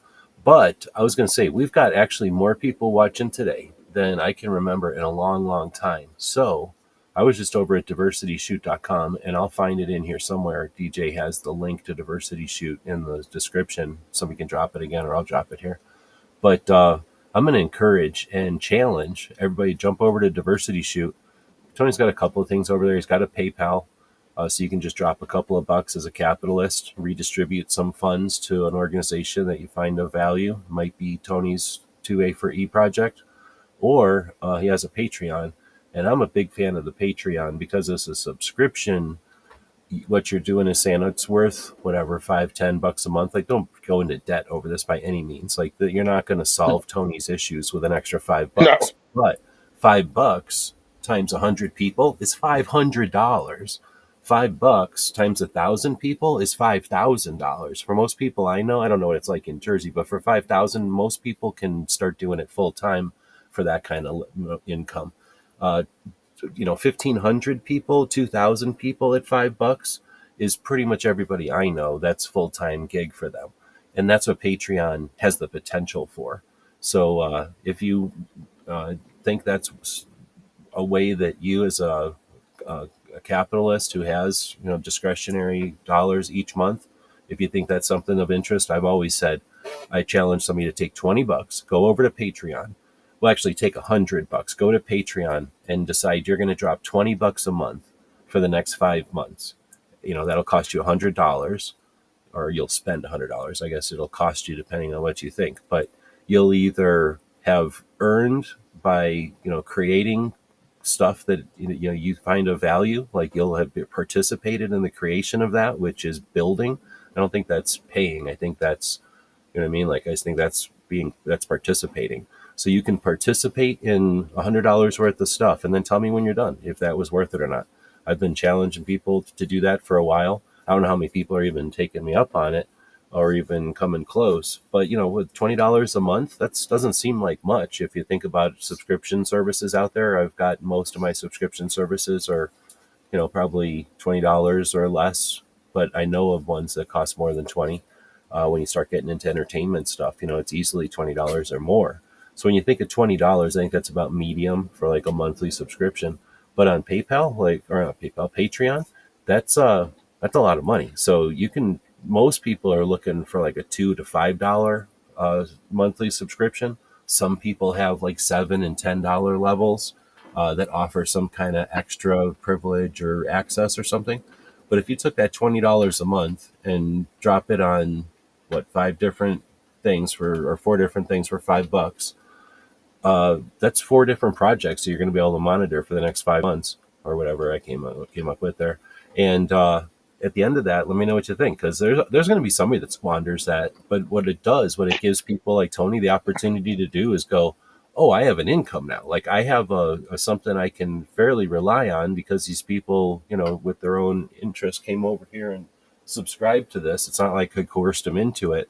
It's not like I'm feeling like they're gonna figure out the scam and run away, right? Like these people came Mm. to support what we're doing here, and they're going to help grow. So he can start to do things. I've been on the end of that, like building projects, creating gun channels and other things with crowdfunding. some of the cards and some of the other projects that I worked on, some of the like the patch things, those were massive collaborative things. The patch things were like $30,000. Like those things were tons of money. That was all $5. Well, how much were the patch panels? Like $20, $30, I forget. I think it was like $20 ish. So how many $20 Mhm. ish adds up to 30,000? Like that stuff is neat. It can be really effective. So that $20 might not seem like a lot, or that $5, I guess, might not seem like a lot, but it really allows people to plan. It allows people to think in the longer run and not try to, in other words, swim in a direction and not just tread water each month. Yeah, 100%. It helped out a lot. Helped me in Atlanta. Helped me at. It just helped me out a few times that I didn't have to worry. And it's not like I went, woohoo, I have all this money. It was just like I'm spending the same way. I'm still being thrifty. It was just that I had money left over. I wasn't riding the line, of just not having anything. Because it's like, yeah, my account is tight. So you go to, like when I go to SHOT Show, we try to eat the food in the green room. So we didn't pay for breakfast. Then we try to grab the least expensive lunch you could find. And then we'll order something for dinner, or hopefully we'll go to somebody else's dinner that we could eat for free. I mean, that's what it's like.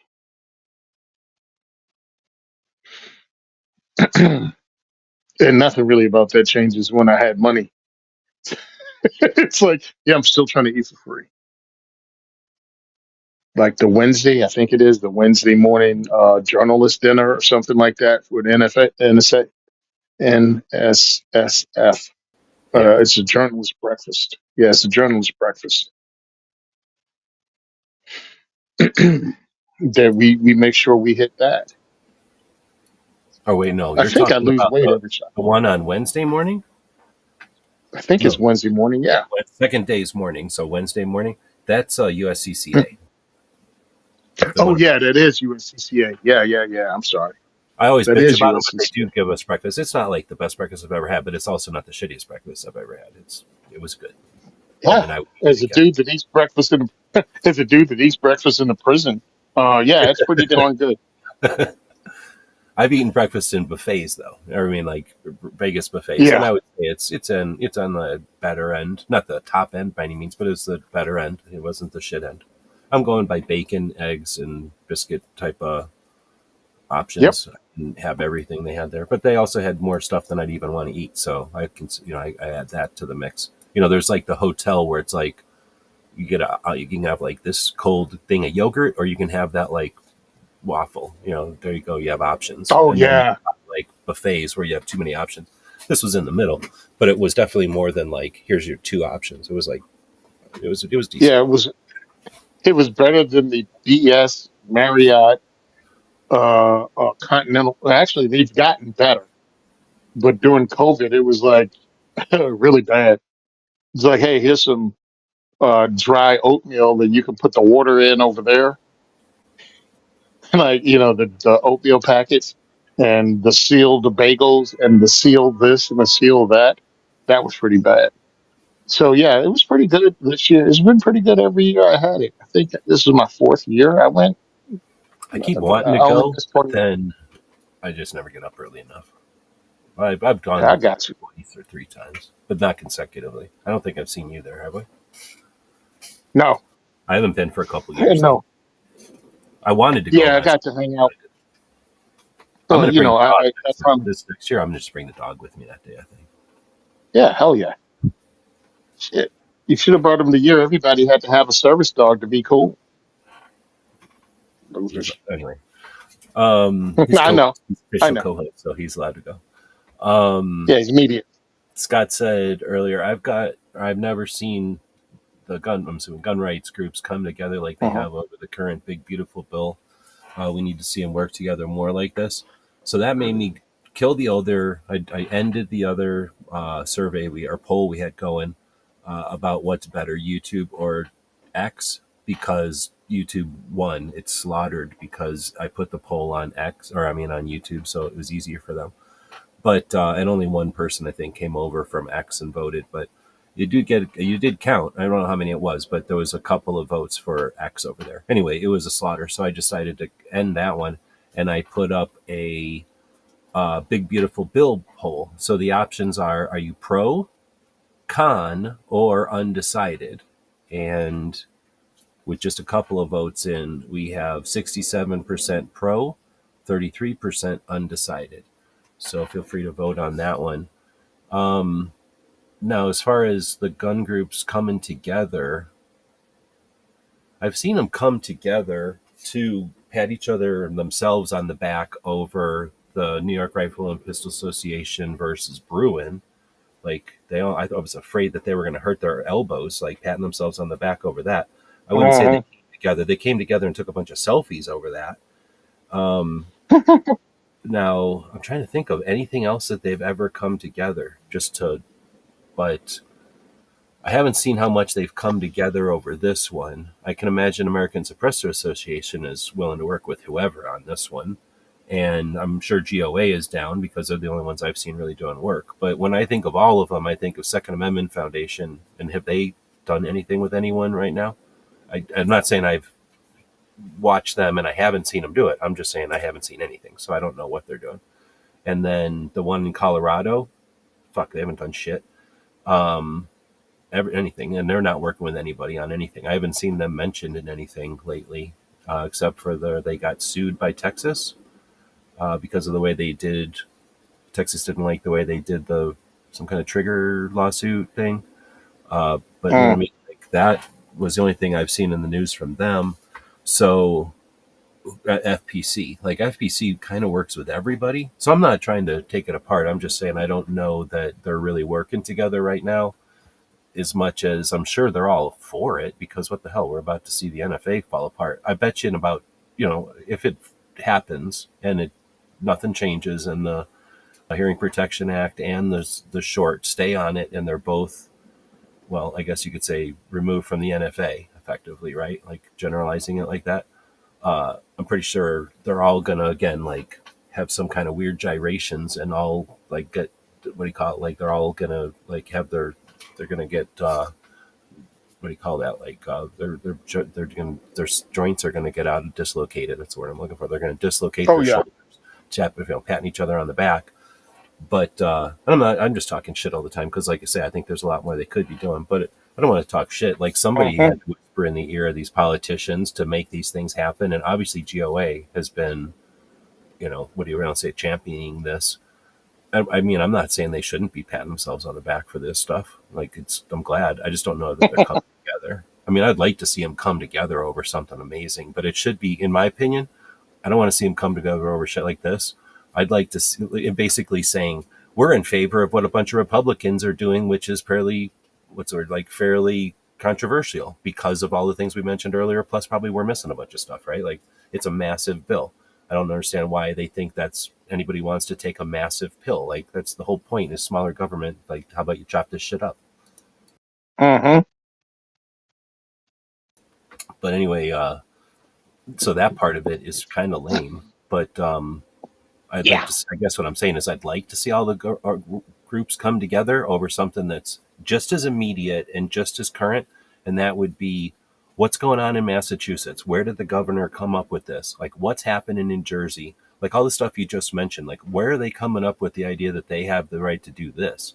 And all the stuff you mentioned, like why do they just get to coast or walk away from the allegations of like the discrepancies in the CCWs, Uh-huh. right? Like, why should they? And then you know what I mean. So like, we have a lot of potential power.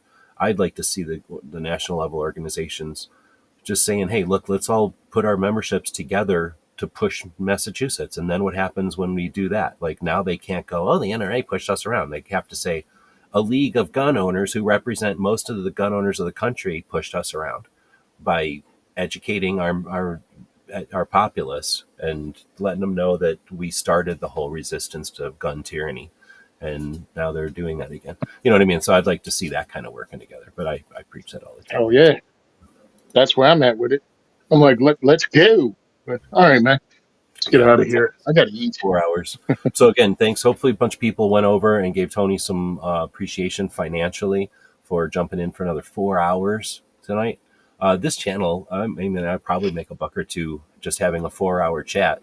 What I've been doing though is chopping these up. I throw them into one of my robots, and then that chops them up into shorts, and then I distribute those shorts out every couple of days.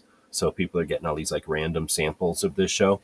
So hopefully that's helping people get aware of the diversity shoot and the 2A for E and the projects Tony's doing, and the stuff that we're talking about. We talk about quite a few projects, but again, I appreciate the people that are either members of the channel, because that's really where any money from YouTube comes from. They do pay for like time spent on these chats. It's just nobody wants to advertise on these. So I don't know what kind of ads you might see on here, but they're probably not gun ads. Anyway, so we don't really get a lot of AdSense, but that does go for the whatever that robot cost. I think that robot's like $250 a year to that chops up a big show and chops it into little shows. So in my opinion, that's kind of expensive. That's like $20 a month. I'm not sure if I'll keep it. So probably whenever October or something, I think that one comes due. I'll find out from people if they think it's worth that effort, because it takes some time, but really it's kind of expensive to me. $20 a month to chop it up. But anyway, that's one of the experiments I'm doing. One of the things we're doing with this, and hopefully we talk about like a lot of stuff. I think of this as like a big smorgasbord of topics, and I figure chopping it, letting the robots chop it up into little 30-second, 1 minute pieces helps get it out there, because nobody in the right mind is going to sit here and listen to the whole 4 hours, right? Like, hopefully we're helping somebody pass some time during a shift or a drive or something, but other than that, regular people aren't going to listen to 4 hours of us. Yeah, they should, though. We're awesome. But anyway, thanks for Tony for the time, and y'all for joining us. And if you want to say thanks, jump over and seriously throw a couple of bucks at Tony. What would, if everybody that was listening today threw $5 at Tony, he'd have like close to $1,000. How cool would that be? Oh, dude, that would be crazy.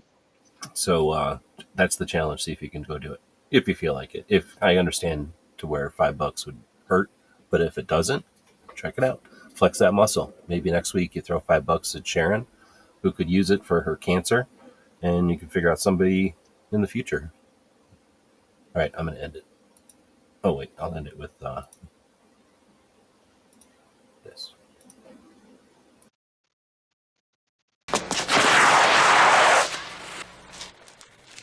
Cheat. Actually, that's rude. We've been on for 4 hours. Why don't you take a second and let us know when the next diversity shoot is? Oh, next diversity shoot is July 3rd at Recoil. Nope, Union Hill Gun Club. Today, I'm going to go in and post all summer schedule on Eventbrite. So all summer long, you can go on Eventbrite, like starting pretty much tomorrow morning. You can go on Eventbrite and buy a ticket for every event for every all summer. I'm putting them all out there at one time, and I'm starting to make reels and just posting it up. And I'm going to put in the link to just the Eventbrite page. That way, you don't have to worry about picking the wrong event. You can go on and look for the correct event yourself. So that's what I'm doing. And I really appreciate it. Again, we have July 3rd. We're going to be at Union Hill Gun Club. And July 31st, I think we're going to be at We Shoot in Lakewood, New Jersey. So we look forward to seeing you all at one of our future events. Appreciate it. DiversityShoot.com. That's where you can find our schedule. You want to check me out. Tony Simon on Facebook. The second is for everyone on Facebook. Second for everyone on X. And IG is Simon Says Train. Big move coming up in the next week is I'm just going to consolidate damn names. Right on. Is there one that you can consolidate to that's open everywhere? Don't say what it is, That's but what I'm trying to figure yeah. out. Yeah, I'm trying to figure it out. Right on. We'll see everybody next week, I think.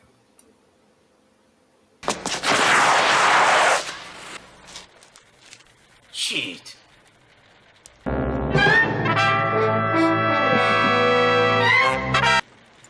Ninja?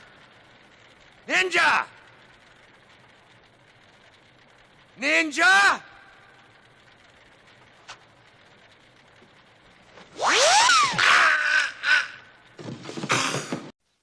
11:59 at Radio Free America, and this is Uncle Sam with music and the truth.